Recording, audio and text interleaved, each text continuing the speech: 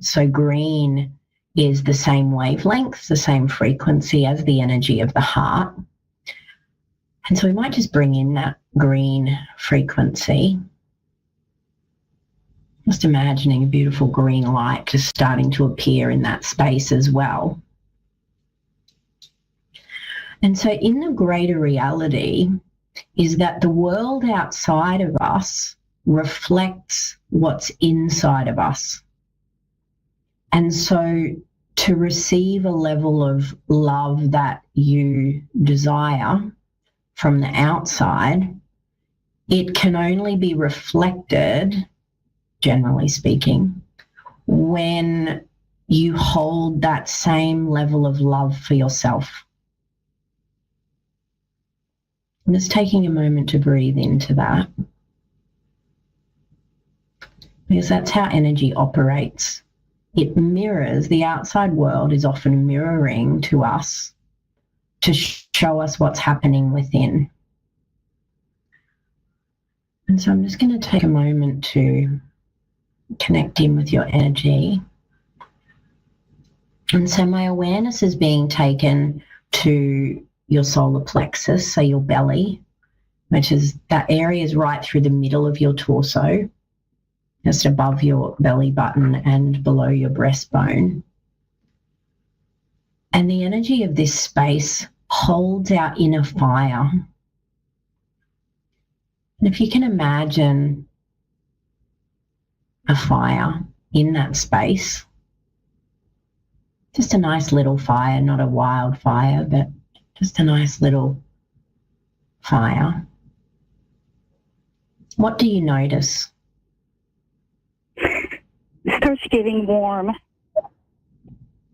Yeah, so as you breathe into this fire, this is the fire of the sense of self.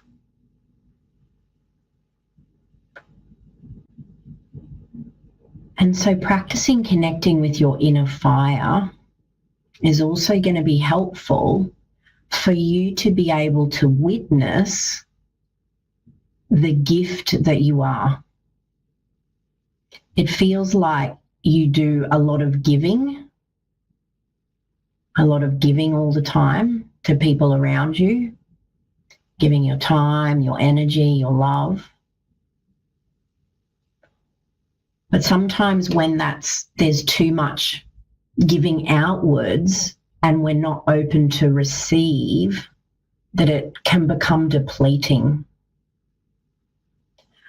And sometimes our ability to be open to receive is around our feelings of worthiness to receive. So whether we believe deep down that we deserve it. Can you resonate with that? Very much so. Yeah, and so what would be really good for you is to recognize when you're giving out more energy than you have. And in those moments, pause and see where you can allow yourself to receive, to fill yourself back up again. It feels like you're in such a habit of always just giving and giving and giving and giving that there are people there trying to support you as well sometimes, but it's like you don't allow them to support you. It's like, no, it's okay, I've got it. And then you just keep doing. Does that resonate? That is true.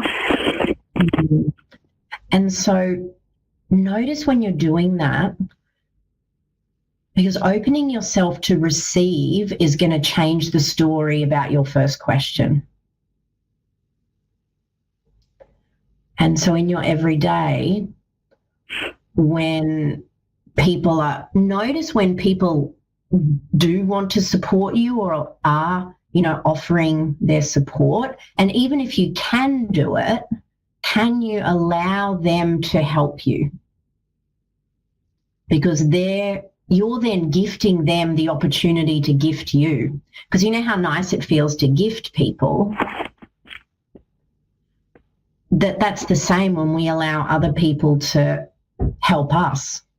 It gives them the opportunity to feel that beautiful gifting energy as they support us. And just breathing into that. I know it can be hard when it really feels like, you know, you're very capable of doing it all, but having that always you doing everything's creating an imbalance. It's creating an imbalance there with your giving and receiving. And that's the same with, you know, your love life as well. That's a receiving as well at the same time, but in a balanced way. What else feels like it would be really helpful for you to do is practice that heart breathing and use that beautiful green light. And when you sit in your heart light with this green, imagine it overflowing down onto your belly, onto your solar plexus on the inside. And moving the energy in that way will allow your beautiful own compassionate heart to be showered onto yourself. And then after you do that for a couple of minutes, I'd like you to write 3 things that you're grateful for yourself for.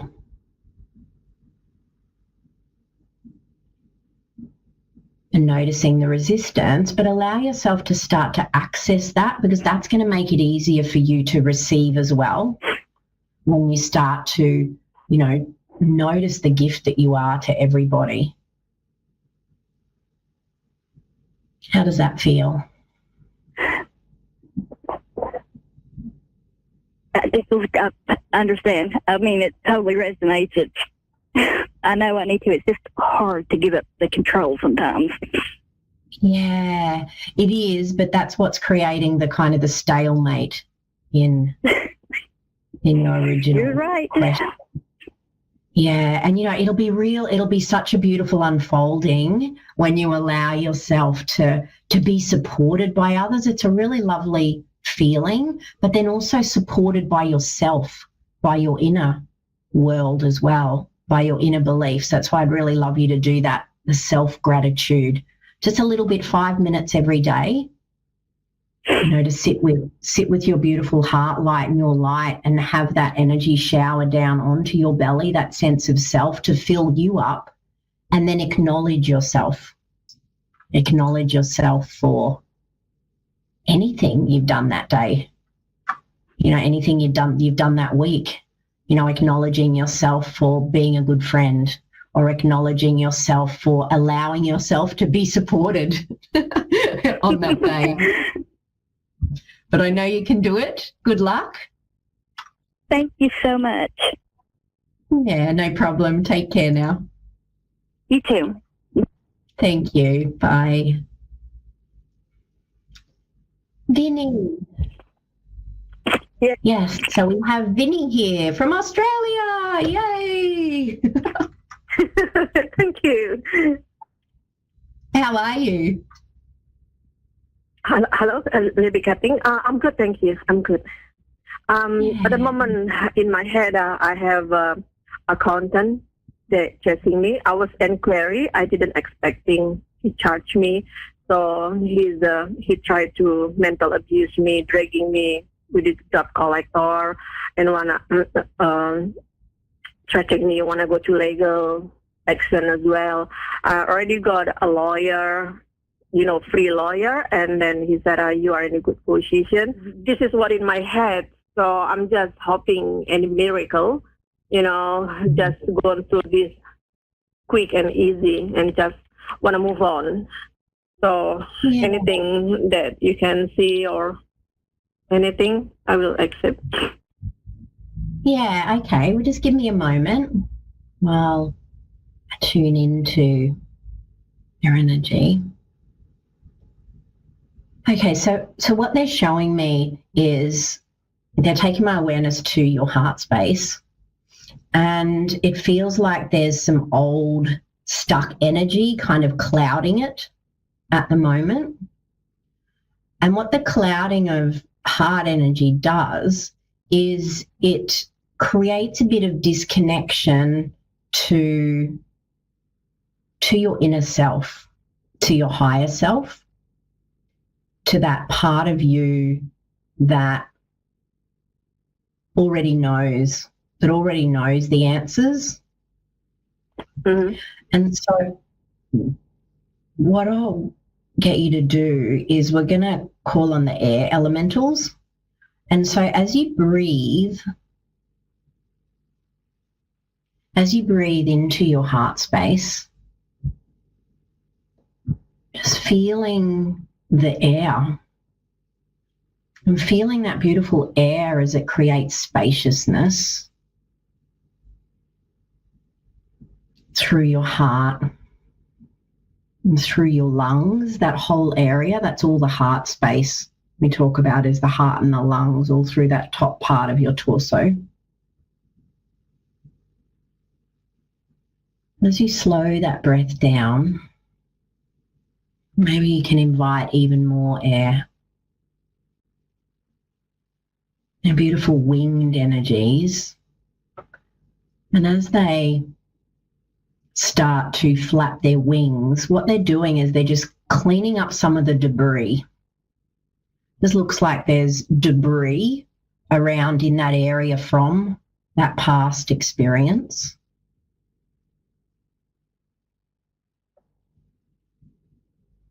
So you're able to connect with that?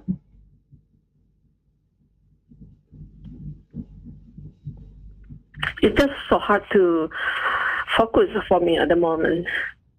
Whenever I have problems, stress, my mind is just going everywhere. Understandably. So what I'll get you to do is to take your awareness down into your feet. You can feel your feet. Are you able to connect with that? Mm.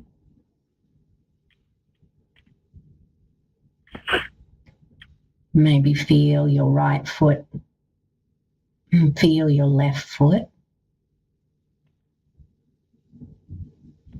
Yeah. And see if you can feel the earth underneath that, or feel the energy of the earth underneath your feet.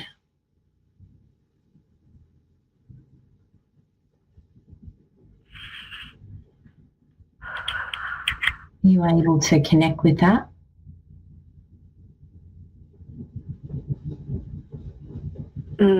Not really. So you're able to connect with your feet? When the mind is gone, it's like, my body's numb. Yeah, and that's kind of the intention why we get you to take your awareness down into the lower parts of your body, because it takes the energy out of the mind. So what we'll do is I'll get you to, can you connect with your breath? Can you feel your breath as you breathe? Yeah. So breathing through the nose and then breathe out through the mouth? Yeah. And if you can, just feel how your body moves, how your ribs expand when you breathe in. Okay. And then as you breathe out, just a softening that happens with that. Yeah.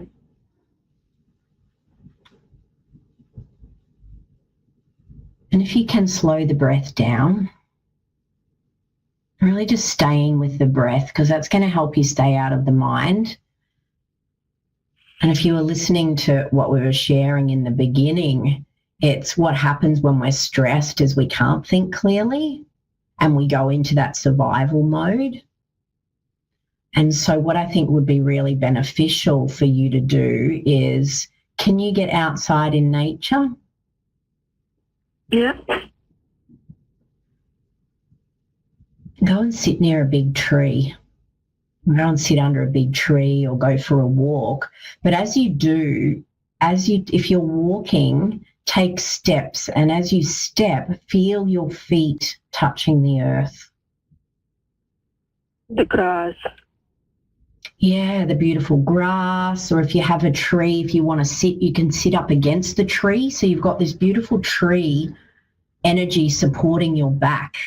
And so the nature holds this beautiful grounding energy. And what that'll help you do is come back into your body and stay out of the mind, because the mind is what keeps perpetuating the same stories that keep repeating. And so if you spend some time outside and really feeling the grass, feeling the leaves on the trees, but just starting to become present to that, to what's actually in your environment to keep you out of your mind. And that'll help your whole system to start to slow down. Yeah. And then after you've practiced with that for a little while, and then just bring in light. So imagine a beautiful golden white light filling up all of your energy. And what that'll do is it'll be like a protective barrier. The golden light, it's not like a border, it's more like a filter. And so it allows the good energy in still, but it just helps to filter out some of the harshness that's going around. And so that's that'll help to make you feel better. So get out in nature, feel the nature, be with the nature, spend a bit of time, allowing yourself to start to feel the grass, feel the tree, feel the earth, and then finish with that beautiful golden energy around you as well. And what that'll do is help to raise your frequency, and you'll be able to see more clearly from that higher perspective.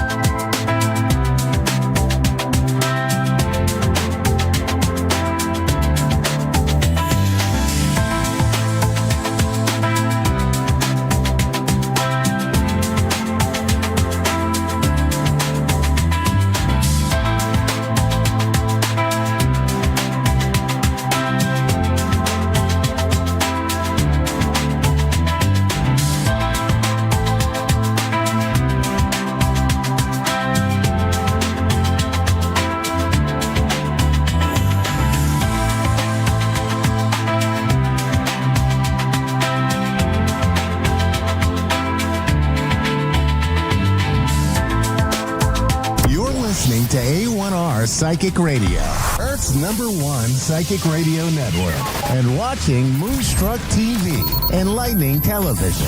Welcome. Time for Eleanor Gray's Psychic Destiny with Eleanor Gray. Live from GraceDestiny.com. Connect direct. In North America, dial 888-454-2751. In London, 20-3519-2158. In Sydney, dial 02-8488-3147. Or online, contact us through our Facebook page, facebook.com/psychic radio. Or one of our websites, askoneradio.com or moonstruck.tv. This is Eleanor Gray's Psychic Destiny on A1R, the Ask One Radio Network. Hello, hi there everyone. How are you? How are you doing here today? I hope that the weather's great where you are. Of course, I'm in London, so we talk about the weather all the time. It's just national pastime, I think, for the British in the UK. But I am here now to talk to you about your life and to find out what's happening in your week and how you're going to be looking at the future. So we're all about future prospects, all about being able to make connections using cards. I've got my cards here. These are Rider-Waite tarot cards. You'll see them. And I like to take one or two of these just to trigger those psychic images, because that's what we're looking for, all of the psychic images that we can muster, and that's what it's all about. I also have my lovely spirit cards here. These are fabulous, but I will be using natural clairvoyance and that psychic connection as well. That is very important for all of us to be able to perhaps just make sense of what's going on around us at this particular time, and how are we feeling? How is everybody feeling? And how are you making plans for the year ahead? It's 2025, we're here, and we are looking at a very different year for most of us, and hopefully a very positive one. So let me know about your plans. Let me know about your issues that you're perhaps wanting to resolve. And as we're going forward, remember that we had all the planets aligned, didn't we, on Sunday? That planetary alignment has not been seen for something like 2,000 years, so a very long time. So that heralds a very different experience, I think, for all of us. And we're all going to be looking at what we can do for the best, how we can make our own dreams come true, and how we can help those as well that are around us. Now, let's just take a couple of cards for everybody. Let's see what is coming through. Well, we've got the Queen of Swords here. That's a very powerful card. It's meaning that everyone around you should be a little bit careful about perhaps what you're saying. It should be just taking things in your stride, but it's a time to use that mind of yours. It's about being intelligent, being streetwise as well, and really trying hard to concentrate a great deal on those efforts that you really need to make. And we all do. We've all got to make lots of effort in our lives at the moment. And that is really trying to get the best possible outcome that we can. So crystal balls is another area, another tool that I use, and I will be bringing in some cosmic orders for all of you. Cosmic orders are all about intentions. It's setting a plan, making a plan, having a goal, and being able to achieve it by really reaching out to those that can help you, but also reaching out to the universe. So sending out a big wish, the biggest wish that you can possibly ever make. And we will discuss that as going through our series, particularly for Valentine's month. We're coming up to Valentine's in just a couple of weeks, and we will be sharing lots of tricks and tips as to how to set your love intentions, how you want to make everything rock and roll, really, in your love life. So that's a very important aspect that we'll be discussing lots of hearts and lots of love crystals and affirmations all about your lover and your partner who you want to attract to you.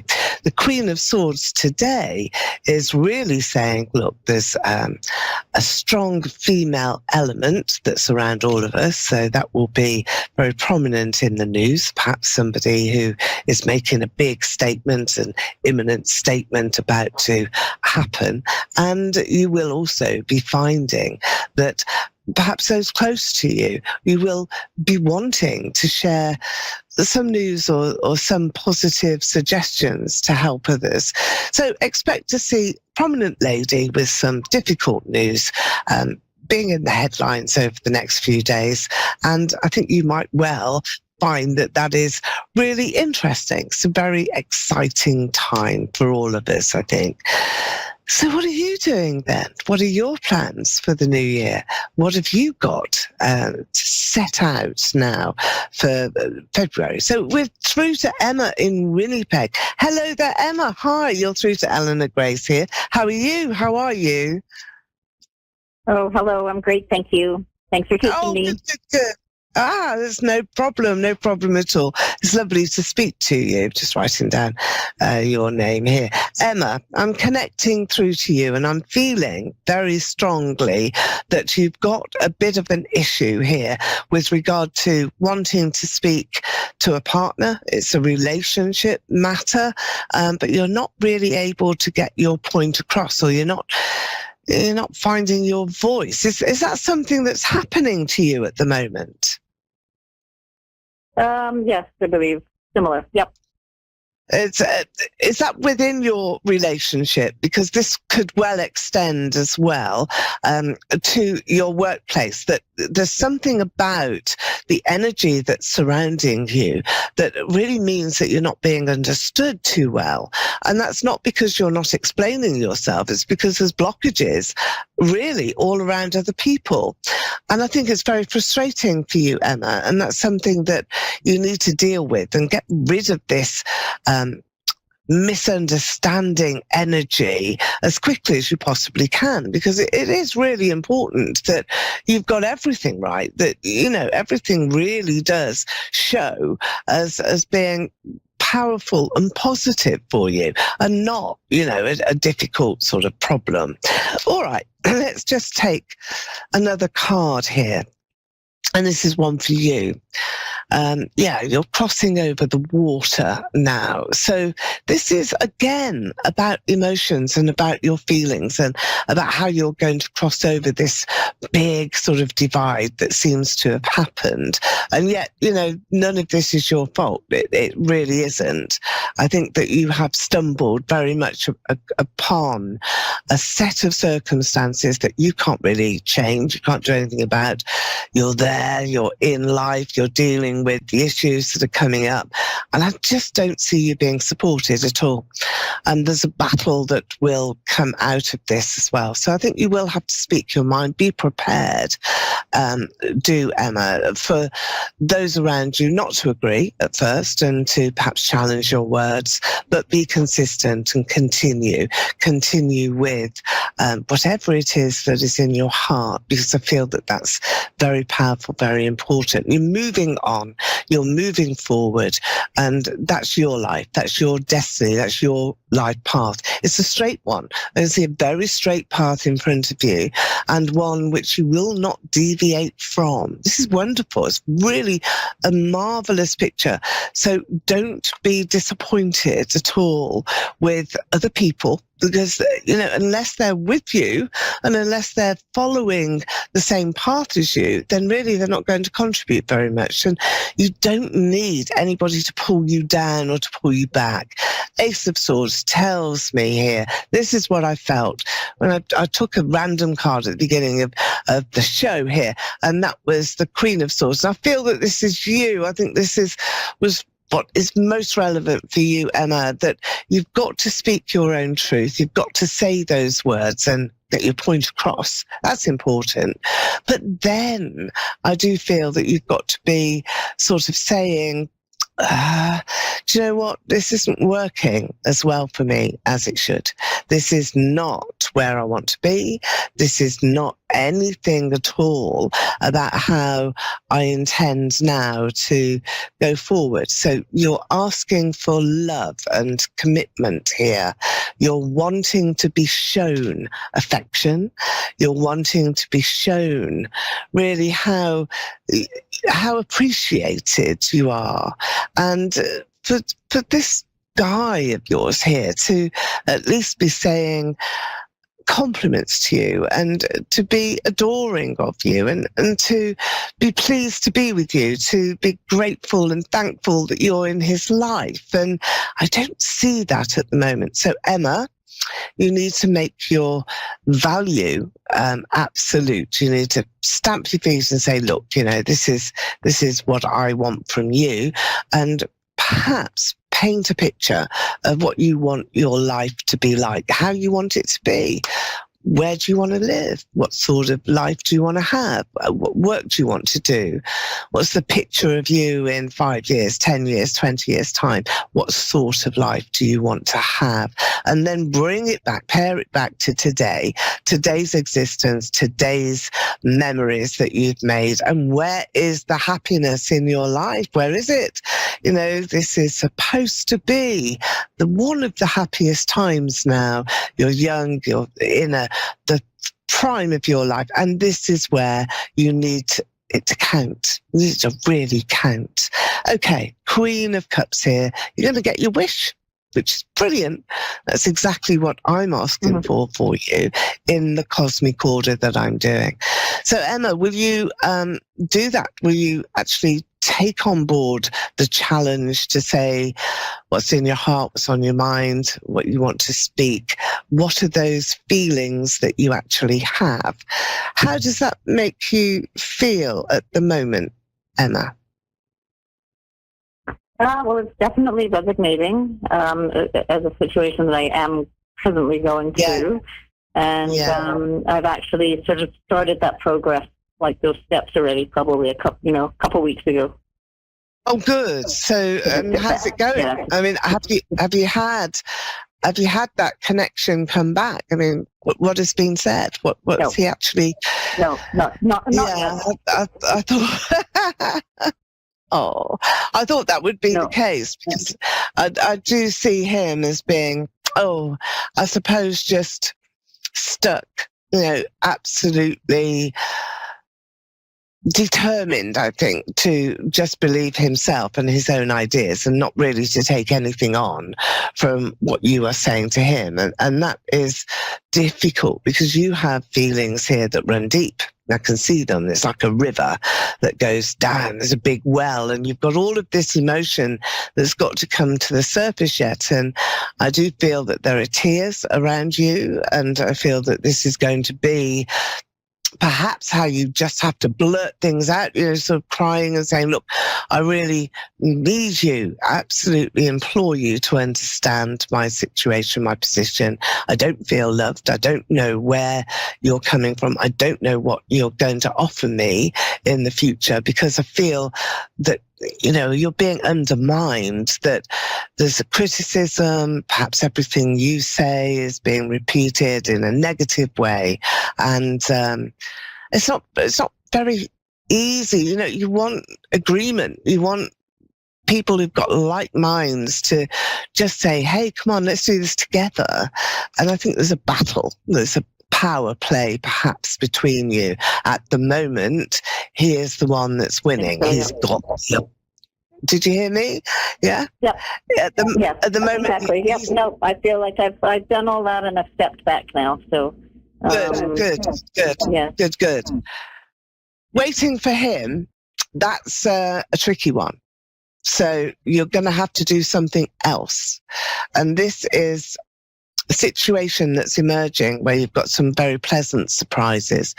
But I think you've got to take things away in order to get them back. It's a bit like, being trapped here and then suddenly being released, and you're not really quite knowing what to do. And that's what I feel is the situation with you. But he will come around, and I think you've got to be even firmer with your plan and your approach to the difficult position that you find yourself in. You've just got to be firmer and be more resilient. But Emma, I feel that you're going to get your wish. You're going to get your own way.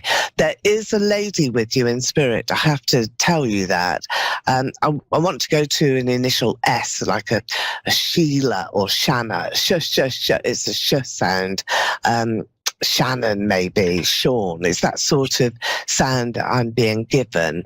And I'm also seeing a snake.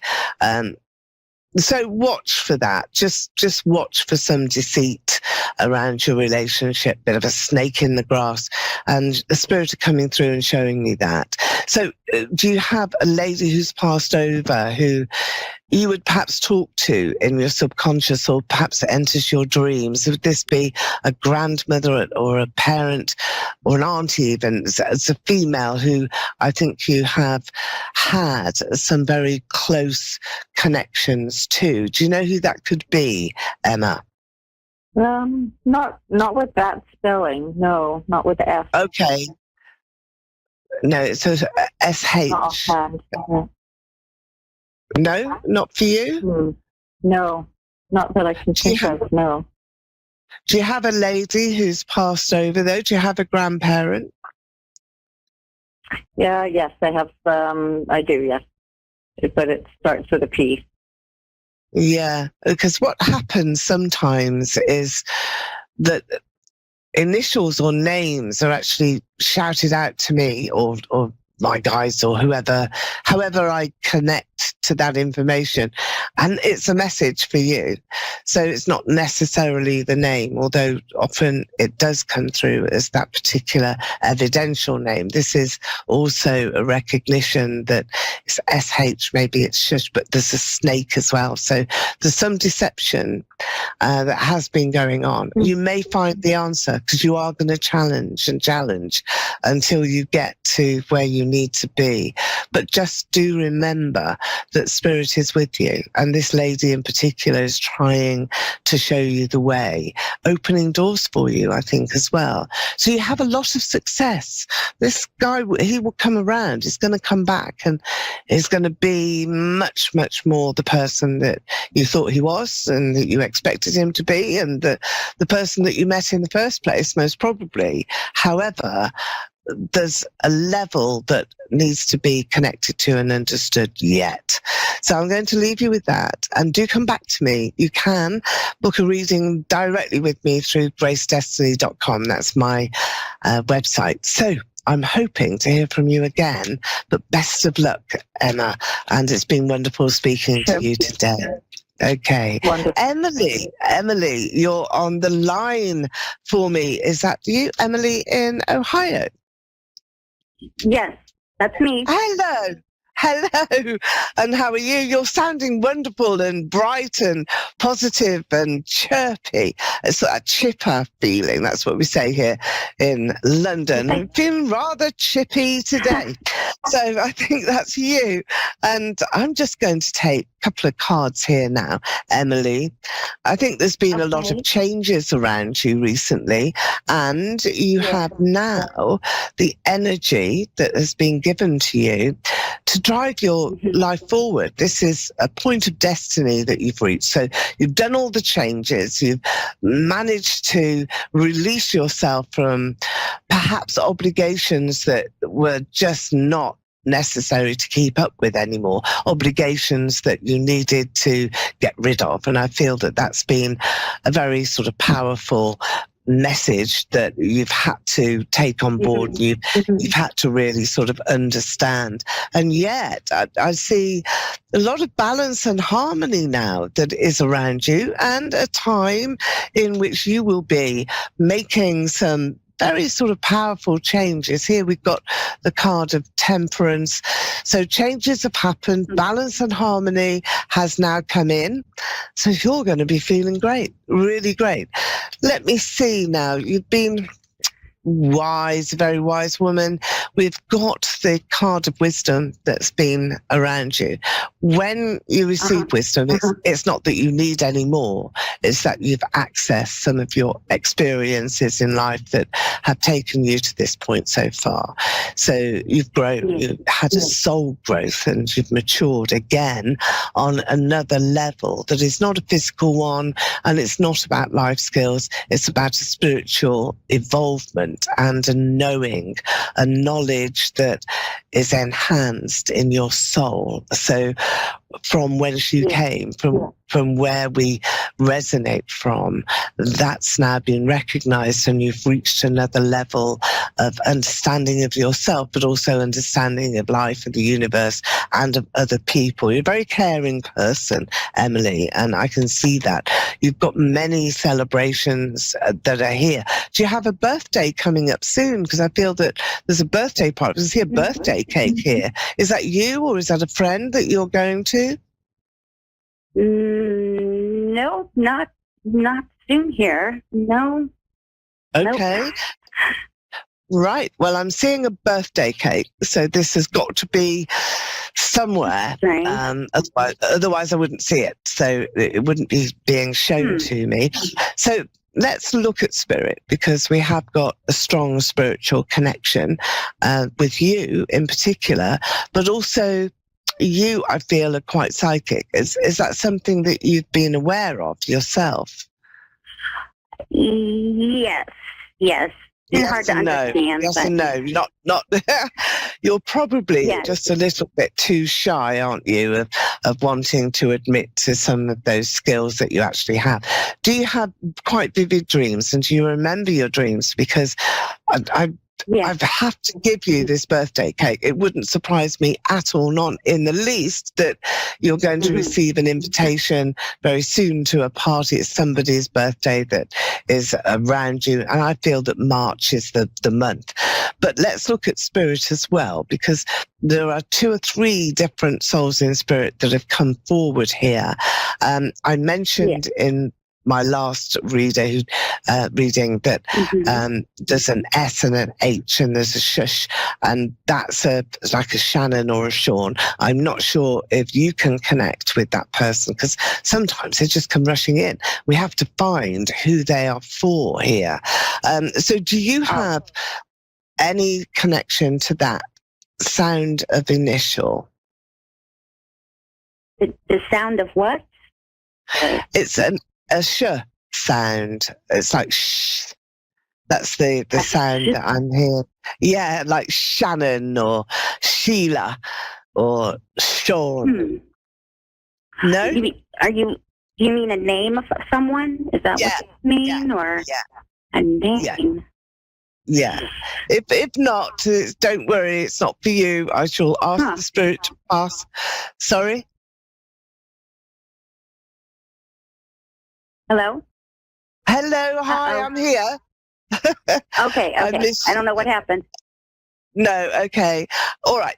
So moving forward, we've got the soul and spirit that's around you. It's a lady who's wanting to really make that connection with you. I'm going to give you those 2 initials as well, the S and the H, because they're important around you and around spirit. But there's a door opening here, Emily, and you will be making, I think lots of gestures at the moment. So lots of people are wanting to connect to you. You're having a lot to do. You're very busy. Have you started a new role? Is this something at work that you're doing, a new project? Because there's lots and lots of attention seeking sort of notices that are around you. So other people want to get a hold of you, and they want your opinion. They want to know what you're all about. And there's also a new person that is here. Have you just met somebody new? Is this in a relationship for you? No, there isn't a new person. No, there's just a lot of stuff going on with my marriage right now. That there's secrets, and I'm trying to figure out what's going on, things like that. So it's actually not good. Well, you have a lot of changes that are coming in. I'm not surprised that it is about your marriage, but it's also about you, and it's about what you're going to do next. I do see Spirit, who is sort of giving you this big push here to be quite dynamic and to take things on. And you have the Orca. I mean, this is just about, you've got to rely upon that inner strength, and you've got to sort of swim your way out of this situation and put yourself in charge.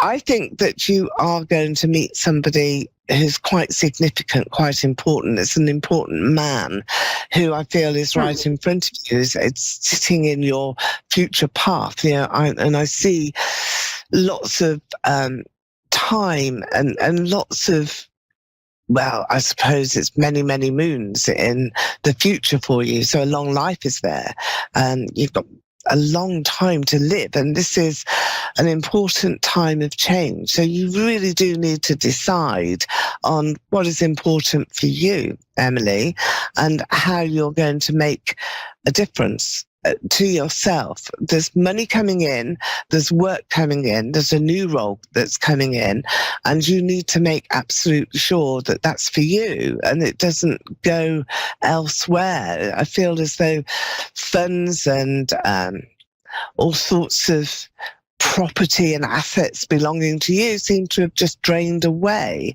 and that you haven't got very much left. Is that true? Is that something that you've actually had to deal with? It's very unfair if it is. Yes.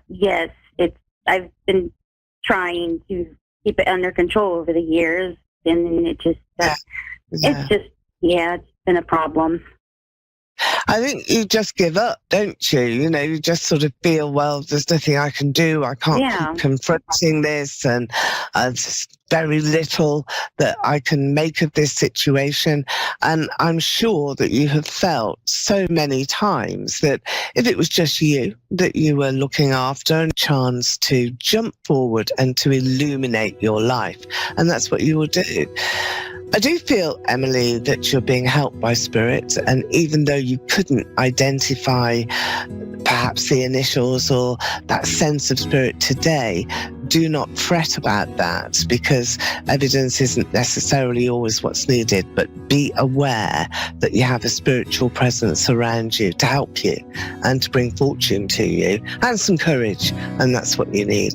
It's been wonderful speaking to you, Emily. Do come through to me if you want to and book in. You can have a reading with me or an email reading as well, and my website takes dollars too, so it's gracedestiny.com. I shall be with you all next week on Tuesday at the same time. And in the meantime, have the most wonderful week and try to be as helpful as you can to those around you. Love and light, and I will see you soon.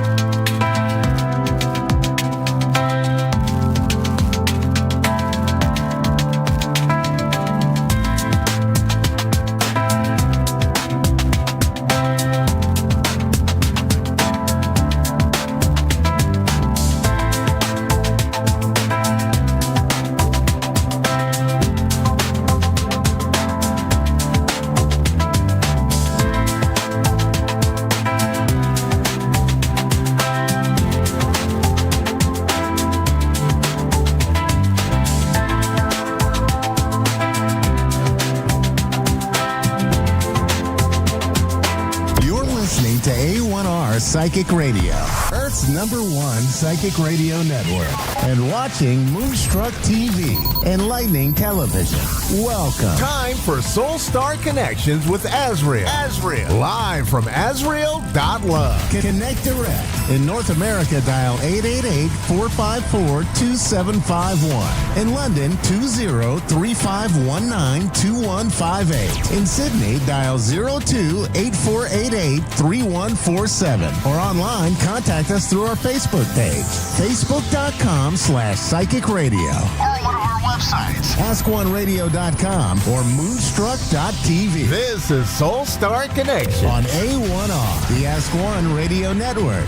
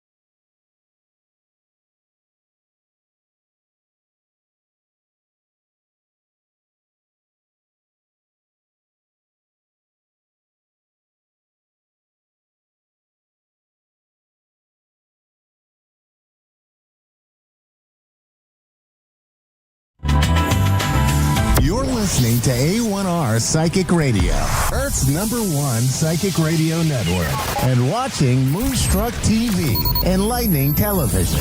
Welcome. Time for Welcome Your Woo with Psychic Sarah Jane. Live from SarahJanePatton.com. Connect direct. In North America, dial 888-454-2751. In London, 20-3519-2158. In Sydney, dial 02-8488-3147. Or online, contact us through our Facebook page, facebook.com/psychic radio. Or one of our websites, askoneradio.com or moonstruck.tv. This is Welcome Your Woo on A1R, the Ask One Radio Network. My goodness, you guys, welcome. You guys, I am so excited to be here today to present the daytime show. You guys, I just moved from evening to daytime, and I have never been so excited in my life. My energy is just a totally different experience when I am on daytime. You'll get to experience that. And this is where we like to just have fun and play in the field of possibility. I have to say, there are so many exciting things happening in my world right now, and I am excited to be here with all of you today to share some of that. And before we get started today, I want to let you know that today's show is proudly sponsored by my own wellness business with Partner.co. As a brand partner, you guys, I share products that have personally transformed my health, like the body balancing drops. I've been using them, you guys, to increase my energy, to have better sleep, and it's really been such an incredible experience to see these shifts. They're a homeopathic drop, all natural, and if you're looking for ways to also just earn extra money, you guys, this is where it's at. So if you would like more information about this, please connect with me on Facebook at Sarah Jane Patton, or you can email me at welcomeyourwoo@gmail.com. Let's get started for today, you guys. I'm so stoked. You know, Saturday is the spring equinox, okay? So what does that mean? I'm going to talk a little bit about this today, and I'm going to share with you a different perspective perhaps than maybe some other people have. So for me personally, that's the new year. The spring equinox is the new year. And in fact, I'm so excited about that because that is on Saturday that I wore one of my favorite shirts that says manifesting my dream life, because I want to talk about how planting the seeds and using the energy of the spring equinox can support you and manifesting your deepest desires. So what does this mean for us? This means that because it's the new year, think about winter time. We know that we've associated the new year being with January, but what if we just pushed that back and said that the spring was the new year? That's when the trees come alive, they start to bud and bloom, the tulips pop up, and all of the grass starts to turn from the brown crispiness, crunchy grass that's been dead all winter long, and new grass grows and the green shines so bright. So what does this mean for you? What does this mean for you? This means that you can actually use this energy of the new that's coming in to plant the seeds, right? So let's think of it as a garden. If you plant your seeds, you plant them, right? You think about your garden. You're going to dig up that dirt and you're going to plant the seeds. What if the seeds are your desires? What if the seeds are your dreams? So think of your intentions. What do you want to create? I want you to think about where your life is right now, what you're experiencing, and what you want to experience. Where are you at today? Where do you want to be 6 months from now? Where do you want to be in September when we have the fall harvest? Because those dreams and those intentions, the seeds that you plant in your garden right now, will be the harvest that you receive in the fall. So imagine taking your dreams, taking your intentions, the aspirations, the desires, your rockets of desire that come into your heart. Those just don't randomly show up. They come in because there's this feeling, this knowing that perhaps that's for you. And if it comes in, it is for you. The rocket of desire launches and it lands in the heart space. And then it's up to my words. It is up to us to do something with that.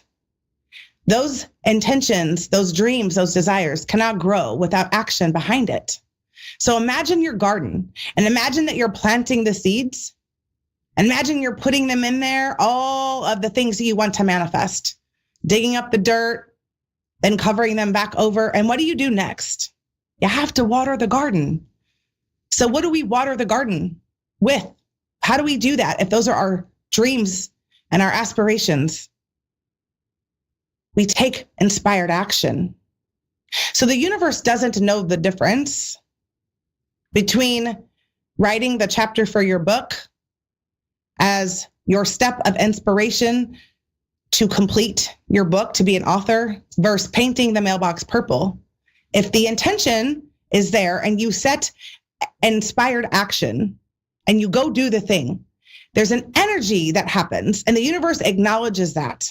It sees what you're doing. But the subconscious mind and the universe doesn't know the difference between actually writing it and actually painting the mailbox purple. So I use this as an example. As you go paint that mailbox purple, because perhaps you don't know what your inspired action is. You don't know what that chapter of your book is going to be.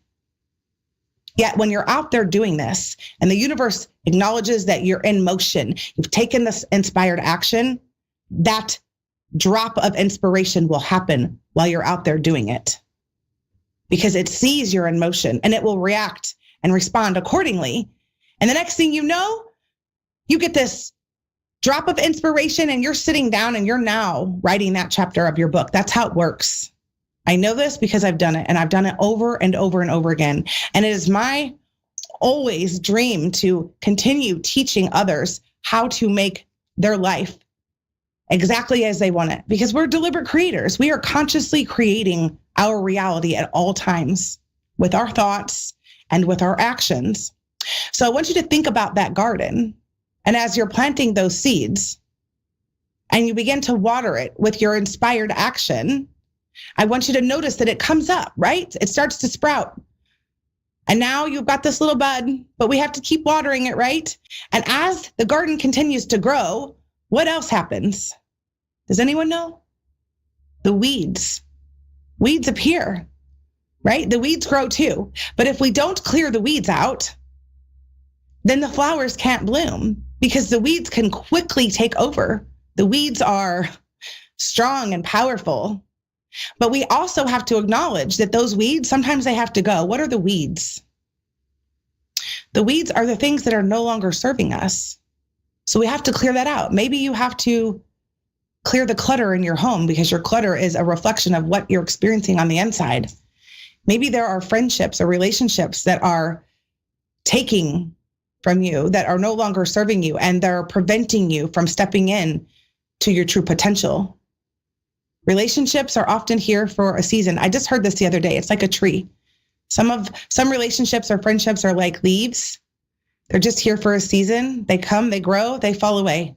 Some are like branches, and they can break when things get tough, and they fall away. And some are roots. They're the foundation that will hold and support you, and they're here for a lifetime. So notice if there's any relationships, friendships, partnerships, if they are leaves, let them go. If they are branches that can no longer support you or hold you, let them go. If they're the roots that are keeping you steady and your foundation and your support, then maintain them and keep them right where they are. So what I'd like to do right now is I'd like to pull some cards to just hear and see what the collective has for us to know, like what the messages are for the collective. What do we need to know around planting these seeds, around allowing those rockets of desire to manifest? What does that look like? Let's see what the messages are. And then I will take a call and see what the messages are for our caller today. This literally is my favorite time of the year. I cannot express this enough. When I say to you that spring, I love summer. Like it's my favorite season to like be in the space and be in my pool and the water. However, there's something really magnificent about the spring as we come out of the void. The void is the cosmic womb. That's where we've been sitting and gestating in this space of nothingness, when all of the things die. And now we're stepping out of the cosmic womb. We're stepping out of the void and into possibility. That's what the spring equinox brings us. It brings us possibility. There are massive shifts happening within the collective right now. And there are kind of two places that you can choose to be in. It's always a choice. And do you want to be in the space of possibility, potential, fun, curiosity, and play? Or do you want to be in a space of fear, lack, or scarcity? It's always a choice. There is lots happening in the world right now that can create fear, scarcity, and lack. And I invite you to shift out of that and choose not to engage in it, choose not to feed the energy of it, and shift into the place of possibility. I love to play in the field of possibility. It is where the magic happens. So let's see what the message is for the collective today.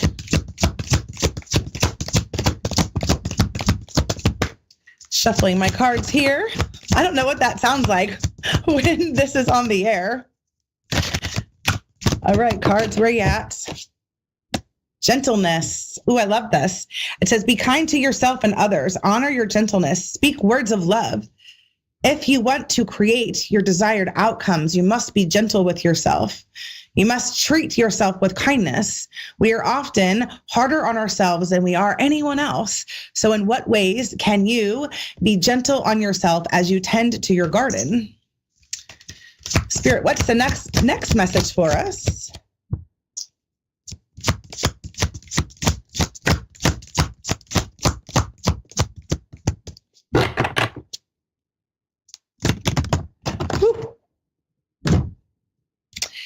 All right. We have the healer card. You have powerful healing gifts. Have faith in your abilities. Stay true to your path as a healer. You guys, we're all healers. We are all healers. We are all self-healing, and the way that we show up in the world, and if we are able to share our innate wisdom with others, it does heal other people. So if you don't think you're a healer, you are. You can heal yourself and you can heal others with your intention, with the love that you provide for yourself and the love that you give to others. So especially I don't know who this message is for and specifically that's listening today, and there's probably more than one. Yes, I'm hearing more than one. If you're on the fence about stepping into your divine gifts as a modality to support humanity, this is your time. This is your calling. Go plant those seeds of desire with this and trust that your garden will grow. Tend to it and it will flourish. Because when you do that, you create freedom freedom for yourself, freedom for others. This card says, freedom, live wild and free, choose your freedom, and claim your independence. Claim your independence. What do you desire? What do you want? Let's talk about that independence for just a second, though. That independence means claiming what's yours, yet it doesn't mean not asking for help. So don't get them confused. As your garden is flourishing, you can ask other people to help support keeping it tidy and clean, watered, nurtured as it grows. Because when you have more than one person holding the vision and the intention for your desires, you are more likely to manifest it. So find the people that will also believe in you and breathe the belief into you as your garden is growing so that you can create the freedom that you desire to have in your life. This is where it happens. All right, you guys, I love sharing the collective messages, and I would love to take a caller now. So we're going to go ahead and bring in Crystal from Winnipeg. Hello. Hi, Crystal. How are you today? I'm wonderful. Your collective message really resonated. Thank you. Oh my gosh, I received that so much. Thank you so much. Crystal, I'm excited to have you here. I'll never forget you, Crystal. You know why? Because today I moved from an evening show to daytime, and I am been so excited to be here. So thank you for being my first caller on the daytime show. Oh, wow. I feel so lucky. Yes. Crystal, I am really focusing on the things that we want to pull into our lives, what the spring equinox can do for us as we step into our true and full potential. Are you good with us pulling cards for you today around that particular message? That is exactly what I want to hear. All right, let's just go ahead and get to it. Let's see, what are the messages for Crystal today around her desires and manifestations? Let's see what the cards have to say. I love pulling from this unicorn deck. Crystal, do you have a daughter? I don't know. You don't. I'm feeling like a female energy around you. Do you have like a niece that you are close to, or a female that's younger that's in your life? Yes, like I have a person that I'm really, really close with. Yeah. Okay. And she's younger. Not much younger, though. Okay, so she's really important to your life, I'm being told. She's very important. What's her name? Loretta. Oh, all right. Well, do you feel like you have a soul connection with her? Yeah. Yeah, I just pulled the past lives card. It flew out of the deck as I was shuffling for the other, the other inquiry. Atlantis. I love it. I'm hearing yes, yes, yes. I'm hearing Lumerian Starseed family. Are you familiar with Lumerian? Interesting. I am. Yes. It says, release your past life karma. You are an old soul with deep wisdom. Healing your past lives will raise your vibration. So there is something really powerful and significant about this relationship that you have with Loretta. And this is just a validation confirmation that you guys are definitely soul family. So don't be surprised if you really have more psychic connections with her occurring, and specifically telepathy happening. This is being activated in many of us right now, and they're just showing me you guys have a really powerful bond. So if you start having the thing where you're thinking about each other and suddenly you get a text or a phone call, expect that to increase. Yeah, it's happening already. It's crazy. It's happening already. So I'm just validating what your experience already is. I love that. Yeah. All right. Your cards are flying on the floor. So hold on. Give me a second as I pick them up. Listen, my cards, when I shuffle the deck and I'm doing card readings, they're always like flyers. They pop and fly. I love the jumpers. They're very keen. Yes, I love the jumpers too. Because there's no doubting it, right? Oh, that's my message. No. Exactly. I went 3 cards for Crystal today. Okay, here we go. The first card you have, this is so fantastic because it does take courage. It does take courage for us to really dive in and be willing to claim our desires and the things we want to manifest. The message that I'm having for you right now is go big or go home. Like whatever you're dreaming or thinking of, like go bigger, dream bigger. Don't be afraid. And this courage card is also saying you are safe. Fear is an illusion. Set strong boundaries. So as you are moving through and wanting to create these new experiences for yourself, the fear always will come in. That's just part of the human experience. But if you can create the support system and your foundation that will breathe belief into you, definitely Loretta, then you're more likely to follow through and then manifest these things into your life. The boundaries part is super important for you as well. I'm being told to remind you that no is a complete and full sentence. We don't owe everyone an explanation. And not everyone will be on the same path as you. So there will be some letting go that may need to happen as you go through your experience to really step into what you desire to bring into your life. Which is interesting because that takes us to the next card, which is the discernment card. So discernment is all about trusting your intuition. And I'm being told that you are a very, very intuitive person. Do you have a healing business or do something already or been considering it? Yeah, I'm considering it. I'm living in a corporate world right now, but I've been pulling towards my gifts as a healer. Yeah. So this is your sign that you are supposed to leap and take action. And that's interesting that you tell me you're still in corporate, because here's the other part of this message. It says, stay true to your knowing and keep your dreams a secret. So this means that be very mindful of who you're sharing your desires with, because sometimes we have to be mindful of who we do share, because not everyone will be supportive. They don't understand or understand, as I often like to say, and they're not quite like understanding the path of what you're doing. So making sure that you're only sharing with people that are actually going to be aligned with your vision, that will keep supporting you through the process as you get there. But this is definitely a solid yes. You are supposed to follow through with that.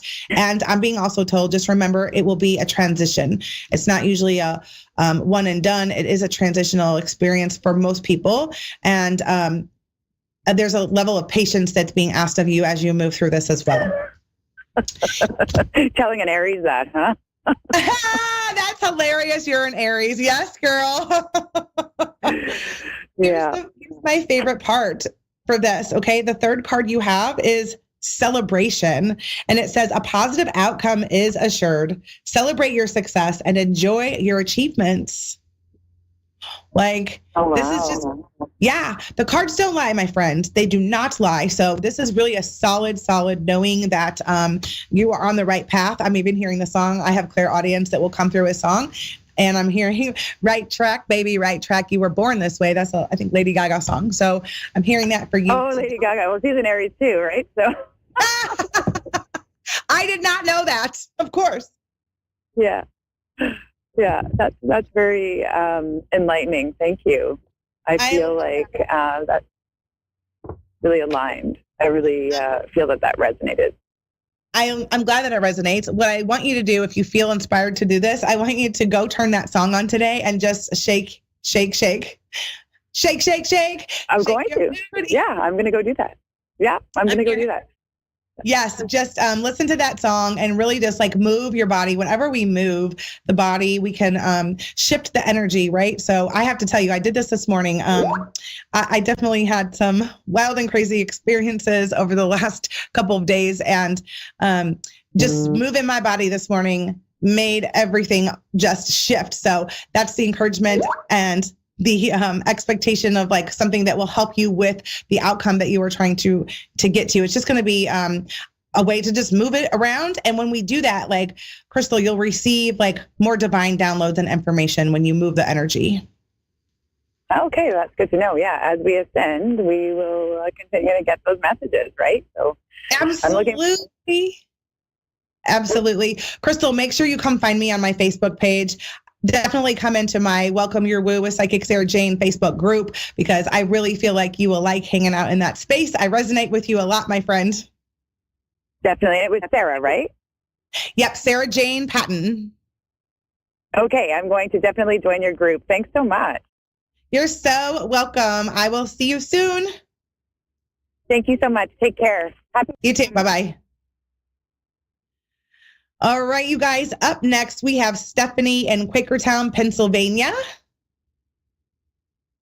Hi. Hi, Stephanie. How are you today? Good. How are you? I'm fantastic. Thank you for asking. I am pulling cards around the things we want to manifest, planting our seeds for the spring equinox. Are you okay with that? Yeah. All right. Let's see what the cards have to say for you today.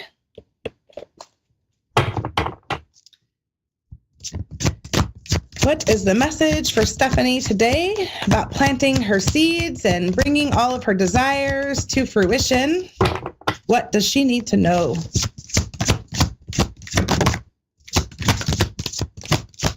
I'm just shuffling the cards. Sometimes they take a second. Get you 3 cards here.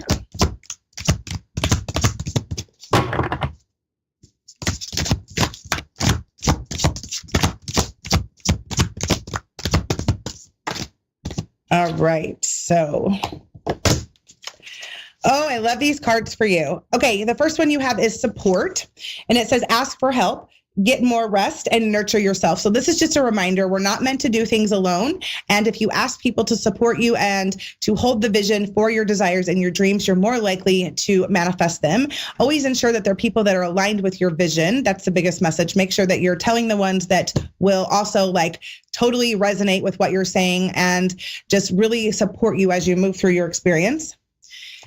We have the polarity card, and this says, integrate your shadow side. Can be no light without dark. Understand the law of polarity. So this is just a reminder that the contrast will always show up. And the contrast is there to show you what you want versus what you don't want. So let's say that you make a choice or a decision and you're like, I don't like the way this feels, or I don't really want to do this. That's okay. Just recognize that. And it's a reminder to okay, I need to take a different turn. It's just there to show you what you want or what you don't want. Also, when we start doing the inner work, that is where our light actually starts to shine. When we can accept and embrace the shadow sides of ourselves, we can come back to our wholeness. And that takes us straight into the goddess card, which I love this for you. And it says, honor your divine feminine energy, see your inner beauty, love every part of you. The invitation here for you, Stephanie, is to really fall in love with Stephanie. Fall in love with all of her. Allow yourself to be your authentic self, express whatever you need to, embrace your feminine energy. So oftentimes, humans have both masculine and feminine energies. And often we can really move into the masculine, but this is an invitation. The masculine is more of the foundation, structure, support. The wounded masculine is our hustle and our push. So drop that hustle and push. So come out of your logic from the mind and the ego and sink into the heart space. When you sink into your heart space, that's where your goddess energy is at. And when you can step into your divine flow. So create your solid foundation from your masculine energy and then allow yourself to step into this goddess energy where you can be in flow. So those are some pretty powerful messages for you today, Stephanie. I hope that they resonate. Yeah. Yes, definitely come check me out. You. Yes, you're so welcome. Come check out my Facebook group. I'd love to have you in there. It is Welcome Your Woo with Psychic Sarah Jane, or you can find me on just my regular page, which is Sarah Jane Patton. Great. Thank you so much. Thank you, Stephanie. Have a great day. You too. Bye-bye. Oh my goodness, you guys. I love having the callers come in and just feeling their vibe and their energy. Thank you to Crystal and Stephanie for being here. Thank you for all the new listeners and people that are coming in to see the daytime show. When I say that my energy is on fire during the day, I mean that, you guys. I just have, by the time I would get to evening time, I'm doing kids and my channel's just tired. So I was so excited to come in and move to this daytime slot with you guys. As a reminder, I want to proudly announce that Welcome Your Woo with Psychic Sarah Jane is sponsored by my own wellness business with partner.co. As a brand partner, I share products that have personally transformed my health, like the body balancing drops, Since using them, I've experienced weight loss, balanced hormones, increased energy, and better sleep. If you're looking to experience similar benefits, I'd love to help you get started. You could reach out for more information or order your drops. And if you're looking for a way to earn additional income, you guys, I have never made easier money than I have doing this. Make sure that you find me on Facebook, Sarah Jane Patton, or email me for more information at welcomeyourwoo@gmail.com. You guys, thank you so much for being here today. I look forward to next week. I'm also going to be having some guests, so stay tuned for more Welcome Your Woo with Psychic Sarah Jane. Bye for now.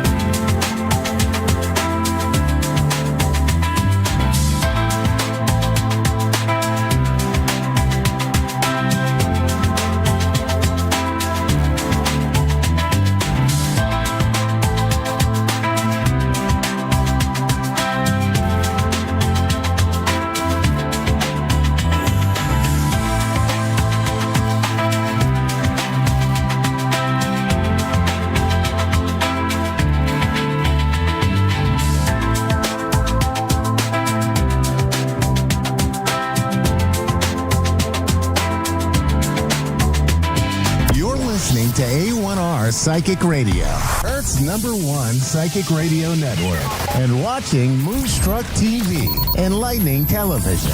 Welcome. Time for Soul Star Connections with Azrael. Live from Azrael.love. Connect direct. In North America, dial 888-454-2751. In London, 20-3519-2158. In Sydney, dial 02-8488-3147. Or online, contact us through our Facebook page, facebook.com/psychic radio. Or one of our websites, askoneradio.com or moonstruck.tv. This is Soul Star Connection on A1R, the Ask One Radio Network. Hello, everybody. Welcome and namaste. It is so lovely to be here with you today. It's a beautiful and sunny day in Nashville, Tennessee, where I'm coming to you live from. And I'm Azrael Zemnek. My website is azrael.love, and you can also find me on facebook.com/azrael.love. I'm really excited today, but before I get started about my excitement, I really just want to comment on Mercury retrograde. Are you guys feeling it? It's pretty big this time. I'm just noticing a lot of weird things happening, and lots of, just cool, fun things that are making us stand and jump on our feet and actually really pay attention to how grounded are we in the moment and how real is this reality. Maybe I'll get into that a little bit more another time. But for today, I'm super excited because I have my dear friend Sarah with me. She's going to be coming to us live from this beautiful little island called Quadra Island in British Columbia. She is a vibrational gardener, a sound channeler. Some of you will think of that as a sound healer, and a yoga teacher. And she's someone I've known now for, I want to say 30 years, almost 25, 30 years. And we've been working on these beautiful projects to weave sound and meditation together. You can find our latest one on my YouTube channel, YouTube at Soulstar Collective. And I'll get Sarah to share her sound camp station with you all as well, or band camp. And that's also where it's available, plus other sound channelings that she brings through that really can bring us into a higher state of connection with being and with life. And so today we're just going to open into a conversation about vibration, about energy, about being the channel for that. And I'm really, looking forward to sharing with you all. So whenever Sarah's ready, I'd love to have her in. There she is. Hey, Sarah, how are you doing today? Hello, Azrael. Oh, super good. Super excited to be here with you. It's really an honor. Thank you for the invitation. Yeah, it's wonderful. It's I think it's really fun to be able to share different sort of experiences of the way we connect with vibration, with consciousness, with life, and to allow people not just to feel that there's different flavors, but to just open to different perspectives and ideas of it as well. So I thought I'd start by just asking you to share just a little bit about yourself. Like, it can be anything you want. Like, what would you like to share with the world today? Good question. What would I like to share? I guess my main reason for being here is to share a little bit about what I do in the department of vibrational gardening. That sounds maybe funny to some. I guess the idea comes from I do really love gardening, like on a physical level. It's a big part of what I do. But then vibrationally, that's how I envision what I'm bringing to the world. Is planting vibrational seeds as well. Some people are maybe more of a warrior type or of different. Well, there's all sorts of ways to bring about change, and I really see for myself it's planting seeds and watching them grow for the betterment of all. So that's what I want to share. Yeah, and when you feel like when you say planting those seeds, are those seeds something that like you have to think about and like create like that intention for, or is it something that just sort of organically flows through you and comes out through you, whether it be through sound or actual physical planting the seeds? As a yoga teacher too, just holding the space, or so is it more organic or is it more intentional, or can it be both? What's your experience of that? I'd say definitely a little bit of both. I'm someone who is highly intuitive, and in so many ways, I much prefer not thinking about it. And a lot of what I've got to offer, I don't put any thought to it. It comes through. However, whether it be for organic gardening or physical gardening, I do like to have a little bit of a plan. And I do have a lot of knowledge on what works, what doesn't. So of course that comes in as well. And that goes, for my classes too. I mean, I did train to become a yoga teacher in India, and I definitely bring in knowledge and thought and planning. And yet the plan is always so flexible, and there's so much space for whatever needs to come through. And I really like it that way. So a bit of both to sum it up. Yeah, I understand. I'm a lot the same way. As you know, I teach yoga and the Qigong classes. And then in the meditations I do, I think that's one of the things I love about the work that I don't even want to say co-creating, that we're being the vessel for together, is that, we both just sort of show up. And what is the meditation that wants to come through, and for you, it's like hearing the meditation, and then what's that vibration of sound and light that's coming through the voice or through the instruments or whatever it may. And so there sometimes might not be that clear of a template or an idea of what it's going to look like. And yet there can be a container in the sense of, well, we're planning, this is the intention or the vibration we want to hold. And I know just for those of you watching, one of the things that Sarah and I are in the midst of planting the seeds for is creating some sort of, I don't know if course is the right word. It might be more of an experience or a journey where we're going to tune into different energies. Like we're not 100% clear on it, but we're thinking maybe starting with the chakras or starting with something like that, and allowing you to have something to bring support into your life, into your experience, to be able to ground and open you up. And so we might have an idea of like, well, this is what we're doing, and these are some of the pieces, but then the actual magic that we bring through will not be planned or rewritten at all. It'll be something that comes through very organically.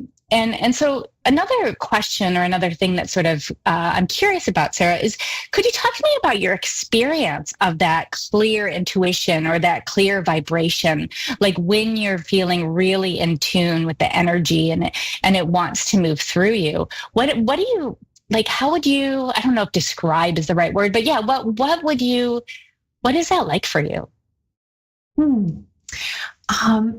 So there's a little thought in setting the stage, let's say, where I get things together. If there's people present, there's having the people come, and there's that thought, getting everything, setting the stage, preparing the grounds, and there's some thought in that. And then for these sound offerings, I completely open as a channel to whatever is needed to come through for the greatest good of all.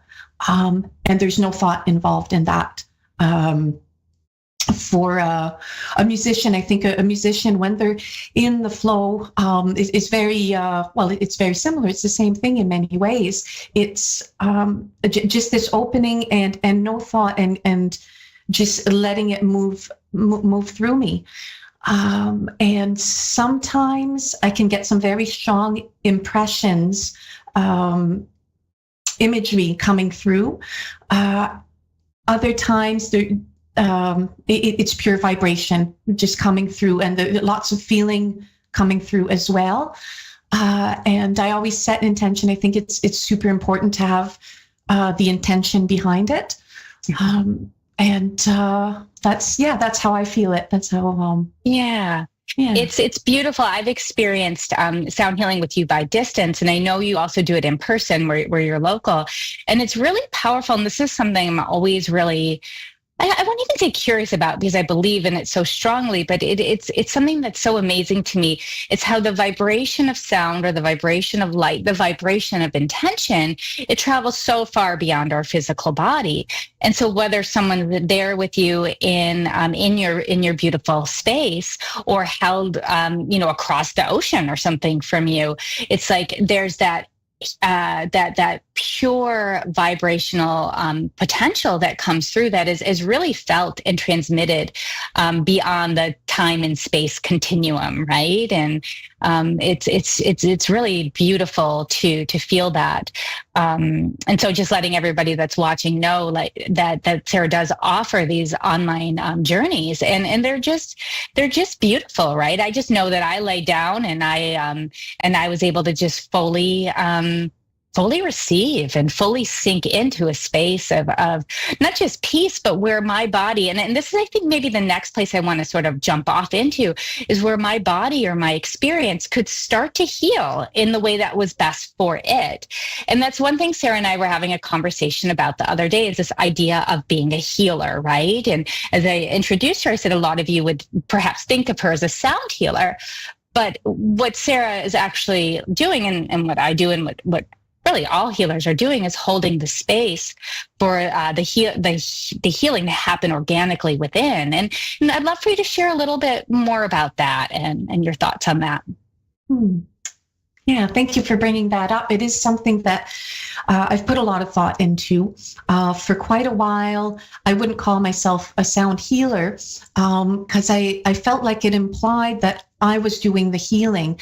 And really truly believe what I'm doing is I'm setting the stage for one's own healing capacities to arise.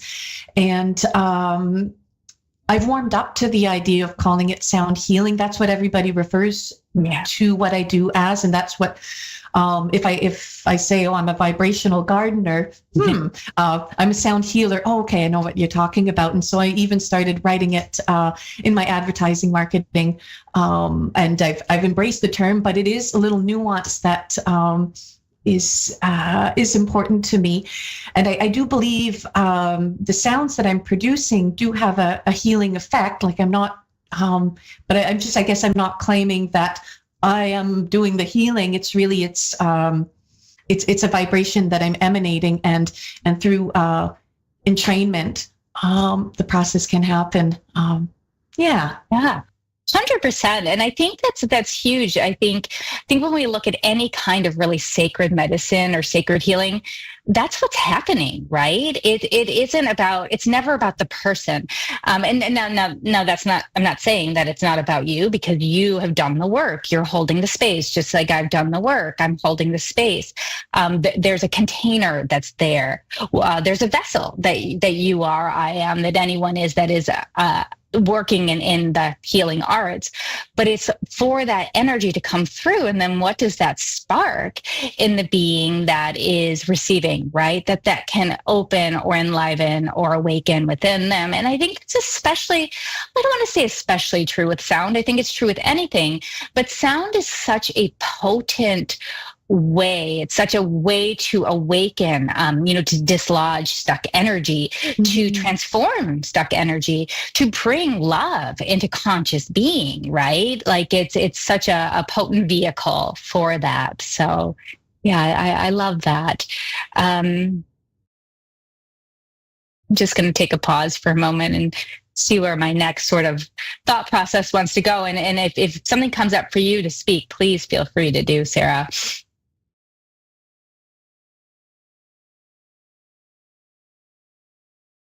Yeah, when you look at I'm going to say the state of the world, but I'm talking more about like the state of the collective awakening we're all in, right? This huge shift, this huge experience of being human, right? And definitely the last 10, 20 years, I mean, our entire experience of being human to this shift. But we're moving through such a shift of awakening. And with that, there's been so much composting happening, to use the gardening term, right? Like, and so much letting go, and then there's a birthing, right? I don't even know how far along we are in the birthing yet, but I'm just curious, any thoughts that you have on that, or anything you'd like to share of your experience? Just for the greater whole, right? Because we're all in it in some way. And I think the more that we can either share our experience or talk about it or thoughts about it, it can really support those who are like, what's going on, right? Or when's this going to stop? Because we are in the midst of a huge wave of energy. And my sense is it's not stopping anytime soon, right? We're at the very beginning, so.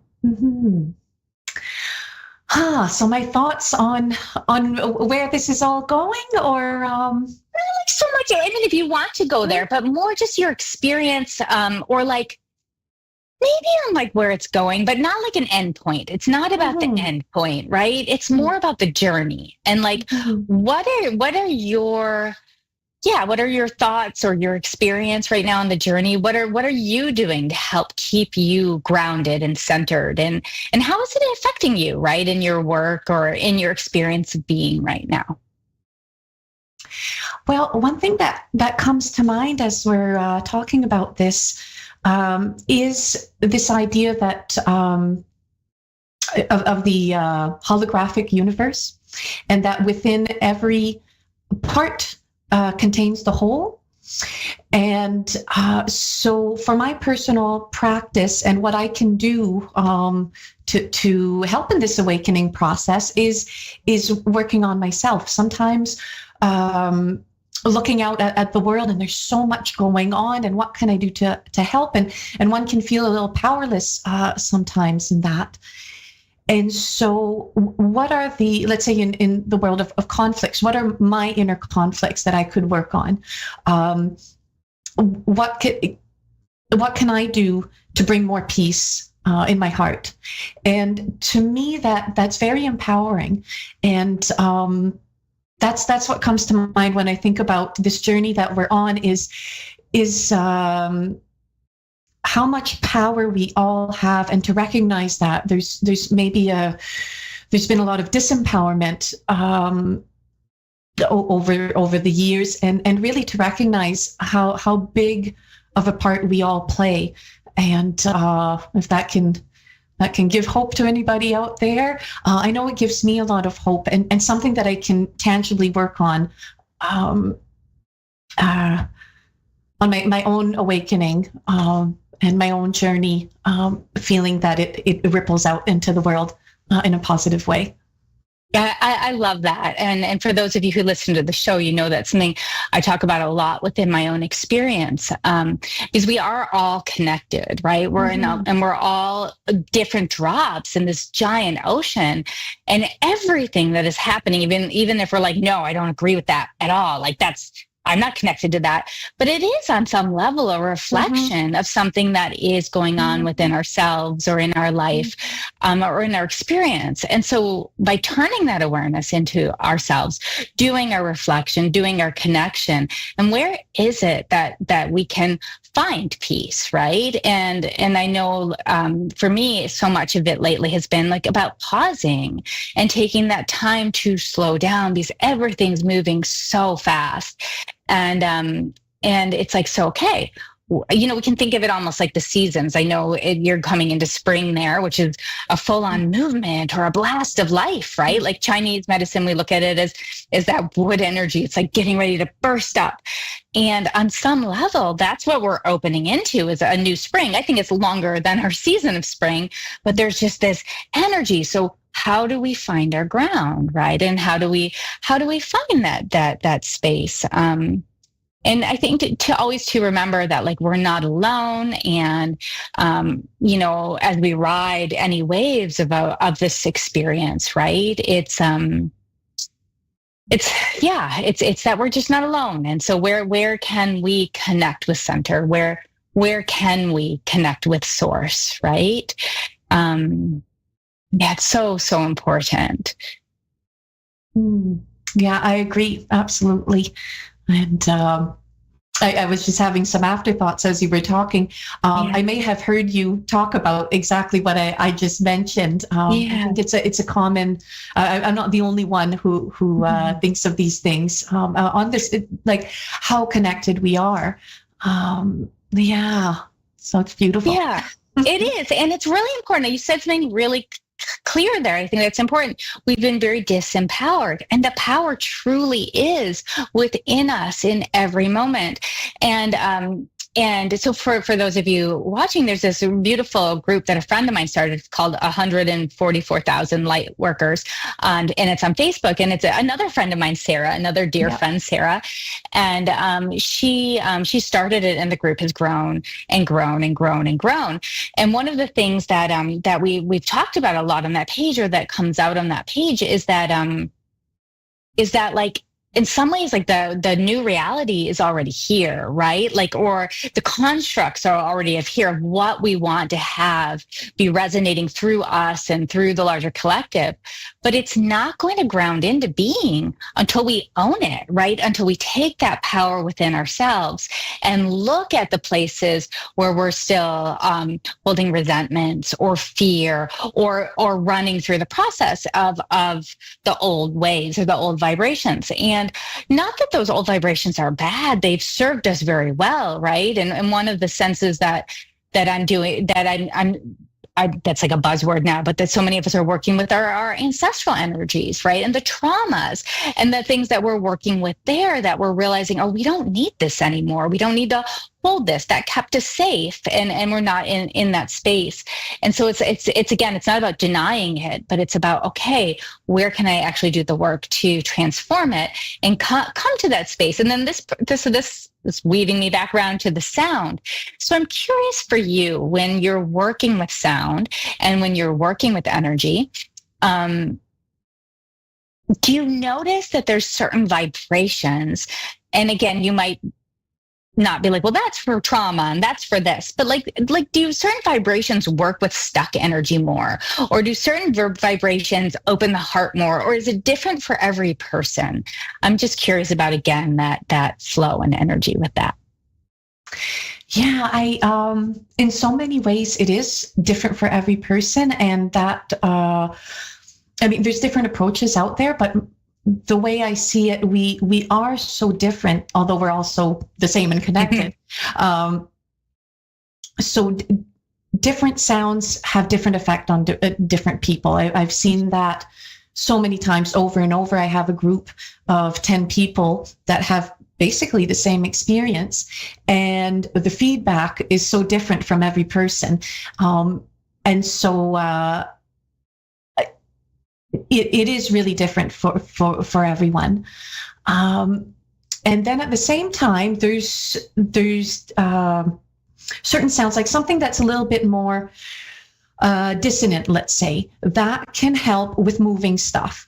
Or, you know, there's a more rapid, harder sounds. Like there's general effects that will have a general similar effect on everyone. And like I was saying, I don't put much thought into it. There's different approaches for some. I know of some approaches where certain ailment would be this frequency, and there's lots of studies done around that. And I'm not poo-pooing it, but it's it's that vibration, right, that comes through. And it's not about, like, even though there are the studies, it's not about, well, this is what I'd have to do for this. Now, we just have about a minute left. So I really want to just say thank you so much for coming. Sarah's website is, well, why don't you tell us, what's your website and your SoundCloud or Bandcamp? I can't remember which one. And then we'll finish up the show. All right. Well, you can find everything at my website. It's Soundseed Yoga. All one word, soundseedyoga.ca. And there'll be my link there to my SoundCloud and YouTube and Facebook. Everything's there. So it's a great little one-stop. For SoundCloud, it's Soundseed Yoga. But if you want to go to my website, great. Go visit Sarah's website. Check out my website, Azrael.love. Find us on YouTube and join us in our next sound healing. We'd love to have you with us. And thank you so much for being with us today, Sarah. Such a gift. So wonderful. And I'll see you all next week. And I wish you the most beautiful day.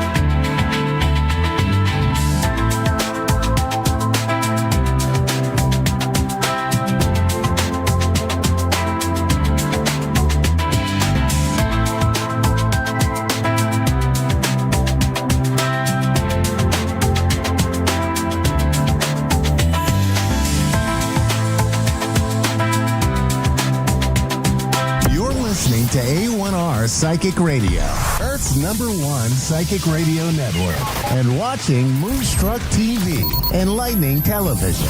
Welcome. Time for Bernice Bisson, Psychic Media. Bernice Bisson. Live for BerniceBissonPsychic.com. Connect direct. In North America, dial 888-454-2751. In London, 20-3519-2158. In Sydney, dial 02-8488-3147. Or online, contact us through our Facebook page, facebook.com/Psychic Radio. Or one of our websites, askoneradio.com or moonstruck.tv. This is Bernice Bisson, Psychic Media on A1R, the Ask One Radio Network. Welcome. It's Psychic Tuesday. I'm your guide, Bernice Bisson. Thank you for joining me on A1R Psychic Radio and Moonstruck Television. I'm here every Tuesday talking astrology, squeezing in a reading or two sometimes. I do want to start with the astrology at the top, but I also want to just start with a message because I am a Canadian and very proud Canadian. And we have a lot of people in the U.S. who listen to this show. And I do want to say we have a saying about elbows up. You're going to see that a lot, but I'm going to make a big heart because, the truth is that we are all kind of one and the same, and that the truth about it all is not really about a political conversation. It's really about the rich and the poor. That's really what that's about, and who runs things and that. So keep that in mind, that we're all just people getting along and in our lives and trying to raise our families and do our work and those kinds of things. And that it's sort of an unfortunate position that we find ourselves in, having given power to politics, unfortunately. And so, but the truth is that the conversation's more not about us and them. Conversation is more about we, and how as a society can we be we, okay, with B on Tuesdays. Anyway, no lectures, just love. And that, hopefully we can work everything out. That's what I'm hoping. All right. I am going to start with some of the the astrology at the top. We've got a couple of planets going into retrograde motion this next 7 to 10 days, and Venus and Mercury. And Venus sort of in that Pisces, Aries wheelhouse, but that Aries wheelhouse and that retrograde. Aries is often known as the warrior, but truly I would almost say that they're more likely the goddess Diana, the goddess, the warrior of the forest, the huntress. And that it's going back with Venus retrograde, sort of with this energy, is reflecting on actions, reflecting on words and actions, reflecting on relationships, reflecting on old things we might want to have said, or going back and reflecting on our values, reflecting on who we are. And then we've got Mercury, which is really going back in our communications and also going back over old communications. So these two areas will be lit up. Things that are said today doesn't mean anything tomorrow. And we could find that information that comes out, will be going back over for detail. And Mercury retrograde is notorious for, electronic failures, for glitches in the matrix. And then the final piece is that we have a total lunar eclipse in Virgo on March 14th. And it's an important one because on February 28th is when that portal opened with the new moon in Pisces. And now we have a culminating lunar eclipse in Virgo. And I'm going to kind of go into each of the signs based on what I just talked about. Sun, moon, or rising. You listen to all three. If you know your sun is your divine masculine, it's like I do. It's the world out there. What do you do? And the divine feminine is your home body, your emotion. I feel. And your ascendant or your first house is how those get put together in the vehicle you drive it forward in, and so how you present it. And so that would be like your ascendant. And I would listen to all three for a fuller picture. So if I talk about Aries, Sun, Moon, Rising with Venus retrograde in your sign, personal desires and self-presentation comes into focus. Reflect on your values and how you express them in relationships. Taking up space. What are your boundaries? What's important to you? Are you codependent? Are you avoidant? What's going on around you in relationships? And you might be going over old ground in that. The upcoming lunar eclipse may prompt changes in your daily routines. Use this time for self-reflection and adjustment. You could find that your daily routine is disrupted and that you're like, that's it. I'm putting a discipline in so that A, B, and C happens every day. And so this could be a good turnabout for you the next 7 to 10 days. Tauruses, Sun, Moon, Rising. Venus retrograde encourages you to address unresolved issues, particularly in areas of closure and unconscious patterns. The lunar eclipse is going to highlight the need to release outdated habits. You know, maybe they're not your type. Maybe they're your pattern. You know, Taurus, maybe that's just what's going on for you. And I feel like you could be letting go of what no longer serves you. That could be work environments, people, friends, friend groups, social circles, leagues you might have belonged to, golf buddies, whatever that's about, you know, like, so there's changes for you, Taurus, is that, and habits that would have drawn you to them. So what habits are you having in relationship that might keep in relationships that feel not reciprocal? And so you're going to look at that for yourselves the next 7 to 10 days and move in a new direction, because when these planets go direct, we'll be moving in a new direction. So it's almost like, if you can imagine an arrow being pulled back in its bow, ready to be shot. And so as we pull back, tension builds, and wherever we've been aiming it, full steam ahead, full steam ahead. Gemini, Sun, Moon, Rising. This is going to be a period that's going to be about reevaluating social dynamics and community relationships. The lunar eclipse could prompt some reassessments of friendships and group affiliations. You could consider who's in your circle, who's on your social media, who's in your friend circle. Do they have similar values?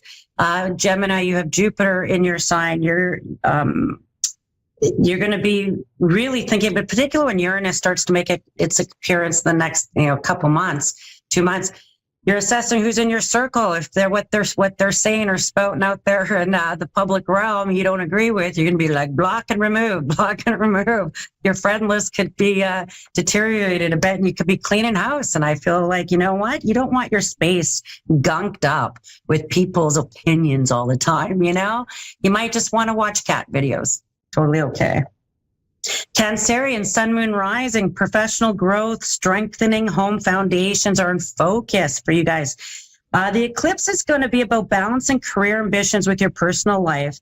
And it's going to be about responsibility versus comfort. And it's going to be about maybe uncomfortable conversations in houses of responsibility, work, places, processes, things that you have to get through, you have to work through the details of. And I feel like a little bit of discomfort could go a long way for you in terms of really seeing some growth professionally. And that could just be in terms of work environments, career trajectories. So you might be feeling like you're going over old ground, going over old conversations, and then find out new information, especially with this eclipse. And it's going to send you in a new direction, Cancerians, for the next 6 months. So some big stuff for you guys there. Going over work processes, documents, jobs, careers, those types of things, and a new trajectory, new roles, new ways of looking at things. Leo, Sun, Moon, Rising. You're inspired to explore new philosophies and adventure. The eclipse might promote changes in your belief systems. You could be looking at a shift in perspectives, therapy, learning environments, really looking at how you viewed things. You could be gathering strength in that. You could be really educating yourself, looking at new ways of dealing with things, looking at new visions, plans, and it could feel a bit frightening and a bit way out there. And as these retrograde plans come into play, it might be going back to some old goals you had or old visions you might have had, for them to move ahead quickly in the next 6 weeks or so, even once these planets go back direct. And so you're going to have a new perspective, though, no belief systems where you thought that, oh, you know, the last 20 years, 30 years, 10 years, 5 years, this is how I thought it was, and it's not anymore. And so you're going to be making decisions from a completely different perspective. And so the next 7 to 10 days are going to give you a taste of that, especially with that eclipse coming. Virgo, sun, moon, rising. Boy, that eclipse in your sign emphasizes your own personal transformation, releasing habits, self-improvement, really looking at maybe going from perfectionist to, oh, it's good enough, or from being too micro to looking at the macro and the bigger picture. And that this is going to be the beginning. This is the first eclipse of a series of eclipses that are going to be transformative in your identity, Virgo, whether you're sun, moon, or you're rising. And it's going to be very transformative. So if it's, for instance, in your sun, it could be very much in your social, your career, how you identify, the type of work you're doing. And you could solidify it, make some real commitments by the time these eclipses are done with you.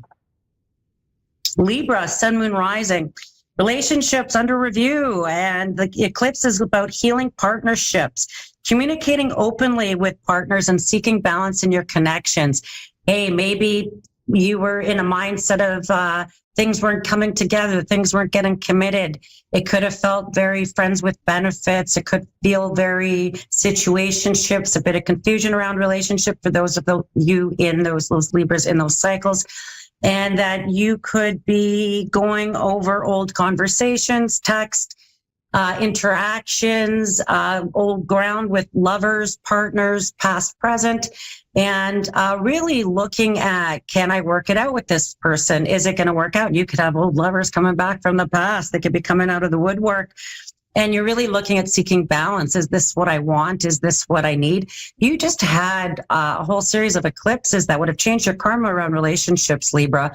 And so what you wanted 6 years ago, 5 years ago, 3 years ago isn't what you want now. And so you could be looking for something much different and wanting to really communicate that. And you could find something gets presented to you that is good and is kind of new for you. And that you could be, you know, I'm not sure. And I just feel like this is that new energy. You could be looking at making commitments even in the next, once these plans go direct, you could be saying, that's the one, that's where I want to go. Scorpio, sun, moon, rising. Focus on your daily routines and well-being. The eclipse is going to prompt some health changes, health habits. Could be like you realize that, oh my gosh, I got to really take care of my health and well-being. I got to take care of my routine has gotten out of sync. I'm off my diet. I'm off my plan.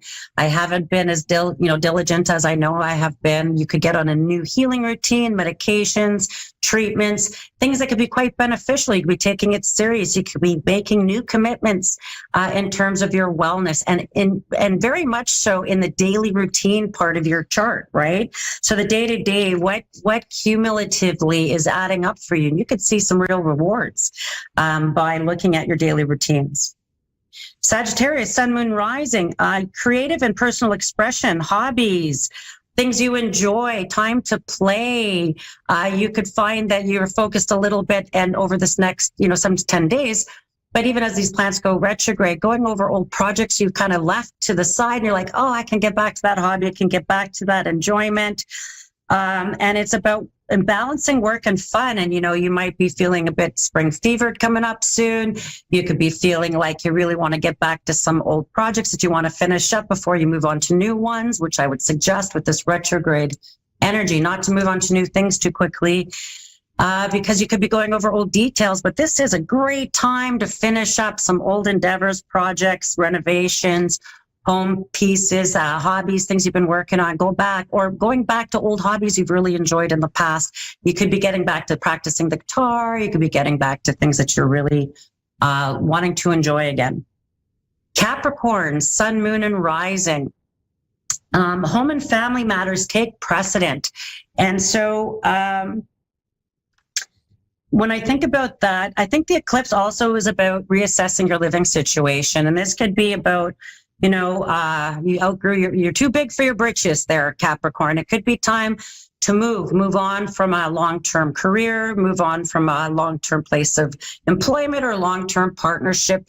And in all of these instances, you would have lost your passion for them. So there would be something that you could have been contemplating for a while. It could have been kind of the writing's been on the wall for a while. I just feel like circumstances are going to come together for you to really move you to get, to a new place of looking at things. Over the next, and it could be around, as simple as moving house, moving places where you live. It could be big, like career and all of it, relocation. So some big stuff coming up for you Capricorns the next 7 to 10 days. And it's not a step back. I think it's a redirection. Aquarian, Sun, Moon, Rising, communication and community involvement are emphasized. This eclipse will encourage heartfelt communications, meaningful conversations, sense of belonging in your community, any volunteer activities, social activities, groups, belongings, community gatherings. You could find that you get a real sense of belonging. They could reach out to you. You could find that something really, a cause really takes up your passions. You could feel excited about it, but it certainly brings you into sort of a web of belonging. You feel like you're being brought into something where you could find a real group idea, thought, a group culture, a group cause that you feel like you have a real sense of belonging there, Aquarians, in this, and it could really, community ties could be strengthened. You could be given opportunity, you could be tapped on the shoulder to be on a board of directors. You could have a good volunteer opportunity. You could have a good opportunity to contribute to your community in some way that you find really invigorating in this next 7 to 10 days, but it does take hold over this entire year for you. Finally, Pisces, last but not the least there, Pisces, because man, you got a lot of energy, and you got the sun, you got Neptune, you got Saturn, you got this sort of Venus retrograde gonna touch ground a bit in your sign. Some big stuff going on, and this is a time of renewal and deepening relationships, and the eclipse is really going to highlight personal growth, new beginnings, partnerships, nurturing connections, creating your network, your web of people. Creating, like if you're in sales, it's really ideal around creating a network of people that you could sell to, you could connect with, you can, new clients, you could have new options in your love life, things that you didn't see before. If you're in a long-term relationship situation, you could be finding new groups, couple friends, that a new sense of a renewal in the relationship, a new identity in it, and new commitments to trying new things, looking at new ways, even in relationship. And again, so it's not just romantic. So if you're folks that are in a long-term romantic, this could be a deepening for you, getting down to a depth that you haven't been at in a while or haven't, achieved before. And if you're single, this could be, where you build relationships or where the relationships are. For instance, friendships and social circles. And as you deepen clients and things like that, as you deepen relationships, so is relationship there. And over the next 7 to 10 days, but very much so for you guys, with this eclipse season just got opened up for you, and you could find pleasant surprises in your house of partnership, and maybe closing karma as well.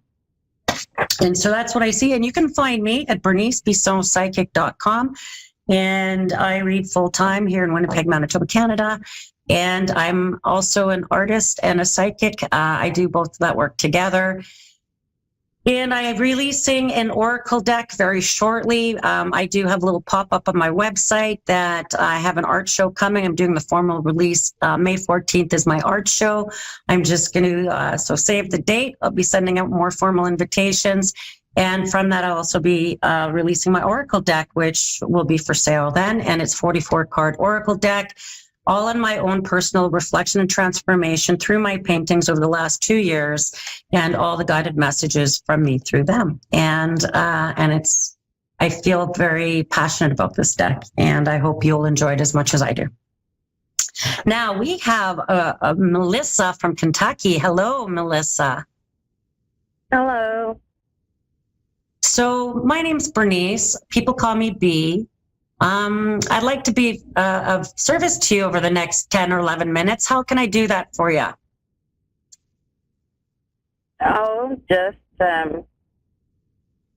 whatever comes your way, Okay. I guess. Okay, whatever. I love it. Let's do it.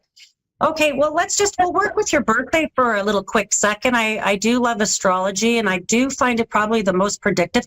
What's the day and month of your birthday? May 28th. May 28th. Let's explore May 28th for a minute. So this birthday coming, so if I'm going to talk about the few months leading up to your birthday and then the few months after your birthday, if I think of your timeline, May 28th. Leading up to your birthday, you might find between now and May 28th, an increased need to take care of details, paperwork, plans that will require brain work, concentration, finalizing. And even in the next 6 weeks, you could find yourself maybe running around a lot with that, going back over old things. It could feel like that 10-minute drive turns out to be a 20-minute drive because that road is blocked, the map wasn't working. So just be really mindful that you might feel a need to be in a hurry, and I don't want you to be in a hurry.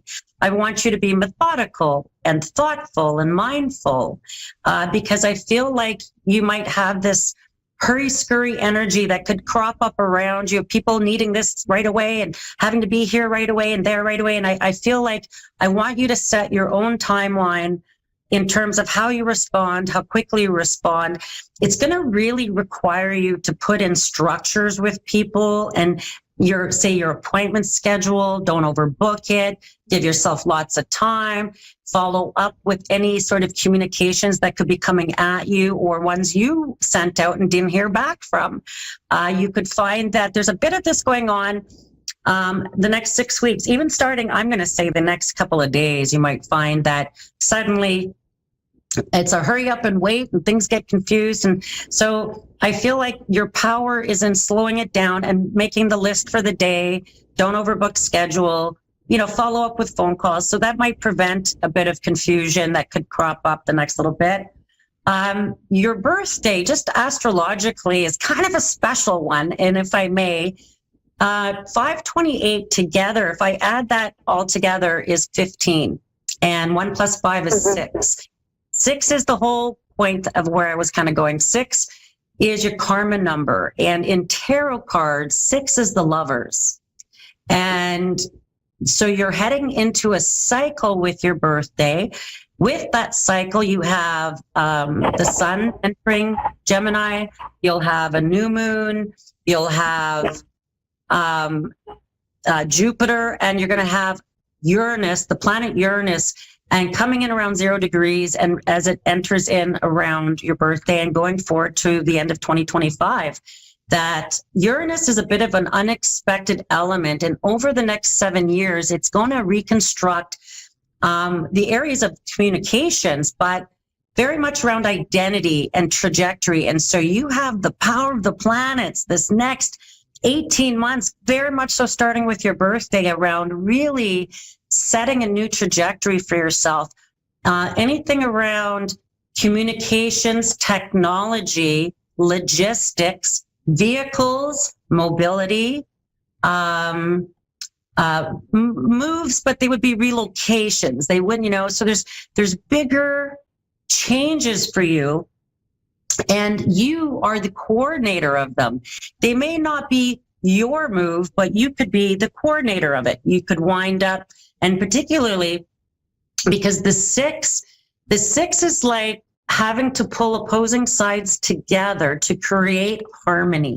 And you're going to be in a position where you're going to be pulling money that comes in. You seem to be sending it out. Like as the money comes in, you could find that, they have, this person needs it, that person needs it, this place needs it. And so this is going to really require you to guard your boundaries, be clear with where you say no and where you say yes with your time and energy, finances, because this energy that you're going to be going into is going to go, it's going to be a mix of social play, invitations, communications, and demands your presence, the care of people. You could be sorting out issues for other people in terms of their finance, their care, their health and wealth. You could be sorting it out and having to deal with the details of everything. And man, sometimes Geminis don't want to get bogged down by all the details. They want to have time to play. They want to have time to still enjoy things. So the next 3 months going into your birthday and the 3 months after your birthday are going to be really critical in terms of how you manage your time, because I do think that there's benefits in terms of organizing finance, paperwork, documents, and all those communications. And then I do feel like you're also going to wind up being taxed with having to take care of all the details of things for people. And so if I just think about the next little while coming up for you, that's what I'm seeing. And I feel like the last piece is be careful not to bump into things, unexpected bruises, tripping over yourself, unexpected, like accidental kind of stuff. It's really just a reminder to slow down and be really mindful this next even 3 weeks or so. Okay. Okay. You cut out there for a little bit. I didn't hear you, but all of that makes sense. Well, you can go back. You can go back and listen to the recording. They'll be posting this shortly, and your whole reading, you can hear the whole thing here. Okay. Okay. All right. Thank you so much, my friend. You take care. And thank you, everybody, for tuning in to Psychic Tuesday. And I'm going to see everybody in 7 days. I'll be in Jamaica, so I'm going to try my best to show up to do my show. Okay. Take care. Bye-bye. You're listening to A1R Psychic Radio, Earth's #1 psychic radio network, and watching Moonstruck TV and Lightning Television. Welcome. Time for Infinite Soul Connections with Shelley Devine. The Hummingbird Media. Live from InfiniteSoulReadings.com. Connect direct. In North America, dial 888-454-2751. In London, 20-3519-2158. In Sydney, dial 02-8488-3147. Or online, contact us through our Facebook page, facebook.com/psychic radio. Or one of our websites, askoneradio.com or moonstruck.tv. This is Infinite Soul Connect on A1R, the Ask One Radio Network. Hello, everybody. It's Shelley Devine with Infinite Soul Connections. I am so excited to be here. And I am ready to give the most amazing reading to whoever I get to read to. So exciting. Until I get my caller, which I'm ready for, I want to talk about the animal energy that's here today. So we've got the peacock, which is vibrancy. It's telling you that you were born to shine and inspire. This message is for everybody who's hearing it. Practice humility to avoid jealousy. Be grateful for life, and more good things will come. Be true to yourself and recognize your brilliance. Okay? That is the peacock. Beautiful card to have. Set that aside there. Okay. While I am waiting, I want to talk a little bit about candles and candle magic, which is very interesting. There's different colors of candles. So the white candle is spirituality. I am very ready, yes, for my caller. Angela, awesome. Bring it on, Angela. I'm good. How are you? Okay. What can I do for you today, Angela?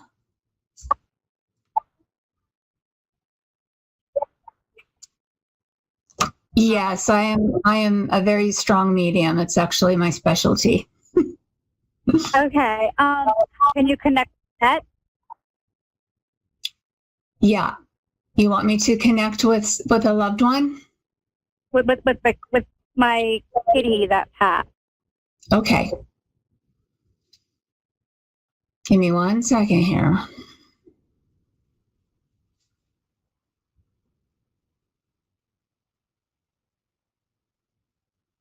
Okay. The first thing I'm seeing is these rings of beautiful lights, kind of like prism rainbow, but they're like in rings around this child.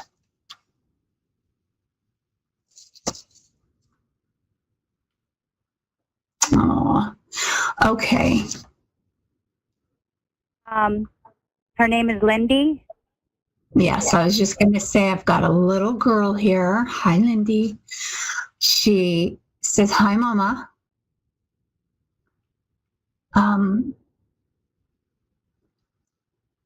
She's showing me baby ducks or a little baby chick or something.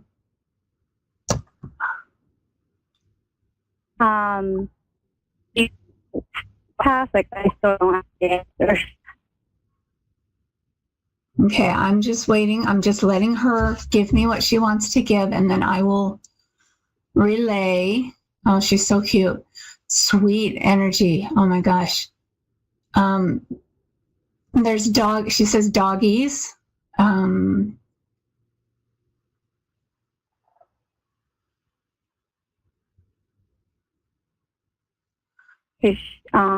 she ever come visit me?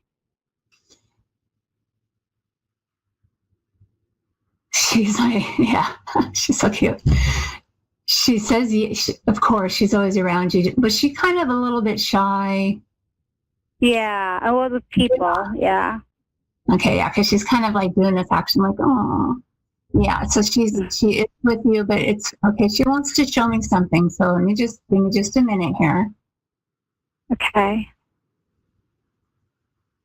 Okay, so I'm back to the ducks and like a pond. Did you ever take her to go feed the ducks at the pond or something like that? No, but I mean, she likes birds. Okay. Yeah, because I got a little chickie and then I've got ducks and she's pointing at them. Okay, she's taking me somewhere else. Hold on. So this looks like a park that has a little pond with ducks and it has play area for kids. Lots of trees. She's kind of walking me down the path, pointing at things. Pointing at the slide. Oh, she's just a busy little thing. She just keeps going. Okay. She's pointing at the sky.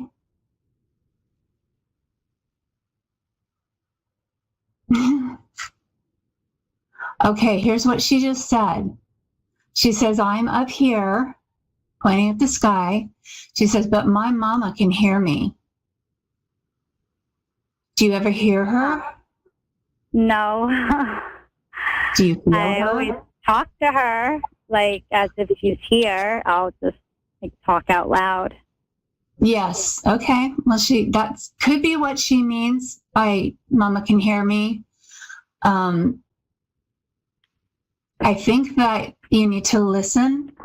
Like when you talk to her, just stop for a second and listen or feel. Okay. Okay. Let's see what else she wants to share. Okay. So she just put in my hand these little rings, these little plastic rings that remind me of the rings that you hook together and you play jacks with, kind of. You know what I'm talking about? No. Okay. Well, these are little plastic rings of many different colors. Would that make sense? She used to play like with this laser that goes in a circles. And she used to play with a lot of balls, like different color small balls. Okay. Okay. Well, I'm going to trust that she's showing me the rings for something in particular. So I'm going to see if more of that comes, but we'll move on. Oh, okay. She's showing me a big, beautiful pine tree. it's not decorated with Christmas lights, but it is like a Christmas tree. Yeah. Did she pass close to Christmas? No, but I had a Christmas tree that I never took down. So maybe she's talking about that. Okay. Pointing the trees. And now she's putting those rings on her finger. On her fingers, like all of her fingers, like princess rings. I mean, I have so many toys. She used to love to play, so Just give me another minute. Baskets of toys. See if I can get a message. Is she okay? Is she happy? She's very happy. She's a happy little thing, precious little thing. And she, kind of dances around, and she's got good energy. She's adorable. She's kind of like princess-like. Would that make sense? Yeah. Yeah, she is. It's just like, it's been like 7 months. Are you there, and I'm Angela? still not over it. Yeah. I said it's been like 7 months and I'm still not over it. I still cry every day. Time is up. But thank you so much for letting me talk with your little one. She's very precious. If you want a further reading, you can go to my website, infinitesoul.com. infinitesoulreadings.com. Sorry, I got that one wrong. And we can finish this mediumship reading if you would like to. Or you can reach me on my Facebook page, Infinite Soul Readings on Facebook. Okay? Thank you. Thank you so much. Is my time up? All right. Well, blessings to everybody. And just a reminder, always be prepared. Blessings to everyone. Don't let distractions take you off course. Make a plan for the future, and life will give you all you need. Thank you so much.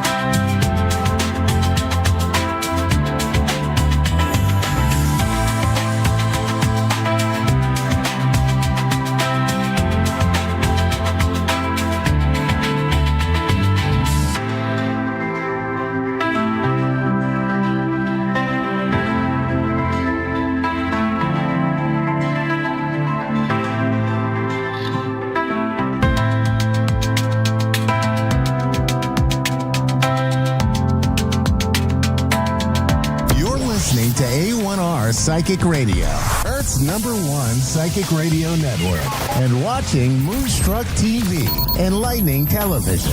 Welcome. Time for Ask Bella Maria with Bella Maria. Bella Maria. Live from AskBellaMaria.com. Connect direct. In North America, dial 888-454-2751. In London, 20-3519-2158. In Sydney, dial 02-8488-3147. Or online, contact us through our Facebook page, facebook.com/psychic radio. Or one of our websites, askoneradio.com or moonstruck.tv. This is Ask Bella Maria on A1R, the Ask One Radio Network. I'm going to be extra today. Thank you so much for that lovely introduction. And this is Ask Bella Maria. I am your host, Bella Maria.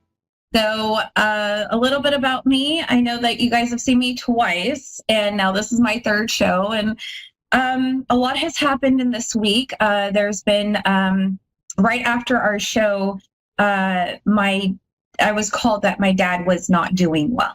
And he is passing on. And I feel like I have to share this because I know that a lot of people are possibly either going through the same thing or also dealing with the loss of someone.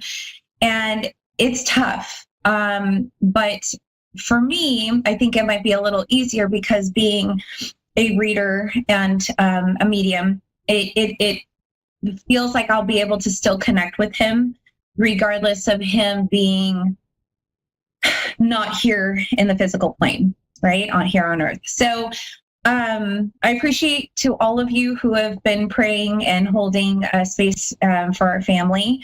And it means a lot to me, especially because I'm so new to this family. So A1R Radio, Psychic Radio, you guys are family. And I really appreciate everything that you guys have done for me.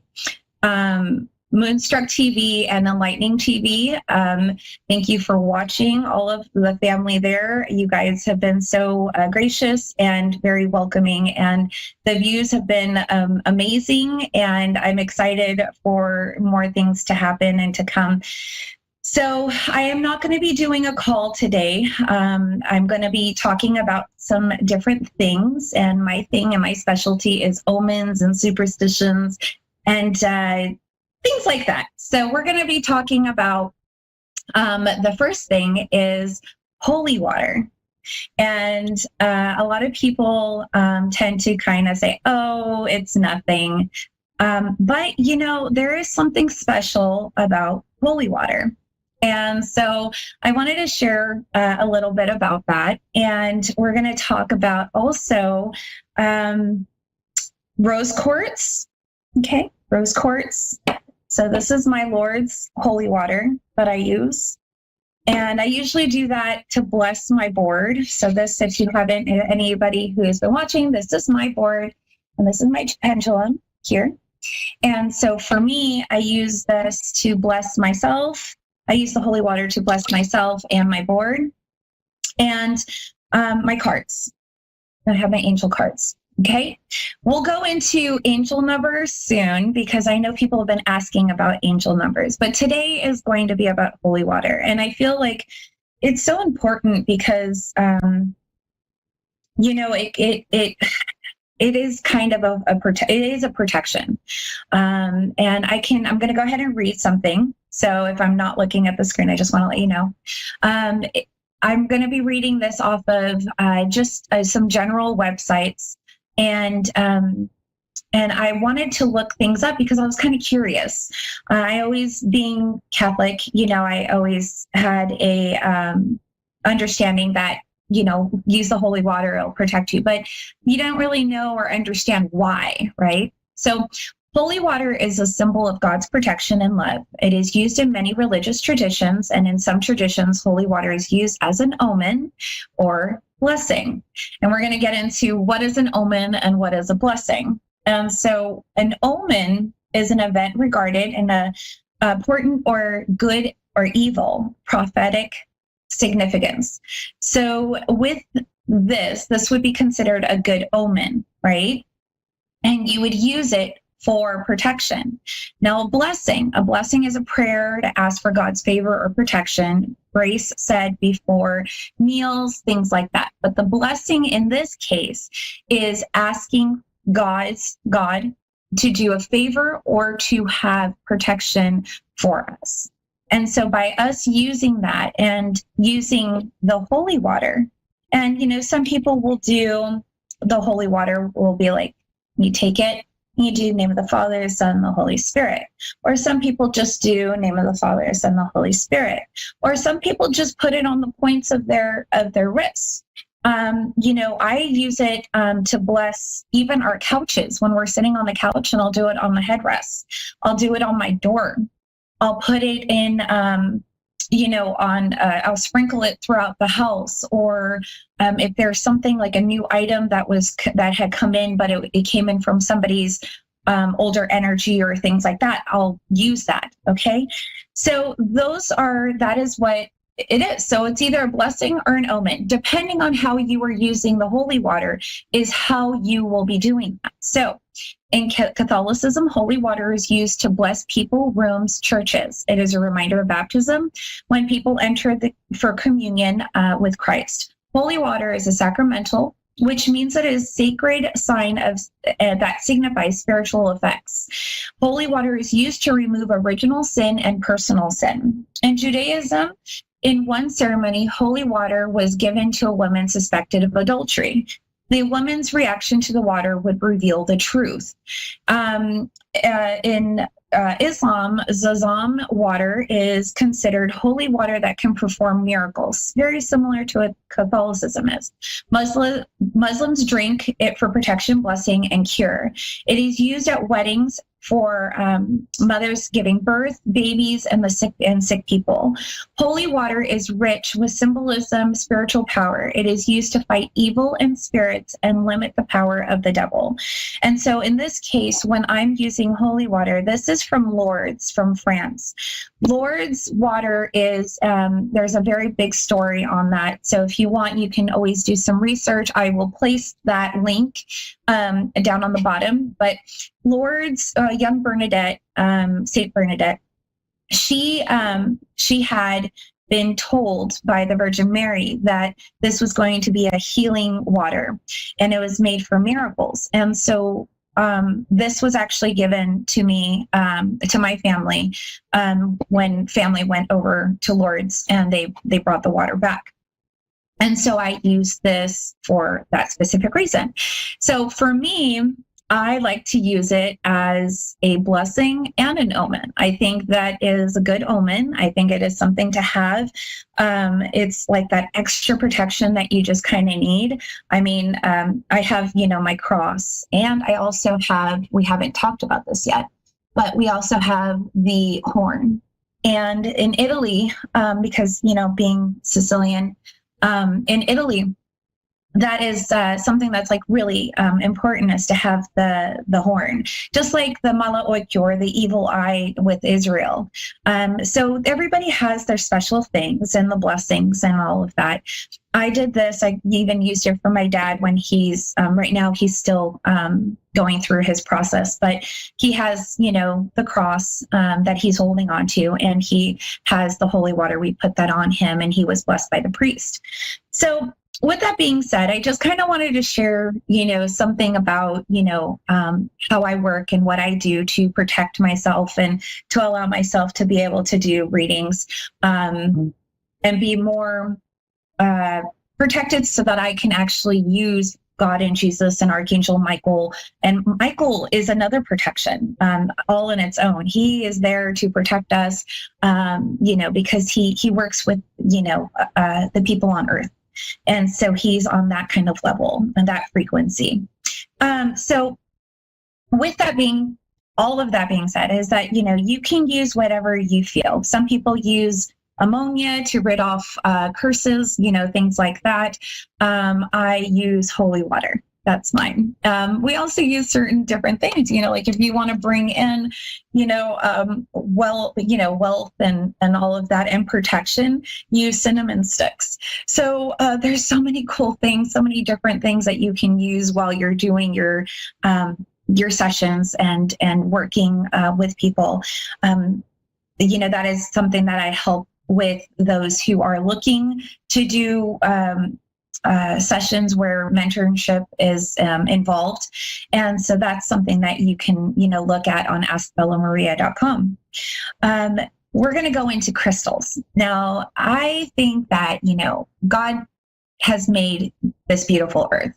What we have here is every resource that we have is meant to be used for medicine or for healing or for just feeling good and happy, protection, all of that. And so this is a jar of, it's opposite. Sorry, there you go.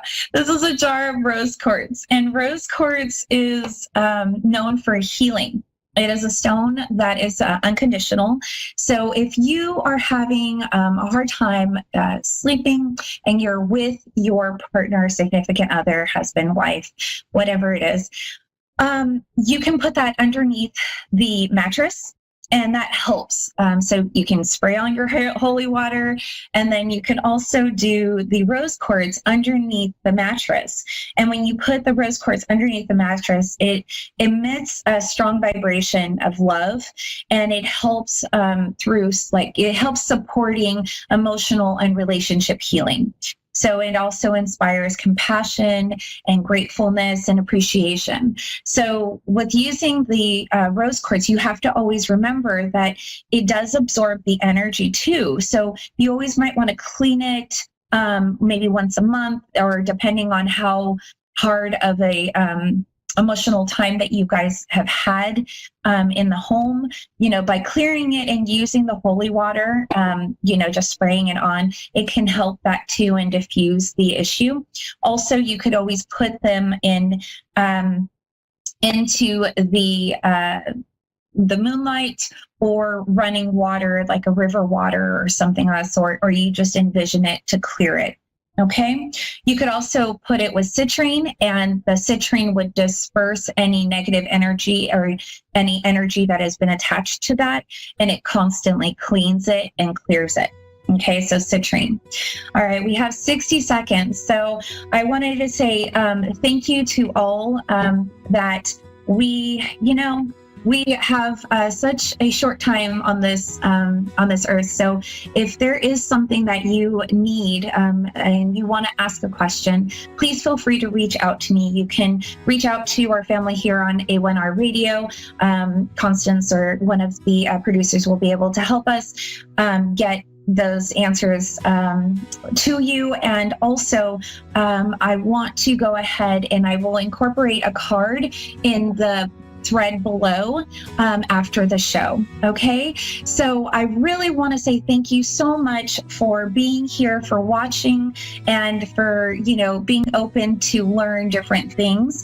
And if you knew them, then maybe I just taught you something new. If not, then I'm just glad that you were here. So I would love to extend an invite of to come and do askbellamaria.com. And thank you so much for watching.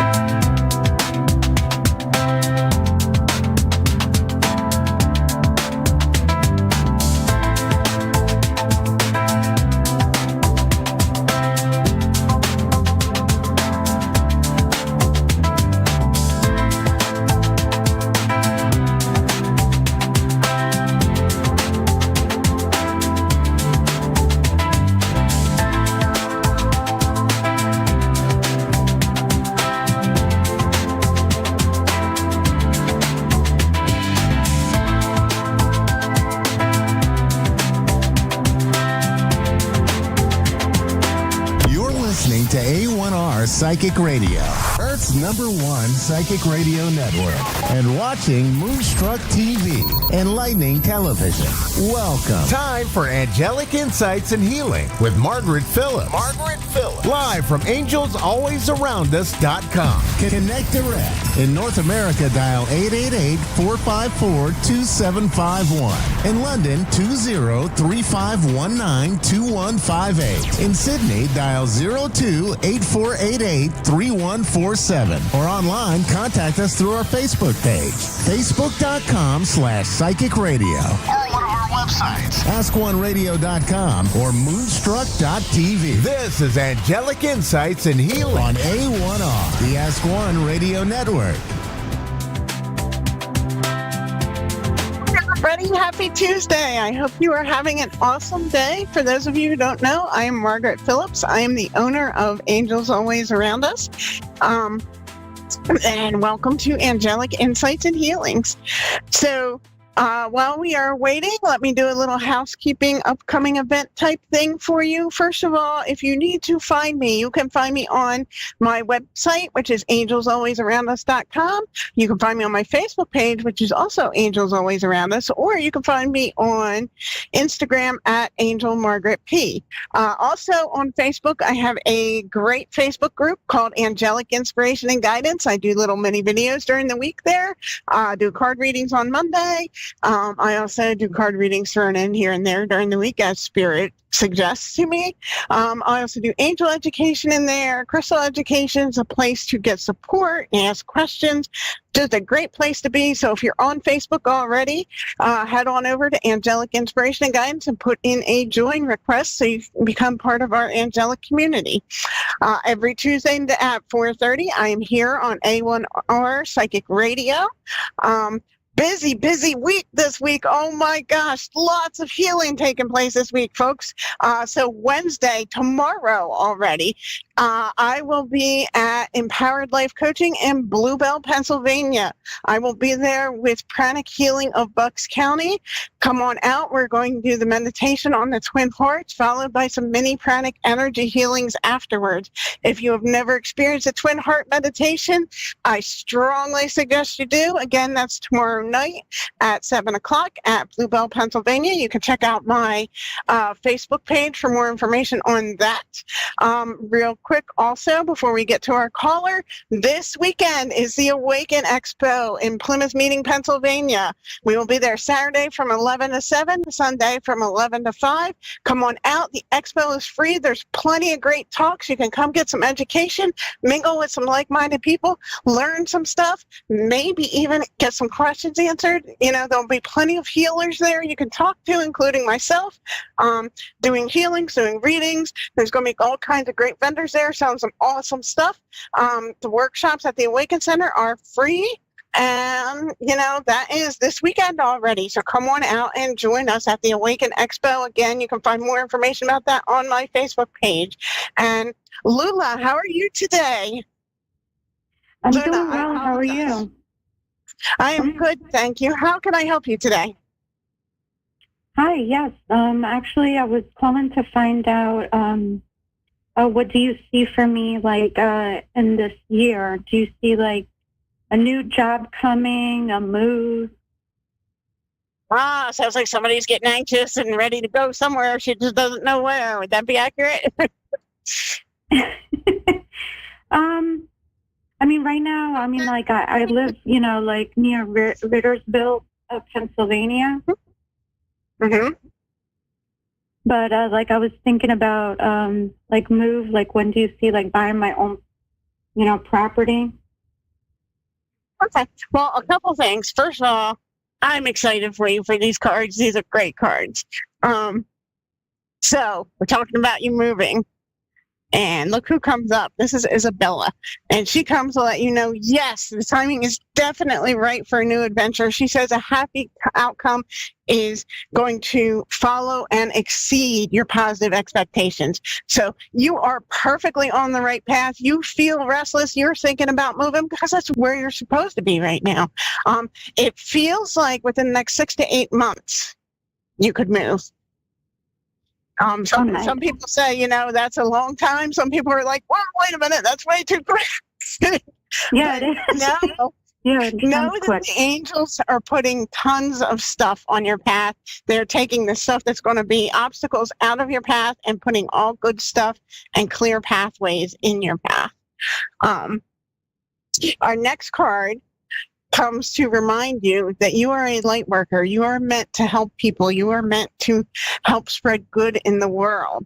So as you do more of this, I don't care if it's something as simple as smiling when you hold the door for somebody at Wawa. As you continue to spread light, as you continue to spread love, that is going to help your path become more clear, more easy. It's going to remove those obstacles for you. Now, the other card that I pulled is Leela, and she says you need to spend some time in the meditation. And I know like 6 to 8 months seemed like a quick, tornado spin to you. But as you spend a little more time than you currently are in meditation form, and it doesn't have to be, a lot of people think meditation has to be like this very descriptive regimen. It doesn't. You can just go sit quietly outside for 10 minutes. And just, allow yourself to observe the sounds of the birds, the sounds if there's cars coming by. If you happen to be out by a forest, let the sounds from the water or the birds in the woods. Just kind of focus on those things, and then Spirit will start pouring more information into you. What I'm hearing, I'm going to look this number up because I'm hearing May is going to be very pivotal for you. And I see the number 5, which also is representative of May. And in angel numbers, number 5 means a significant change is occurring, always for the better. It's a good idea to call on heaven for help with these life changes. So, you're moving. It's quick. It's fast. Anytime you feel overwhelmed with this, anytime you feel like, oh my God, how is this going to happen? Just say, angels help me, or angels show me what's going on. Show me my next step. You got 6 to 8 months. Again, it seems quick and it's going to move real fast for you, but at the same time, you've got time.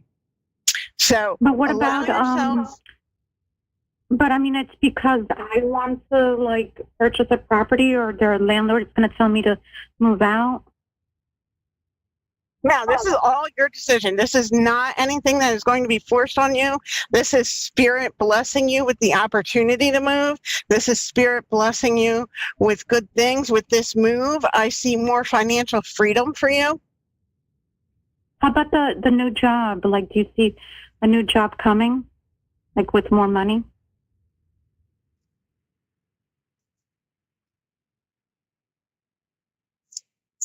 Oh, you've got great stuff coming, okay? So as far as, we talked about you being a light worker and sharing some joy and sharing some love with the world. So when I said, what else does she need to know about income, about possible job opportunities coming up? And boom, the Ariel card comes up.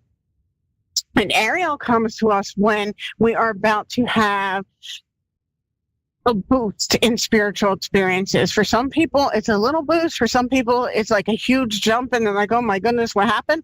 And then some people, it's just like a slowly evolving movie. For you, I think you're kind of going to be a little bit in between. I think you're going to have some boosts where you're going to Spirit is just going to pour a bunch of stuff and a bunch of information down for you.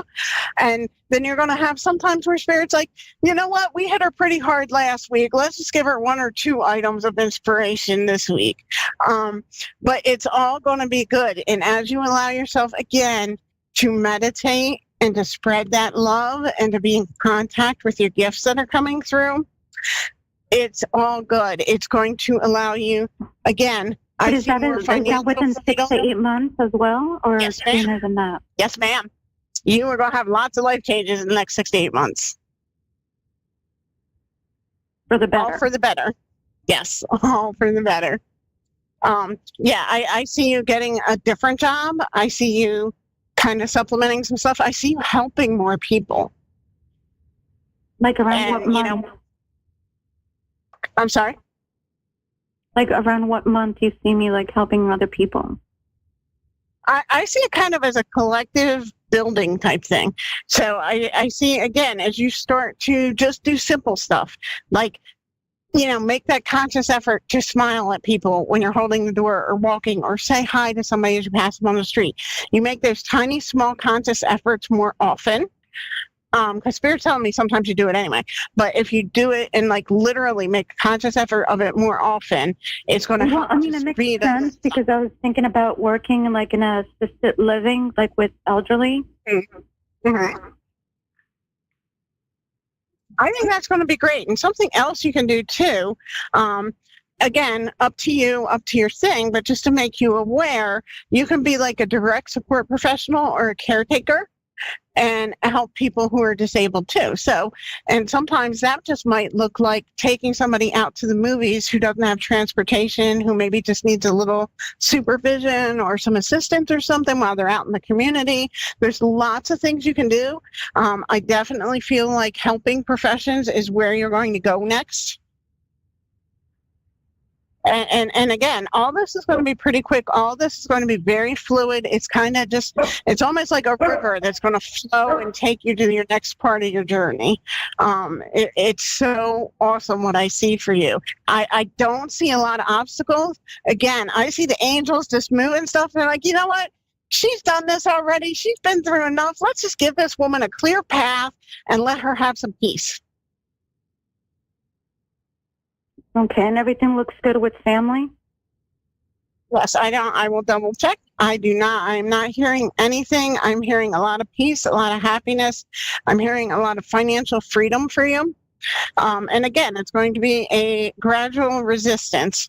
The only thing is two things coming up for your family. One good, one not good or bad.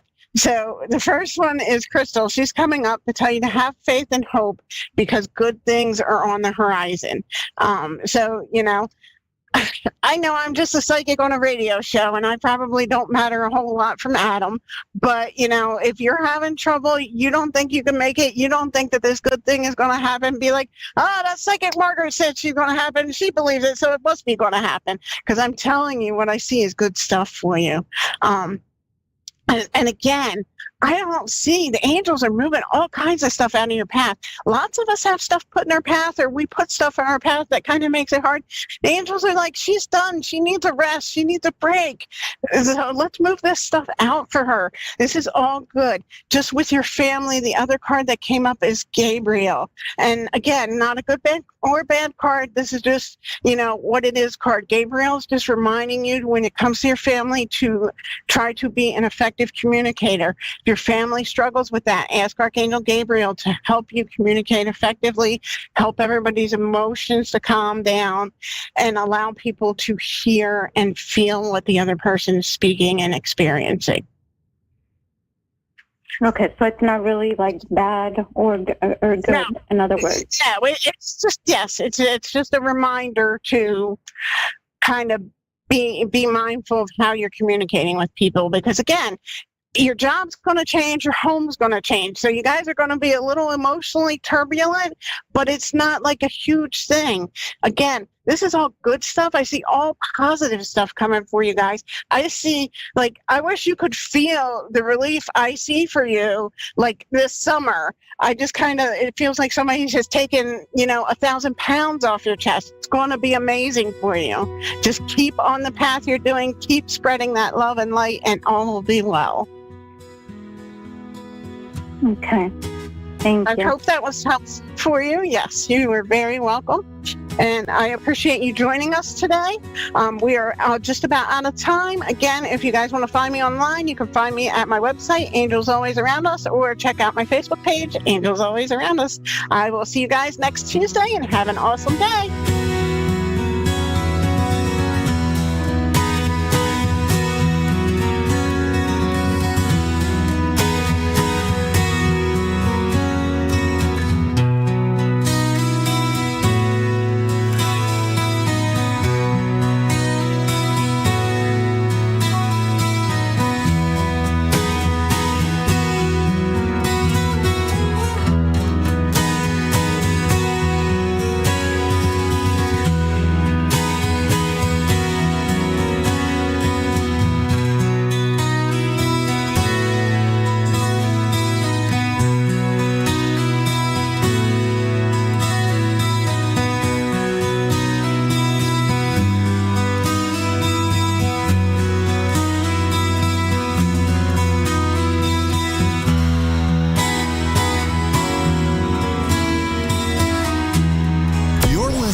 A1R Psychic Radio, Earth's #1 psychic radio network, and watching Moonstruck TV, enlightening television.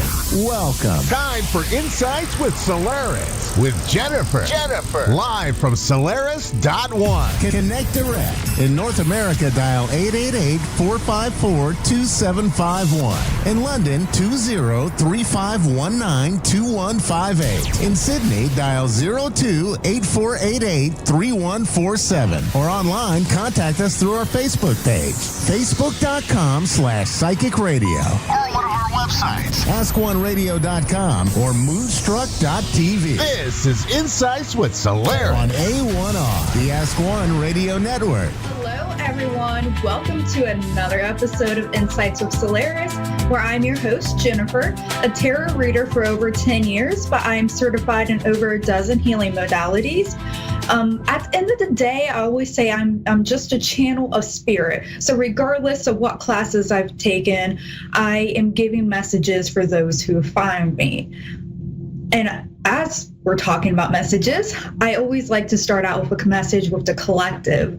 And if any of you listening are interested in astrology or things like that, you'll know there is a lot of things happening right now with the planets. So Mercury is approaching retrograde. Venus is approaching retrograde. We have an eclipse coming up. It's also coming up to spring. So we have the spring equinox, we have Ramadan, and we have Easter just around the corner.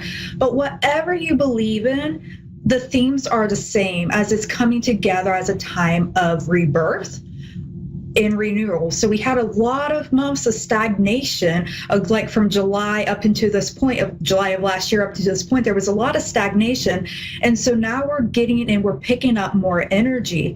And you may feel a little bit anxious. Like some of you may be like, okay, things are changing. I don't know what's changing, but I feel like something's a big about to happen. And it is. A lot of changes is coming for each of us in our individual lives. We're going to see that in our community, and we're going to see that worldwide. But keep going. Any skilled work that you are working towards, or you are trying to build yourself up, build a better foundation, learn new things, grow. That is all being supported right now, especially as we're approaching spring. If you're on the same hemisphere as me, everything is coming together and everything is moving in a cycle. And we are about to begin another cycle as we go through rebirth. And this is the year of the 9. So in numerology, this is a lot from anywhere from ending cycles and really looking at what you want to bring in, because that is going to repeat as we go back to 1 next year. And that is going to be about you and standing in your confidence.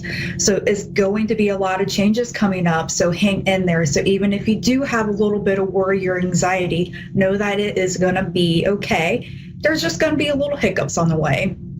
So just continue on and know that the wheel is always turning in your favor. And we are going to go to our caller for tonight. So we have Jennifer from Canada. Hello, Jennifer. Hi. How are you today? I'm good. How are you? Oh, I'm fantastic. I love being on here. So what type of questions did you have?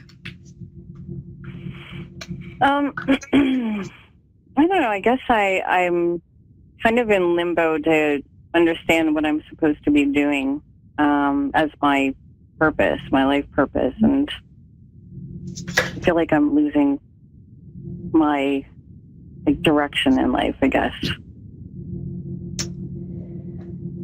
Okay, sounds good. Not that you're losing direction, but I understand where you're coming from. Now, the first 2 things that are coming up is trusting the process. And I know that's always easier said than done. Always that type of motivational talk where you're like, yeah, I know, but it doesn't really help. But there is trust also around a romance. So are you currently in a relationship?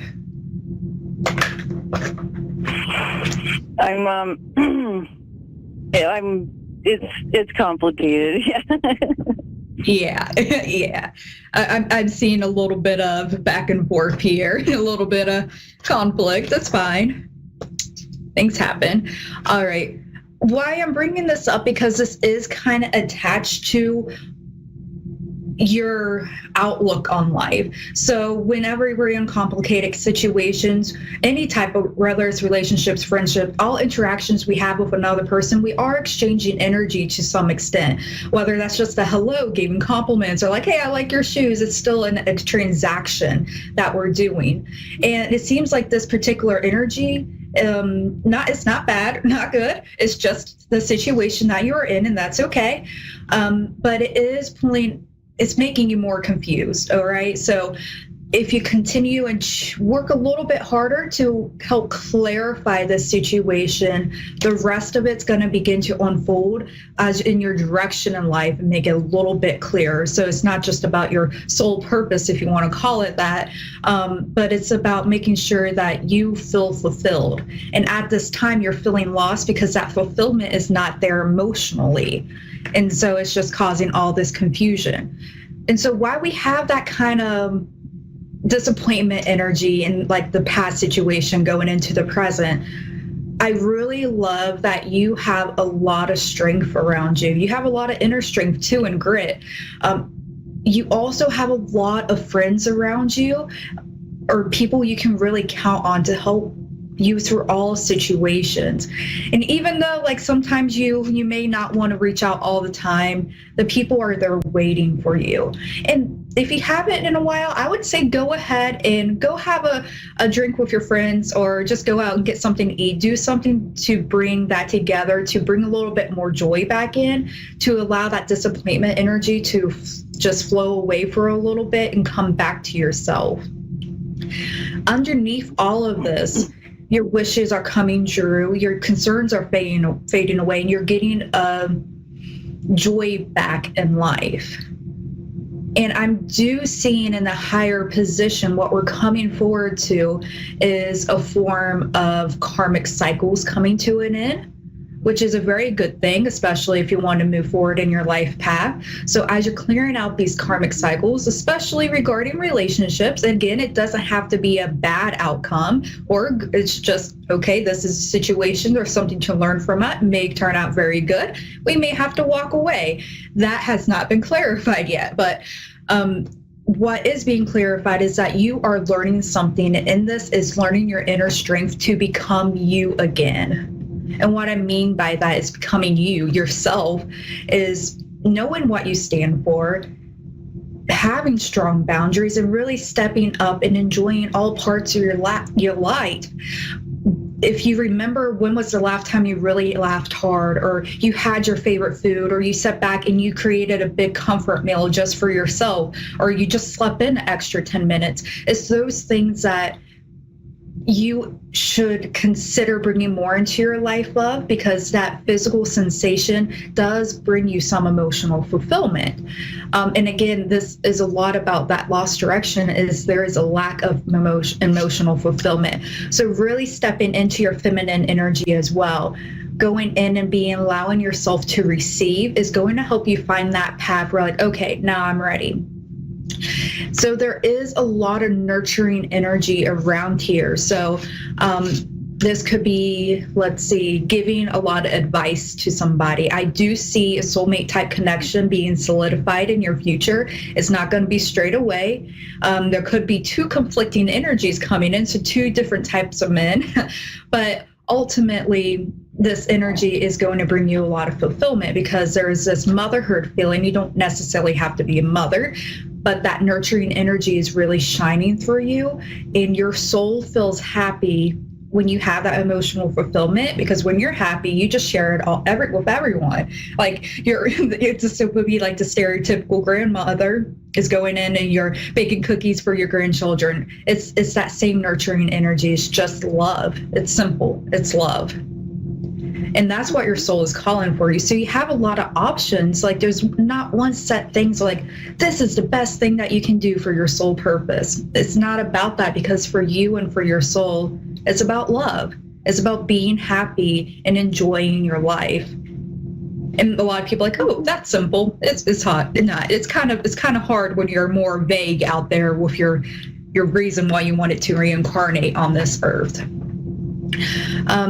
But I am seeing possibly walking into something with the justice field.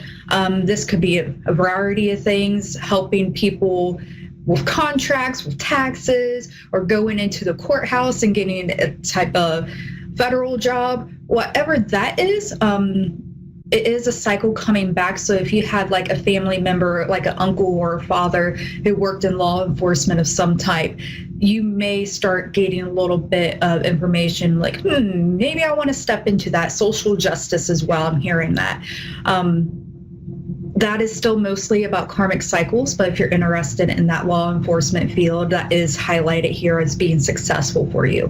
But ultimately, your goal is, for your sole purpose, is to be happy and to find that clarity. And clarity is coming to you, especially around romances.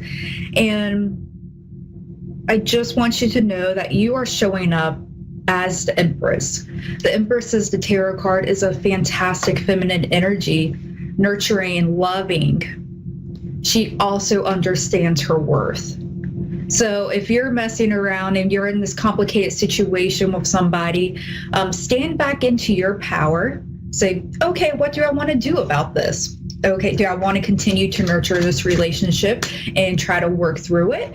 Do I pull back my energy, start creative projects to help my energy flow a little bit more so I'm not so reactive in situations, and then we can approach each other as on a more emotional level, as a more practical level, rather than any type of heated arguments. Bring that power back to yourself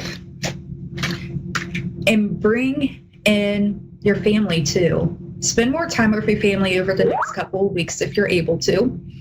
I do see the month of August and then the month of May being really important for your personal growth. So keep those in mind. Also Aries season. So if you all have an Aries near you, that can be a little bit more temperamental. They will come in and cause a little bit of burden, heartbreak, but that's okay. It's passing. It's going to be rather painful, but it's going to be quick. So that is moving quickly. But it's all about you coming to loving yourself because you worked hard. You have the great foundation. It's about regaining your personal spark, and that's your purpose, is being able to come back to yourself after everything you have experienced and say, I love myself and I know what I'm worth. Do you need any clarifications, Jennifer?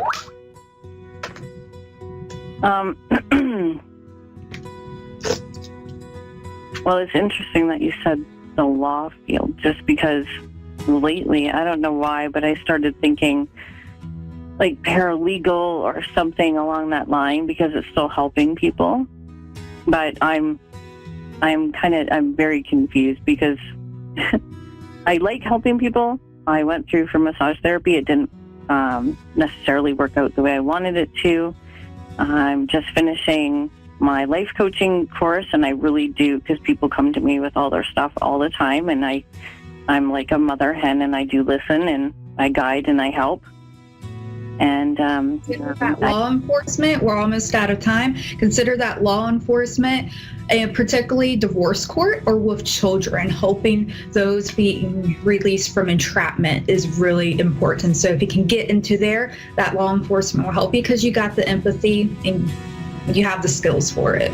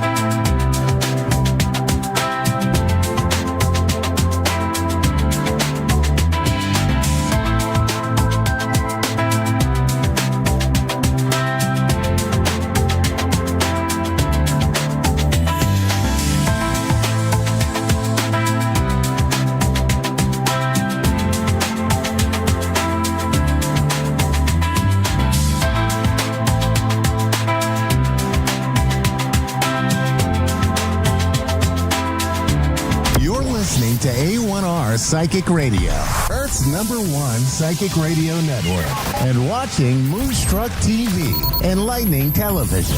Welcome. Time for Stellar Parenting with Brandy Kahn.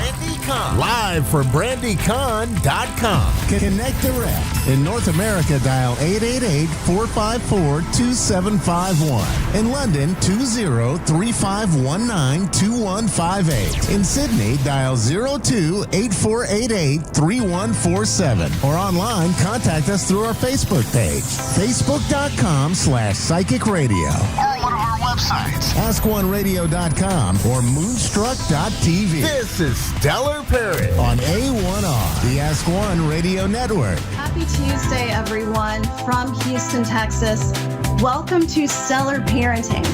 I am your host, Brandy Kahn. I'm an intuitive astrologer, and I also hold a Master of Science degree in psychology with an emphasis in child and adolescent development. And I'm super passionate about helping parents, teachers, and guardians learn how to mix the magic of the stars with the art of consciously raising children. You can go to my website if you're interested in a natal chart session. My sessions are a little different from other astrologers due to my background and my training as an evidential and trance medium. So during your session, I am giving you the definition of each placement that you have, but I also am able to channel the energy of each planet and allow that planet to speak through you, to you, through me. So if that's something that you would be interested in, you can book on my website. So for today, we've got quite a bit. I've got so much good information about the transits this week, crucial information that you absolutely need to know about the upcoming lunar eclipse on Friday, March 14th. And what we're going to start with, I have this month's highlights, this month's transit highlights for parents of children who are Virgo, Gemini, Sagittarius, Pisces, Libra, and Capricorn.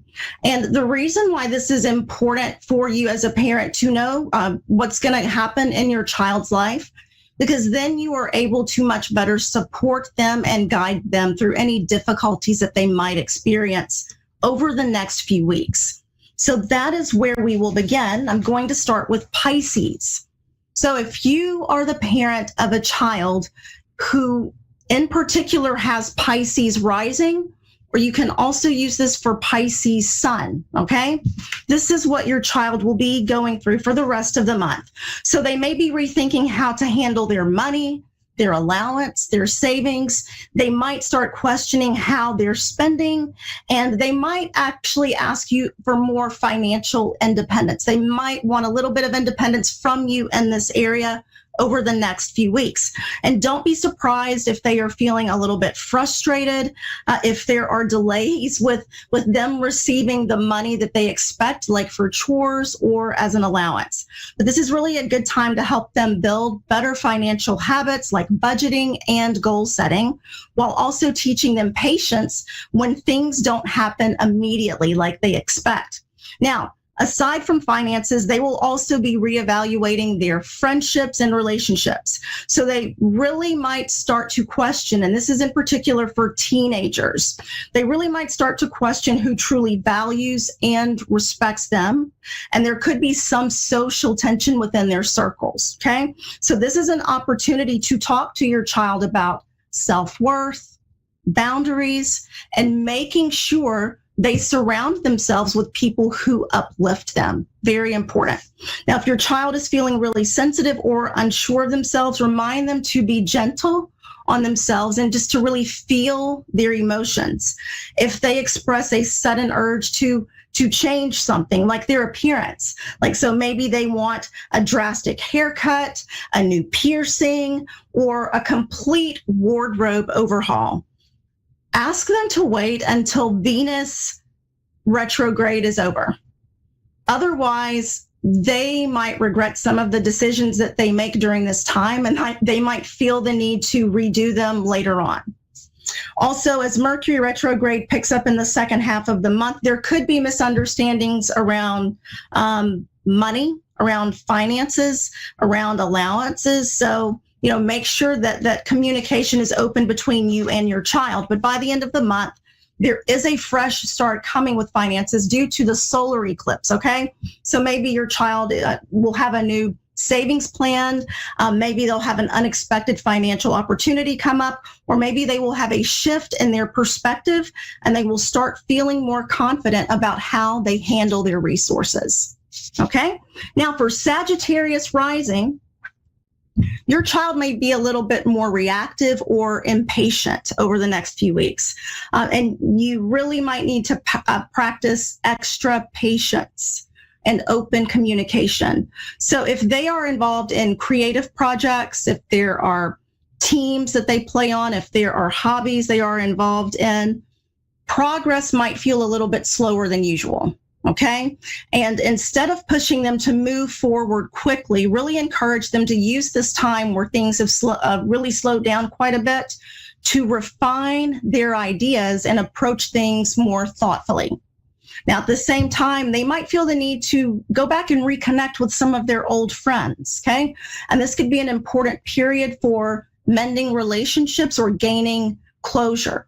So encourage your child to reflect on whether these connections are still healthy and whether they are aligned with who they are becoming, the person they are becoming. Now, career-related matters or long-term goals could also face some delays here. Excuse me. If your teen has a job, an internship, or is really focused on academic achievements, progress might feel slow. All right. They might experience miscommunication with authority figures like mentors, professors, or teachers or bosses. Remind them that these challenges are only temporary. Okay. And the lunar eclipse will really highlight their public image, their reputation, or their career path. So they may need to release something related to school, a leadership role, or a personal goal. If they feel frustrated about these changes, remind them that this is just clearing space for something better to come in. And by the end of the month, there's a fresh start in their creative expression, their hobbies, their relationships with younger siblings and children. All right, so that's for Sagittarius. Now we've got Virgo, parents of Virgo rising, Virgo sun children. So this month, there's a strong focus on your child's 8th house of shared resources. So they may be rethinking how they manage money, their allowances, if there's any financial agreements.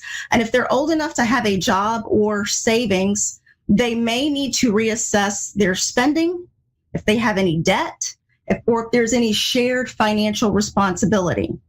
Relationships might also feel a little bit challenging this month for these Virgo rising teens and young adults. If they've been struggling with friendships or close connections, there could be tension that comes to the surface that really requires a deep conversation. A past relationship, whether a close friend or an old crush, may resurface, and that could bring up unresolved feelings for your teen, okay? And this is a really great time to help them to reflect on what they need or what they require in relationships and friendships. Now, career and academic growth is also highlighted. Jupiter will be in their 10th house, so there's the potential for recognition, a leadership role, or an exciting new opportunity. However, if your child is doing too much and pushing too hard with school, extracurricular activities, and jobs, encourage them to set boundaries and to prioritize their rest, because burnout is a real possibility for these Virgo rising teens and young adults. The lunar eclipse will also bring a turning point in their relationships, their partnerships, or collaborations. So it could mean the end of a friendship or a shift in an academic or extracurricular partnership for your child, okay? And this change may be a little bit difficult, but help them to see that change and new things happening always opens up the door for more aligned relationships and opportunities. Gemini rising and Gemini sun. Now with Venus retrograde moving through their 11th house, your Gemini rising child might want to reconnect with old friends or get back in touch with old groups, reaffiliate themselves with old groups or organizations. This is an important time for them to really reevaluate their friendships and social connections. That's what this lunar eclipse is all about for Gemini. If your child is involved in artistic work, this is a great time for them to refine their vision of what they really want to accomplish. And they may also need to rethink their social media presence or how they engage with the world. Help them navigate this by discussing healthy boundaries and healthy ways of expressing themselves. Now, if there have been any questions about moving, your child or adolescent could be experiencing some emotional turmoil, okay, that really might be affecting their sense of stability and belonging. Just be patient and supportive as they're going through these emotional challenges at this time. Now, after March 21st, after the sun goes into Aries, for these Gemini rising and Gemini sun children, their social life or team involvement is going to become even more active, whether through clubs, group activities, or new friendships. They will feel drawn to really spending time with their peers or in group settings. And if they've been feeling a little bit isolated, this energy will help to bring them back out into the social setting and not so much tucked away at home all by themselves. But here's the best part for Gemini. By the end of the month, new financial opportunities could emerge. So it could be a new allowance structure or a new job opportunity. And it can mark the beginning of a more empowered approach to money for Gemini rising and Gemini sun children. Now, Libra rising, Libra sun, teens and young adults. Mercury retrograde is going to be going through their 7th house of partnerships, okay? So misunderstandings are probably going to happen. So misunderstandings, delays, confusion in close relationships.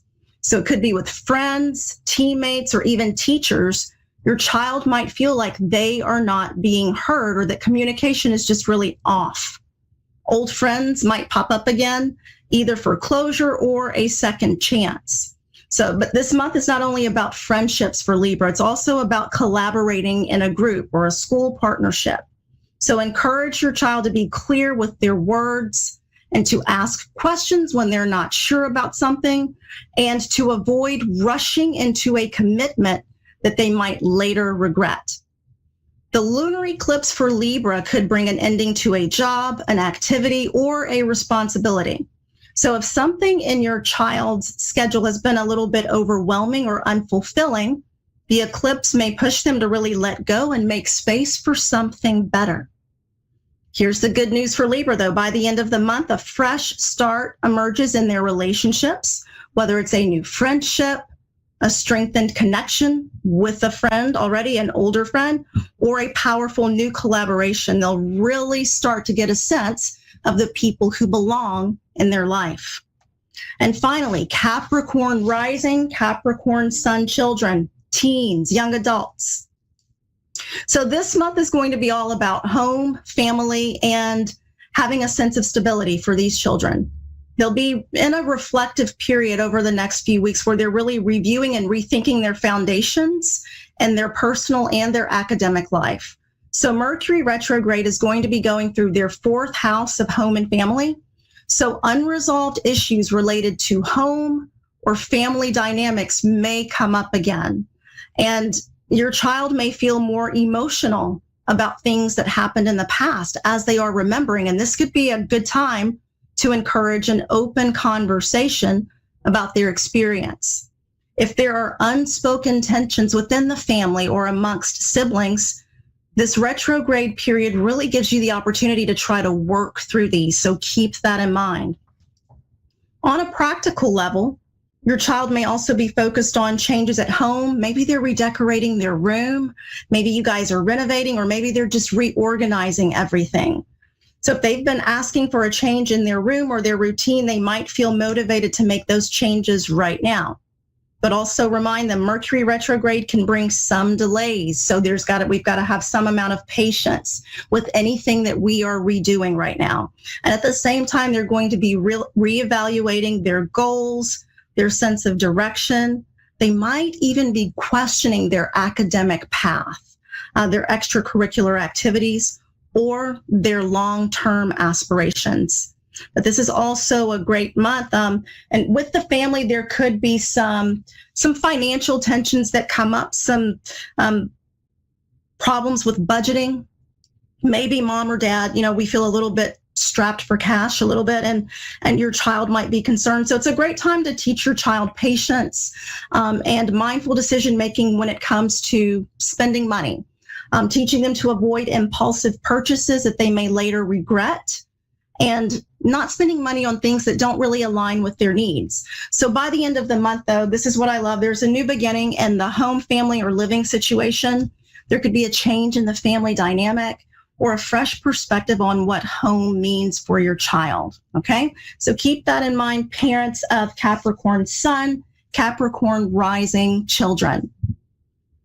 Okay, so for this week, the transits, really big things going on. So today, Tuesday, March 11th, Mercury is conjunct Venus retrograde at 8 degrees of Aries. Now, Mercury is the planet of communication and our thinking process. And Venus represents love, beauty, pleasure, money, how we relate to people. So when we put these two together, Mercury wants to think about and verbalize everything that Venus retrograde has been reviewing and rethinking. So the energy of Venus in Aries retrograde is all about relating to others in a way that does not compromise our independence and our individuality. So for example, the energy of Venus in Aries retrograde may have caused you to silently be thinking about how friendships or relationships have hindered your freedom, your individual expression. And this energy may have also caused you to desire some type of financial freedom. And now Mercury is going to act as a megaphone for that Venus retrograde and articulate everything that we've been rethinking. So this week, you or those around you may be speaking out about boundaries that have been crossed in relationships and friendships, and how it's something that's absolutely got to change. So this week, if you feel empowered to speak your truth, and especially if you're a parent with young children, and your children are watching you really verbalize and articulate for yourself and set clear boundaries, it's a life lesson they will never forget. Now tomorrow, Wednesday, March 12th, we've got Sun conjunct Saturn at 22 degrees of Pisces, and this Sun conjunct Saturn transit happens once a year. So tomorrow's our day. The Sun is all about our ego, our identity, vitality, and Saturn is the planet of discipline, commitment, and focus.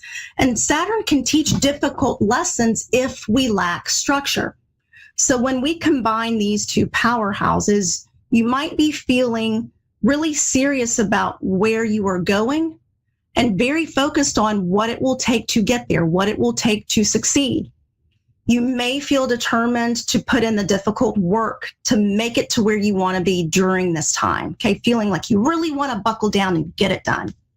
So this is a great time to write a plan and to be disciplined. And you'll get a boost of energy in this direction with Saturn helping you out.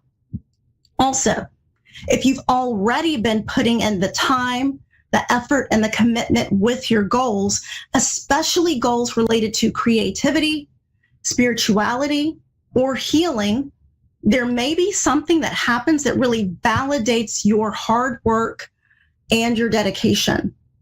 So for example, if you're a musician the way that my father was a professional musician, maybe you've really been working toward a major goal or a major performance. And if you've been disciplined, committed, and focused, this could be the time where you absolutely shine. This transit will also give you the opportunity to recommit yourself to your spiritual or creative pursuits with discipline. But there's a caveat here. If you have not been applying yourself with discipline, with focus, with commitment, there could be a situation that comes up over the next few days where that is brought to your attention and you're made aware of it, okay? Now, another side of this transit, Sun-Saturn, is that responsibilities and obligations might seem absolutely overwhelming. And if this happens for you, it's important to maintain a sense of balance and not to take on more than you can handle. That's very important.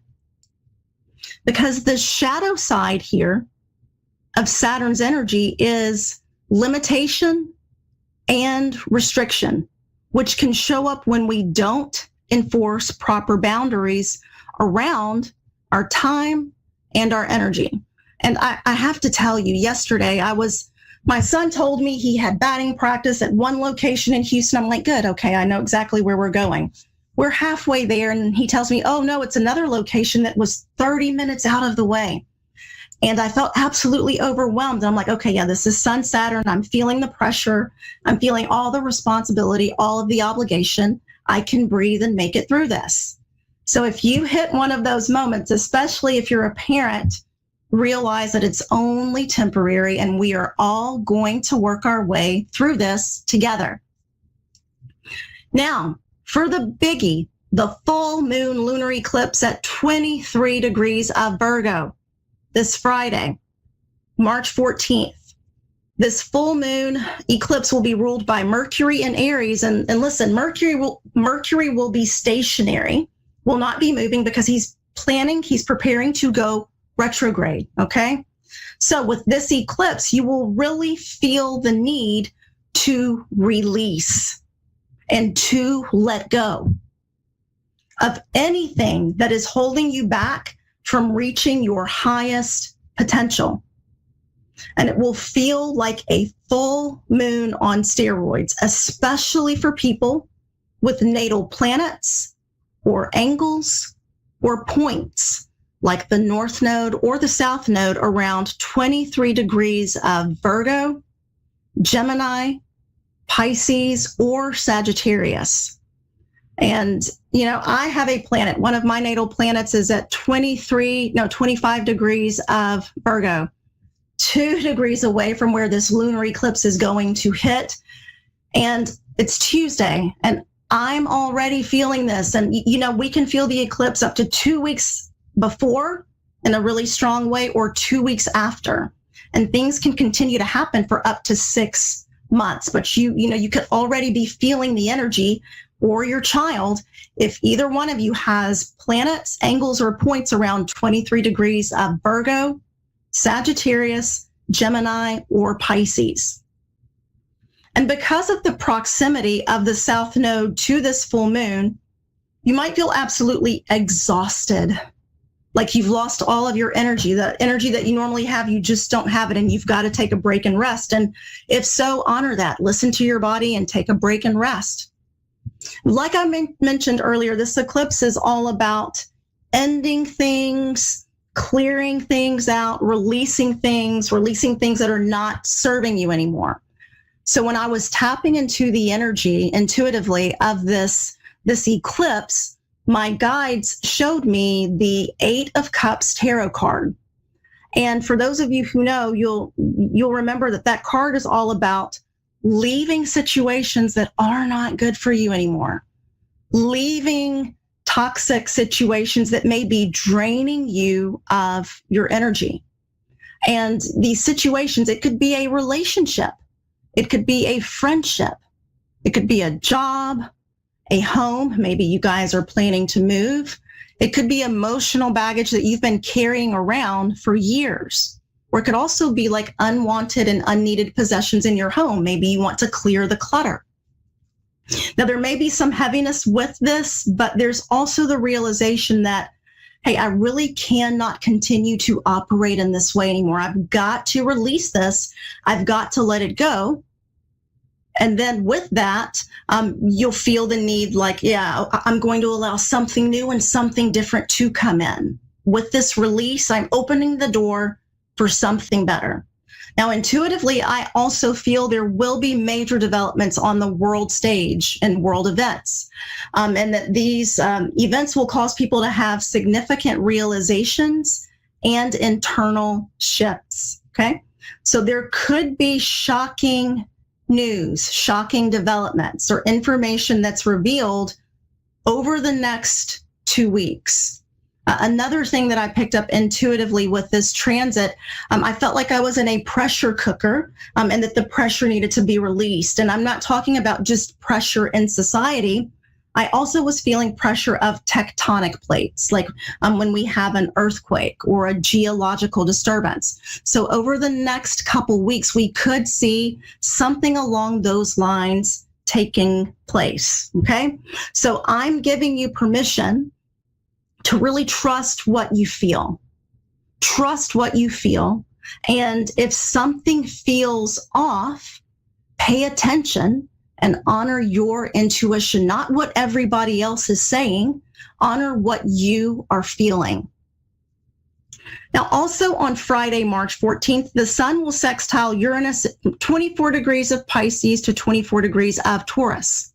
The sun is about our identity, our ego, our vitality, and Uranus is the planet of sudden change, freedom, breakthroughs, revolution. So this is a really energizing combination that emphasizes themes around freedom and independence. So you might be comfortable on this day being different or taking an unexplored approach. You might want to do something new, something original, and you might even experience a spark of genius when it comes to your creativity.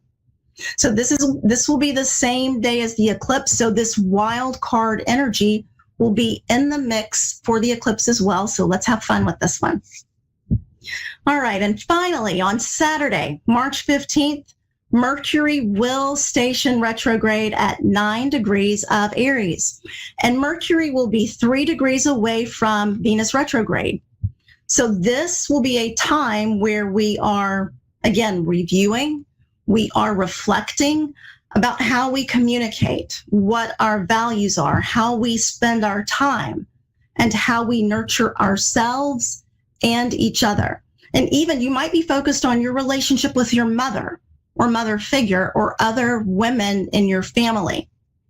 So with Mercury retrograde, again, we're also reviewing, we are rethinking, we are redoing, reorganizing. So it's not really the time to start anything new, a new project, a new enterprise. It's time to finish up and wrap up what we've left undone when it comes to Mercury retrograde. And it's also time to question things that we've been told, things that we've always believed, and to ascertain whether or not it resonates with who we are today. So with all of this wonderful energy this week, I really hope that you use it to its highest potential. Please set the intention to use it to its highest potential and practice a high degree of awareness when it comes to how your children may be feeling with the energy as well. So the stars may guide us. We're at the end of the show, and I like to remind you all the stars may guide us, but we ultimately hold the power to shape our own destiny. So keep shining bright, keep radiating your light, and I hope you have a wonderful week. I'll see you here again next week.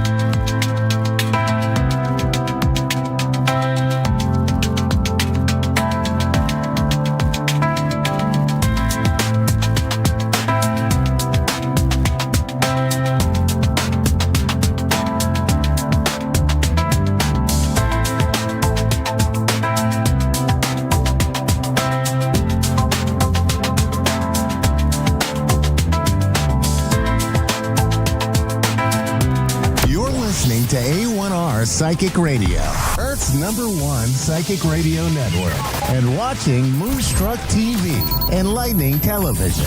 Welcome. Time for Amanda Hall Psychic with Amanda Hall.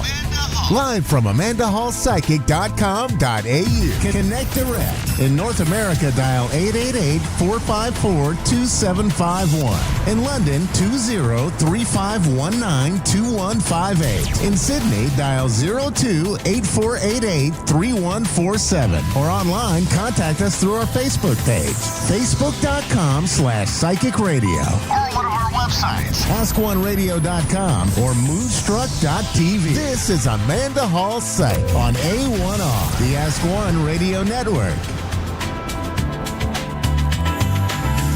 Welcome to A1R Psychic Radio here on Moonstruck TV with Amanda Hall Psychic all the way from the Gold Coast. Hope you're having an absolutely fantastic week wherever you are in this planet of ours. I mean, just before I came on air, I heard that, maybe, possibly, potentially there could be a ceasefire in the war in Ukraine and with Russia. Wouldn't that be an amazing thing? But we won't get ahead of ourselves. It's very early days. But look, there's progress. That's the most important thing. So the Simply Tarot card of the week this week is a really interesting one because it is the Two of Swords. Now, the Two of Swords is a card that is peace and harmony. Now, isn't that appropriate for a card to pull out when we were just talking about the war in Ukraine? Needing to take the blindfold off and keep reassessing the situation at hand. Now, it's really, really interesting because sometimes we have a blindfold on ourselves where we can be peeking just below the blindfold or looking at the situation maybe a little bit through squinty eyes and sort of saying to ourselves, oh, yeah, well, I'm not really ready to take the blindfold off completely, but I am ready to maybe just have a sneaky look underneath and see what might be going on around us. So it's interesting because there's different times in our lives where we really do need to keep reassessing the situation, that it's not always a black or white situation. There's more shades of grey in matters of our life, and not always matters of the heart, but matters of life in general, that we do need to keep reassessing the situation and look at things maybe slightly differently to what we did before. And that's really an important card, I think, for everybody this week. If you're in a situation, make sure you do keep taking the blindfold off. You keep reassessing, keep looking for a solution, keep looking for an answer, because there may just be one there just, right under your nose. Sometimes things are quite simple like that. So this week, astrologically, we're wrapping up like the Pisces time of the year. We've only got a couple of days left where Pisces, energy is there. So happy birthday to the late Pisceans. On next week's show, we'll be starting the new astrological year in Aries, so that'll be exciting. So this week there is still quite an emphasis on the Pisces energy. So when I'm talking about this energy that I'm going to be talking about in a minute in great detail, it will be affecting mainly the water signs, but it will wash over to the other remaining 8 signs, but it'll just be of a lesser degree. It's not saying that we're not affected by it. It's saying these are the ones where it's the most concentrated. So it will be Pisces, Cancer, and Scorpio, the opposite sign of Virgo. And then it gently washes over the rest of the remaining signs. Some days a little bit more intense than others, and some days not quite so intense. So the forecast is for all the 12 signs. I want to be very clear on that. I don't break down each individual sign and give you a little wrap up for the week. I try and focus on up to the minute of what's actually happening in our solar system right this second. I take my notes for where the planets are only moments before we go to air. So it's really up to the minute. And that's why I like to do it that way, so that I can give you the best possible forecast that's as close as possible to the beginning of the show. So we have Saturn, the planet of discipline and structure and restrictions, sitting in Pisces at the moment. Now, Saturn is the taskmaster. Saturn's like the headmaster or your father figure in your life that comes along and says, these are the rules. This is what I want you to abide by. We're going to do things my way. We're going to do it with structure. We're going to do it with discipline. We're going to do it with, we may not agree with everything that we're going to do, but we're going to do it with a smile on our face. Now, Saturn is conjunct the North Node. Now, the North Node is not actually a planet. It's one of those, it's part of the karmic part of astrology, which is what we're all aspiring to achieve. Now, the North Node is trying to show us the way forward, that we're trying to achieve the highest possible areas of our life that need structure in our lives at the moment, things that we need to process, to deal with, to sort out, whether that be on a creative front or whether it be on a structured disciplined front that, something that we don't particularly want to do. It's not sort of saying it's just creative, and it's not just saying it's the dull and boring or the necessities of life. It's saying it's a combination of everything.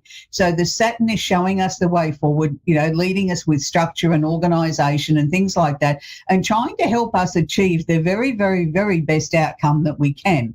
Now, bearing in mind, the North Node is also conjunct the Sun in Pisces. So, the Sun in Pisces is where we get our creativity. It's where we sort of need to sort things out in our lives, make sure we're not deceiving ourselves, we're not deceiving other people, that we're not, shoving it under the carpet and saying we'll deal with that tomorrow. Now's the time we've got to bring it out from underneath the carpet or underneath the table or out of the closet and say, now's the time to get on top of this. Now's the time that we need to be very structured. We need to be moving forward. We need to be making some great inroads while this last little burst of, energy is sitting in Pisces, because some of these planets will be moving out of Pisces very soon.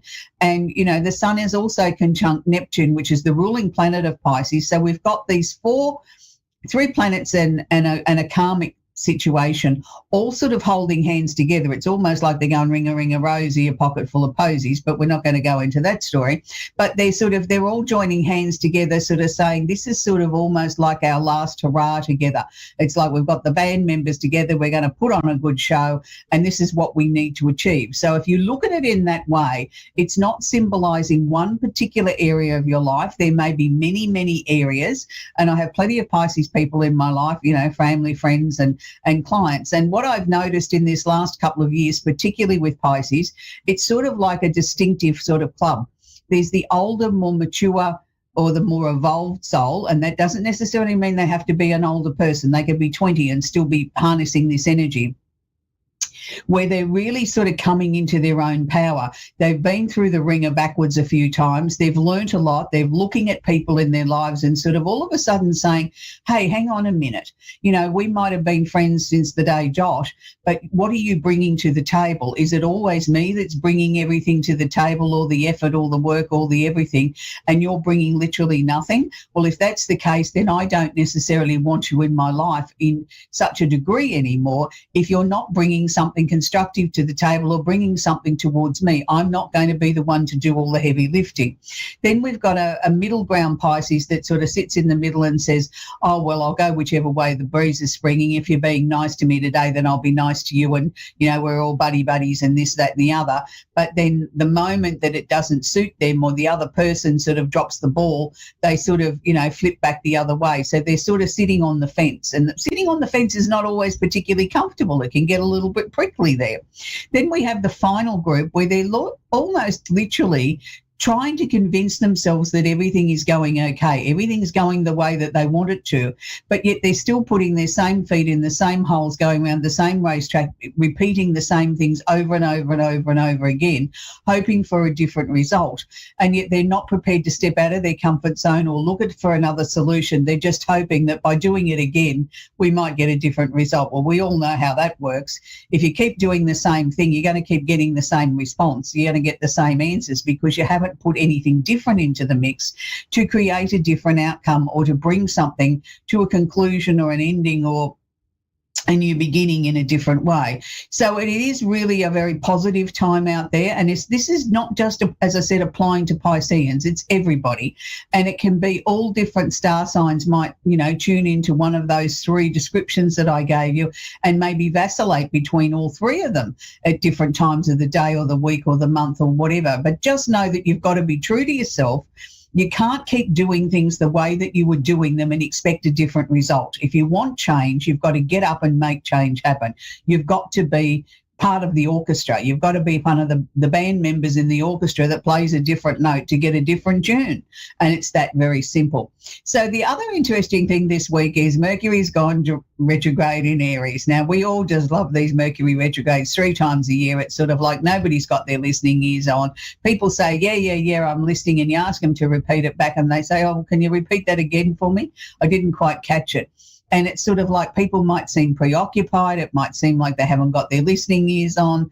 Messages get mixed up. Emails don't get through. Text messages get mixed up, or you read it and you didn't really read it. You glanced at it and you thought you knew what they said and you didn't really understand it. So be aware this will happen until April 7. So we've still got a couple of weeks of this, 2.5 weeks to go of Mercury retrograde.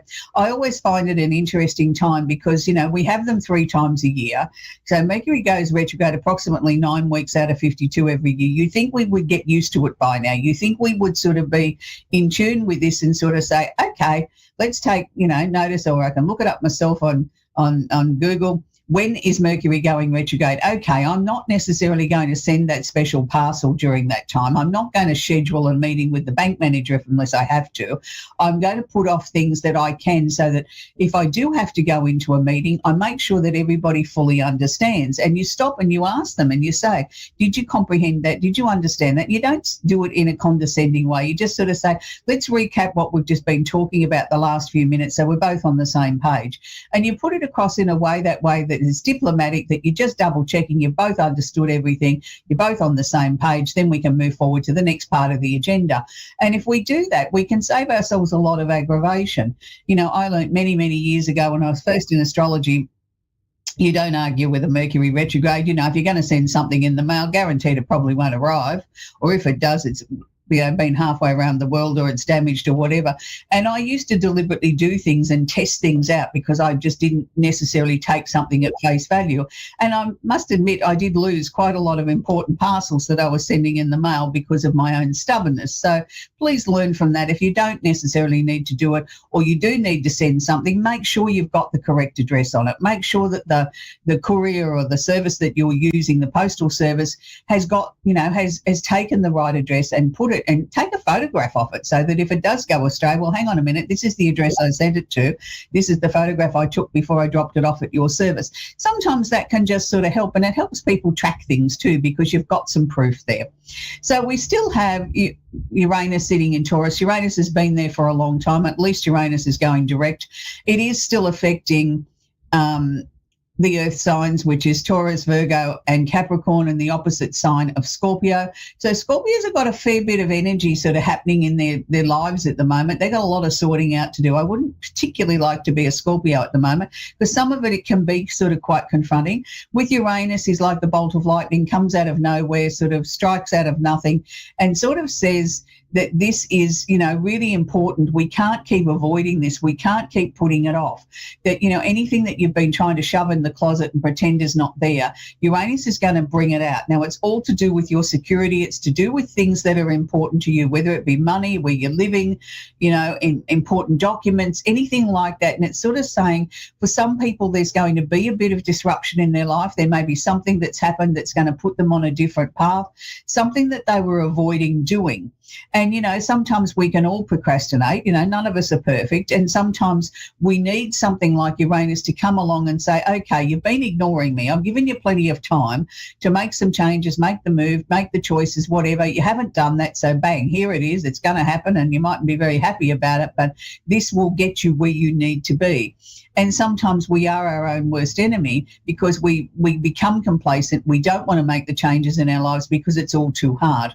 We're going to wrap up the astrology with Jupiter still sitting in Gemini. Now, Jupiter's been in Gemini for some time now. It still will be there for a little while longer yet now. So Jupiter in Gemini means that for air signs, which is Gemini, Libra and Aquarius, and the opposite sign of Sagittarius, just be aware that there could be some expansion, some opportunities, some new job opportunities, some new ways to sort of look at things in your life. Not everything has to be the way that it was or fixed in stone. With the Gemini energy, it's very flexible. It's air. It's local environment stuff. It's looking at things in a very, very different way. And it's asking you to look at things in maybe a different way or look at different ways of communicating or sort of, make sure that your time is utilized in a very valuable sort of way. Don't just look at something as being, quantity, look at the quality of what you're doing. You may be better off doing a little bit less quantity and doing better quality, and that then brings better results because you're sort of more focused, you're more in line with things. Look, there could be some opportunities there for people under those star signs, those 4 that I particularly mentioned. Could be opportunities for a pay rise, maybe a higher position or maybe a new job. It's sort of saying to you, think outside the square a little bit, approach things in your dynamic sort of way. You don't necessarily always have to follow the rules. You know, sometimes by standing out in the crowd and doing something slightly different to the other people that work around you is the final thing, and the decision making happens when, you know, they're looking to promote someone. Well, hang on a minute, that person stood out in the crowd, that person took initiative, that person was a team player as well as a leader. You know, there's lots of different things that people assess. They don't just look at, well, you've been here the longest, so you get the promotion. There's lots of different opportunities. So it is an exciting time astrologically at the moment. You know, as I said, don't forget Mercury retrograde. Doesn't matter what your star sign is. Yes, it is affecting possibly the fire signs a little bit more, which is Aries, Leo and Sagittarius, and the opposite sign of Libra. But it is affecting each and every one of us. Really, how Mercury retrograde in Aries is that we have to be very careful that we don't become bogged down in the me first energy. Now, hang on a minute. My conversation's more important than yours. But did I tell you about what I want? Did I tell you about how I feel? Did I tell you about the I, or the me? And that doesn't matter what your star sign is. We can all get into that me fixation a little bit, or the I, you know, did I tell you about what I need, instead of considering or thinking about what the other person needs. And that's part of the Mercury retrograde, is that we can't be just come so self-absorbed and so self-focused on self that we do have to consider the other person as well. So we're going to take our first caller, and it's Taylor in St. John's in Newfoundland in Canada. Are you there, Taylor? Yes, I'm here. Can you talk up a little bit, I'm please, here. Taylor? I'm having trouble hearing you. Do you have a question I can answer for you, sweetie? Yeah, so I'm in a bit of a really messy situation. Sweetie, I can't hear a word you're saying. Can you hear me now? Not really. Hello? Have you got your volume down on your phone or something? Hold on. Oh, she doesn't this end. I'm having about trouble now? hearing her. That's perfect. Wonderful. How can I help you, Taylor? Okay. So I'm in a really messy situation, and I got broken up with last week, and I'm just wondering if he's going to come around and actually talk to me, because he has me blocked on everything, and it's driving me insane. Okay, sweetie. Now, I won't ask you to tell me his first name, but could you just give me his first initial, please, sweetie, so I can tune into him? Yeah, it's C, as in like Charles. His name is not Charles, but it's the letter C. Yeah, C for Charles. Okay, we'll call it C for Charles. Okay. Really, really interesting, because the first thing that I'm picking up from C's energy is he is beyond angry. I know you said that he's blocked you on every device that you can think of, but he's beyond that sort of angry. It's sort of like, if you could imagine his head, it's almost blown up like a balloon, and it wouldn't take much for it to burst, because that's the energy that he's sharing with me. Look, I'm not going to say that you were all at fault or he was all at fault at the reasons why the relationship broke up. It always takes two, and there's always, you know, different versions of what was actually the truth. But what I'm seeing here is he's totally blaming you more than 100% for the breakup. Now, that's wrong. Yeah. I don't feel that he even put his listening ears on at all to even listen to partly what you had to say, let alone all of what you had to say. And I don't feel that you approached this in an aggressive way. I think you tried to approach it in a very grown up, as calm as you possibly could, but, you know, with a bit of forthright, you know, hang on a minute, this doesn't suit me, we've got to talk about this. And that's not being bossy. That's just taking command of the situation and trying to sort of impress on him, we have some problems here that we need to work through. Well, what he did was he just got in a huff and sort of, you know, literally what he's showing me is he slammed the door, walked out, and you can go and get, you know what. And I'm not listening to this because I'm perfect. And that's no way to try and resolve something. Sweetie, even if he did come back and he did sort of apologise, my concern is that, Taylor, whether or not anything would change, you know, has he learnt anything from this? Has he absorbed anything? Has he sort of looked at this and said, well, hang on a minute, Taylor did have some real valid points here, things that we should sit down and discuss, things that we should sort of work through, that, you know, like, I'm not perfect, she's not perfect, but we were brought together for a reason. And, you know, but to me, he's behaving like a 2-year-old child that didn't get his own way. So, you know, I'll just destroy everything. If I can't have it, I'll destroy it. Well, you know, if he was 2, we'd send him to his room and tell him to fix his attitude. You know what I mean? Like, go and think about your actions. You can't do that to a grown man. Sweetie, I do feel he will come back. I don't think it's going to be in the next 2 or 3 weeks. I think it's going to be probably 4, 5, 6 weeks away, but his attitude hasn't changed. And that's the part that really bothers me, is that he comes back and he tries to smooth everything over and sort of says, well, look, I'll give you one more chance. Well, that's big of him. He's going to give you one more chance for his bad behaviour. Hello, come on, like you can't just blame one person, So what I'm going to suggest to you is don't shoot him down in flames. Listen to what he's got to say. And then sort of, go with what you feel is right at the time. Don't have anything pre-worked out that you're going to say, if he says this, I'll say that. Just let it flow naturally. Yeah. And I think what you're going to see is that nothing has actually changed. That here he's come back and he's even more bossy. He's even more, I don't even know what word to put on it. He's just so full of his own importance that he can't even begin to see that maybe your feelings have been hurt. Maybe some of what you said was right. It's sort of like, I'm saying you were right, and then I'll dismiss it the next second because I'm the only one that's ever right. Sweetie, I'm not sure that you'd be able to, unless you want more of the same. I don't know that this relationship has any real merit of trying to come back together again and finding some resolutions. And I know that's maybe not what you wanted to hear, but that's the truth of the situation, because he doesn't see that he's done anything wrong. And when he can't see that, then how can we work on something when he believes he's right and it's all your problem? And unless you change, but if you asked him what he wanted you to change to, he couldn't answer you. And that's the stupid part about it. If he says, look, I don't like the way you comb your hair or the makeup you wear or whatever, give me some suggestions. Do you know what I mean? But he's not suggesting anything. Right. He's just telling you you're all to blame, but yet he's got no answers for what he wants changed because he's not prepared to look at himself and take some ownership of this. So it's going to be a tough one, sweetie, because I know that you really feel for this guy, but I think you've got to look at everything as if it's the lady next door's problem. You know what I mean? What would you tell her to do? How would you tell her to answer this? If she's sitting there pouring her heart out to you, because then there's no emotion in it, you can sometimes then get some better answers. All I can say to you is he will come back. You will make the choices that you need to make at that time, whether they're right, wrong, or indifferent.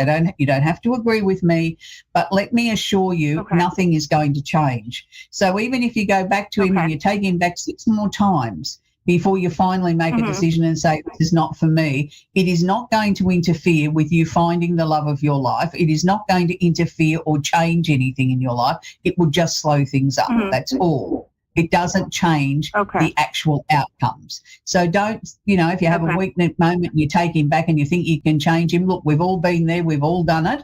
And sometimes in karmic relationships like this one it's not as black and white as people can point it out to be.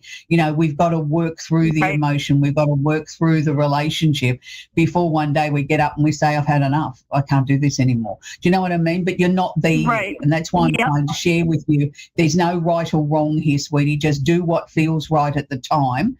And, if it doesn't turn out to be the way you want it to be, then just sort of move on. Anyway, sweetie, that's where we've got to leave it. And I hope I've helped you in some way there, Taylor. It's a very pretty name. We're going to talk with Barbara now in Albany in New York in the USA. Are you there, Barbara? Yes. Hi, Amanda. Thank you for taking my call. Oh, you're very welcome, sweetie. Do you have a question I can answer for you, darling? I do. Right now, my job is uncertain going down in the future, so I didn't know if you could tell me a little bit about, I feel like there's a lot of change, so I wanted to check in on my job. Yeah, look, I think your worst fears are going to become a reality. As you were talking about that, they were showing me the symbolism of endings, change and transformation. But they were putting it across in a way that it was a definite ending. So look, whether that's next week, next month, 3 months from now, I'm not sure, but it is all around you, and it's nothing that you've done wrong. It's nothing that I think that you can do to prevent it or change it either. So my suggested course of action would be start looking for another job now. Maybe take your own power back in this situation. Look, I know you like the job and, in many ways it suits you, but it is coming to an end. I think there's more going on behind the scenes with this company than what you're even aware of. And there's a lot of monetary issues there that look very messy to me. I'm not sure how long this company is going to survive. So, you know, they might get another 12 months out of it, but wouldn't it be better to be out of there and away from it before things look messy? You know what I mean? Yeah. Like your instincts are right. Things are changing. It's out of your control. Look, I could probably comfortably say from what I'm seeing on a soul level for you, Barbara, you've probably got till June, but let's not leave it till the death knell and then start looking. Do you know what I mean? At least at the moment, it's in your control. You can start looking, you can start applying for jobs. And if something comes up that really grabs you, that you really feel comfortable with, and they offer it to you, you accept it. If nothing comes along, well, at least you're putting in an effort. You're not leaving it until desperation stakes. Why do I sort of feel that somebody else has got, they're showing me like a big black marker. It's like somebody going through lists of names and they're just crossing people's names off. They're not even looking at how long they've worked there, their working ability or whatever. It's just in this department, we need to get down from 12 to 2. So it's like you're just, you know, crossing names off on a list. So I don't want you to take what's happening as a personal thing. I think that's why they're showing it to me. It's random. It's just the way it is, unfortunately. And I don't feel comfortable with it. And if you go sooner rather than later, you will get what you're entitled to financially. If you leave it till the death knell when everything gets very hairy, there mightn't be enough money there for what's owed. So I want to see you walk out of there with what you're entitled to. Okay. Okay. But look, on the positive side, I do see you with another job, and I see you with something that you're going to walk into that you're very comfortable with. It's much closer to home. The money's better. The energy of the place, the people that you're working with are positive and bright and happy, and you're really going to walk in there and sort of almost in the first week feel like, gee, I've walked into a place that's like home. You know, I feel very comfortable here. People are very welcoming. You know, there's nothing's a drama. If I don't understand something, there's 10 people there to help me. It's a very, very different environment, and it's nice to walk into a company where there's positivity and people enjoy going to work. And you know, you'll find that a lot of people stay a long time in this new company, and it's got just sort of a really lovely energy, and it's quite a social place too. I think they have quite a bit of, you know, social activity outside the work hours. You know, they have little clubs and things that, you know, they have movie nights and different parties that they organise and things like that, and it's sort of like it's up to you whether you want to join in or not. But it's just a totally different environment to where you are now, Barbara, because where you are now, it's almost like I'm not going to even go and get a cup of coffee and say, in case I've upset somebody. You know, I looked at them the wrong way, or, you know, I put too many grains of coffee in my cup or something. You know, everything's very much on edge where you are, and I don't feel comfortable with that. That's not good for your own, you know, mental health and your own physical health. Working in an environment that's so stressed, we absorb that anyway. So I hope that's helped you, Barbara. Yes, absolutely. Thank you so much, Amanda. I appreciate it. You're very, very welcome, sweetie. So we've come to the end of the show again. And isn't it always interesting how, you know, people are being affected by so many different things that are happening in the world at the moment, whether it's relationships or whether it's jobs. And I work with many people around the world. And look, I know there's lots of people that are in uncertain situations at the moment with employment as things are changing and all the wars and weather events and all the different things that are happening around the world. And it makes us feel very uncomfortable. It makes us feel very vulnerable because we don't know what's next. And, you know, sometimes when we're in those situations, the best thing to do is start looking for something else. That's really important. So that's what, you know, our ladies are going to be doing this week, is going to be working with the energies that are in front of them and making choices and decisions for them. This week I want to leave you with an unusual song. It's by a lady that won a Grammy for this song. Her name's Toni Childs. She's one of my favourite female singers, actually. And because she writes gutsy songs and she sings very gutsy songs, it's sort of one of those people that you don't necessarily put on the turntable every week, but when you do, boy, do you enjoy the music, the energy and the lyrics that and the pizzazz that she puts into the song. And the song I'm going to leave you with this week is Don't Walk Away. So isn't it an interesting analogy to have that song? And we were talking with Taylor at the beginning, is she ready to walk away? Is she not? Maybe this song might help Taylor. So it's Toni Childs and Don't Walk Away. Bye for now.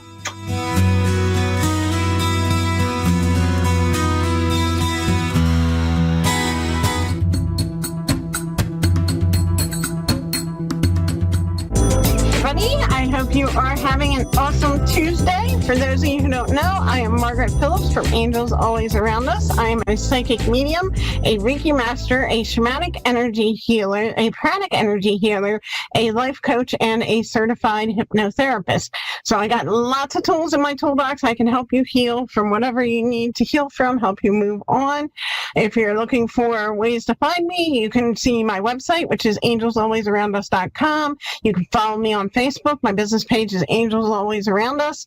The Facebook business page has got lots of great events coming up. Let's take a second to talk about them. So every Tuesday, I am here on A1R Psychic Radio doing readings for you guys. Wednesday, January 29th, which, oh my gosh, I cannot believe is next week already. We will be from 6 to 8 p.m. We will be in a flick of a wrist in Broomall, Pennsylvania. Me and my friend Lena Chiro will be doing psychic readings. I'll be doing the people readings. Lena will be doing the animal readings. If you do not want to bring your animal out in the cold, you can just bring your phone with a picture on it, and Lena can read from there. Lots of great stuff coming up in February and March, too. February 8th, Saturday, from 10 to noon on Zoom, I will be teaching my Journey into the Angelic Realm class. That's kind of like a basic intro on angels and lots of great stuff. Then there's going to be, in March, I will be teaching the next level of that, which is Sacred Angelic Practices. I'll also be teaching angelic energy healing, so you'll learn how to help yourself and others with that. So, keep an eye on that Facebook page, guys. And Hannah in Minnesota, how are you today?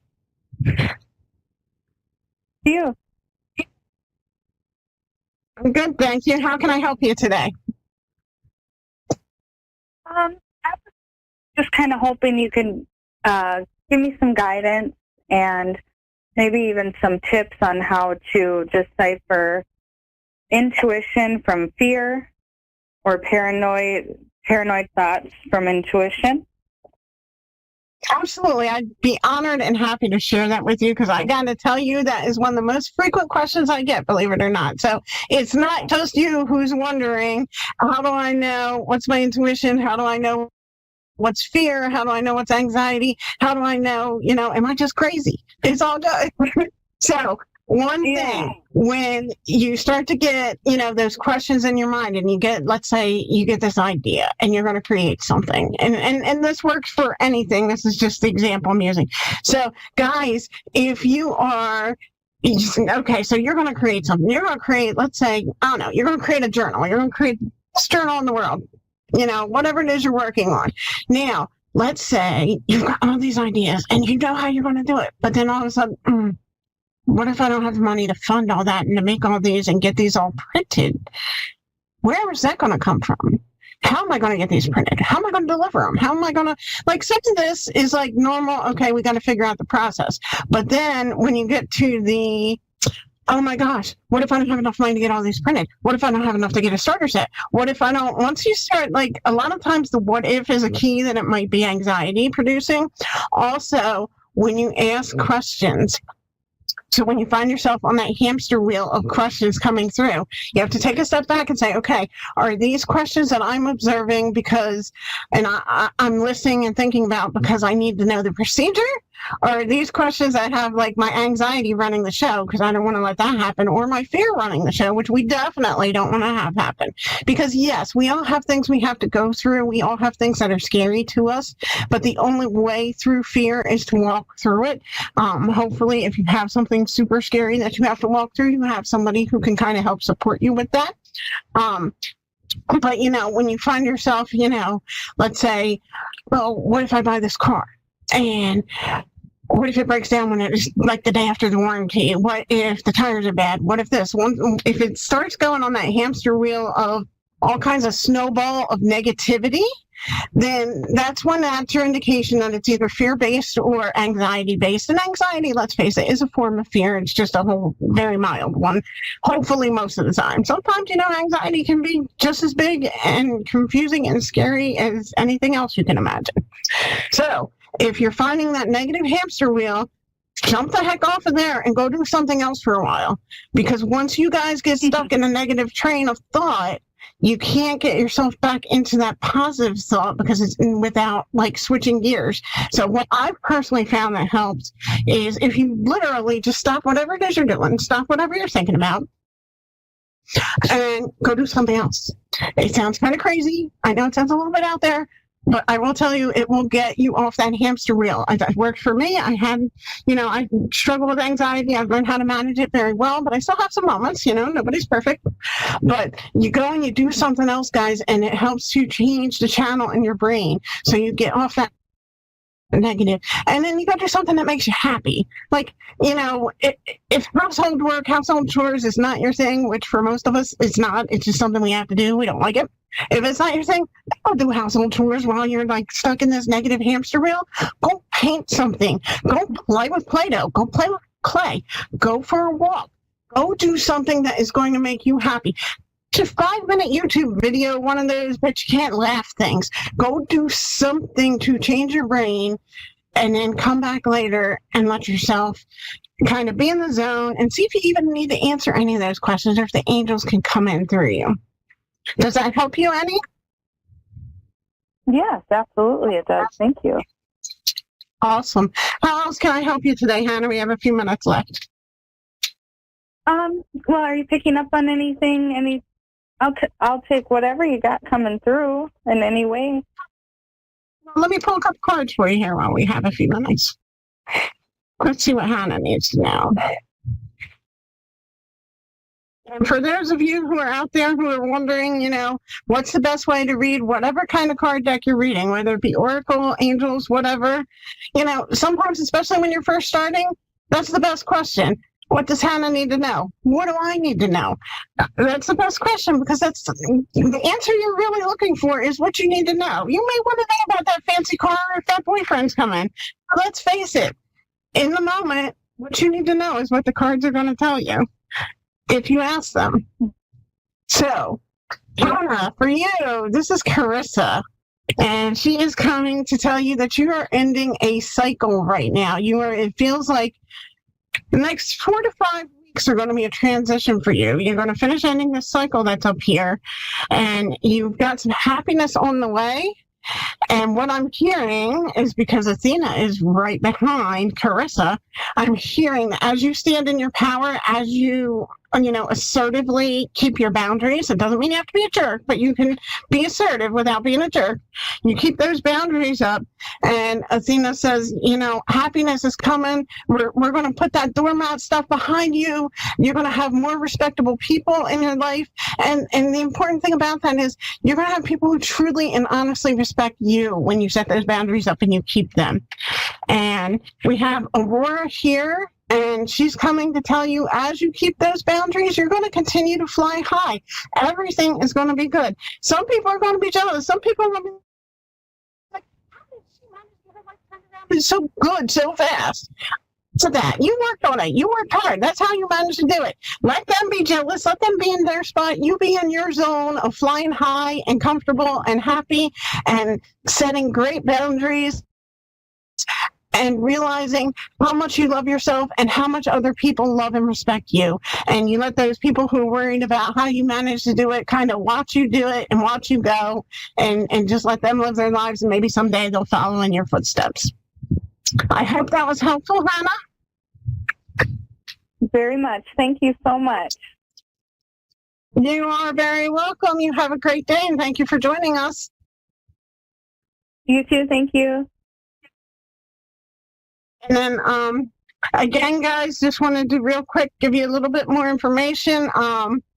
So the Zoom classes, they are online. I am offering these classes online again this year. I haven't offered these classes online in a while. It seems like there's more people who, for whatever reason, can't get out to in-person events, so I'm offering these online. So again, February 8th, it's a Saturday from 10 to noon Eastern Standard Time. I'll be teaching my journey into the angelic realm class. It's kind of like an angels level, so 101 class. It's very basic.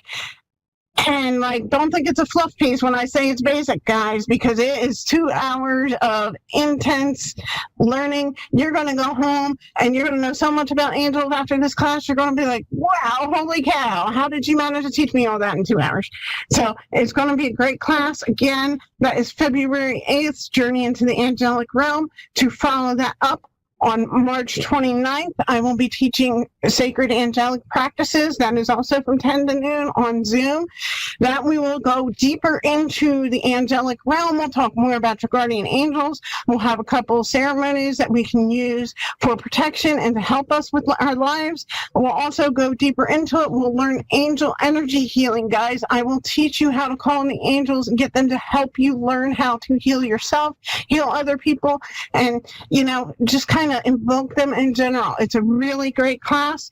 Again, that's in March. Go to my Facebook page, Angels Always Around Us. You can get more information on that. It's all kinds of cool stuff. Again, my Facebook page is kind of where you guys want to be, where you want to be following, because that's got all my upcoming events. That has the Creative Tales, Intuitive Trails event. It's got my 2 angel classes coming up. February 26th, I will be at the Axe House doing psychic readings, and they are having a special where you can throw axes at a discounted rate. So again, make sure you check out those pages, guys. Also, I have a Facebook group called Angelic Inspiration and Guidance, where I do little videos with affirmations in the day, every day during the week. I do little educational nuggets. We talk about crystals. We talk about some general basic angel information.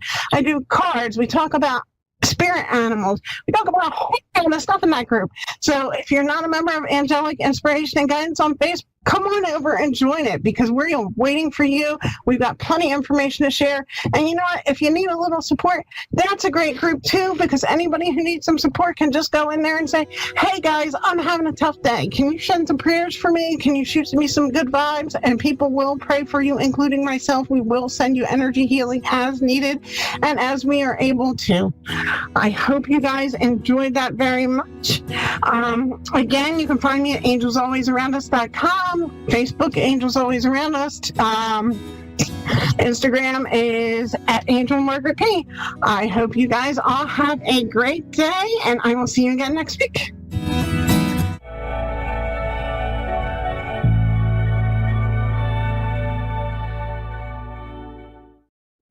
Hi, I'm Faye, and thanks for watching Moonstruck. And now, back to A1R on the air, Psychic Talk Radio, now on Moonstruck TV, enlightening television.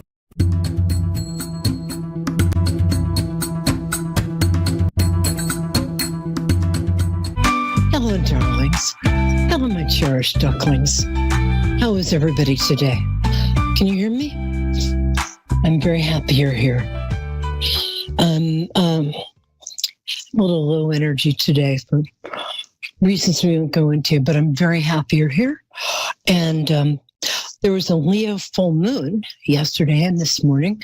So if you found yourself bursting into song, like that, that makes sense. But now the moon is in Virgo. The moon was what's called void of course the last few hours.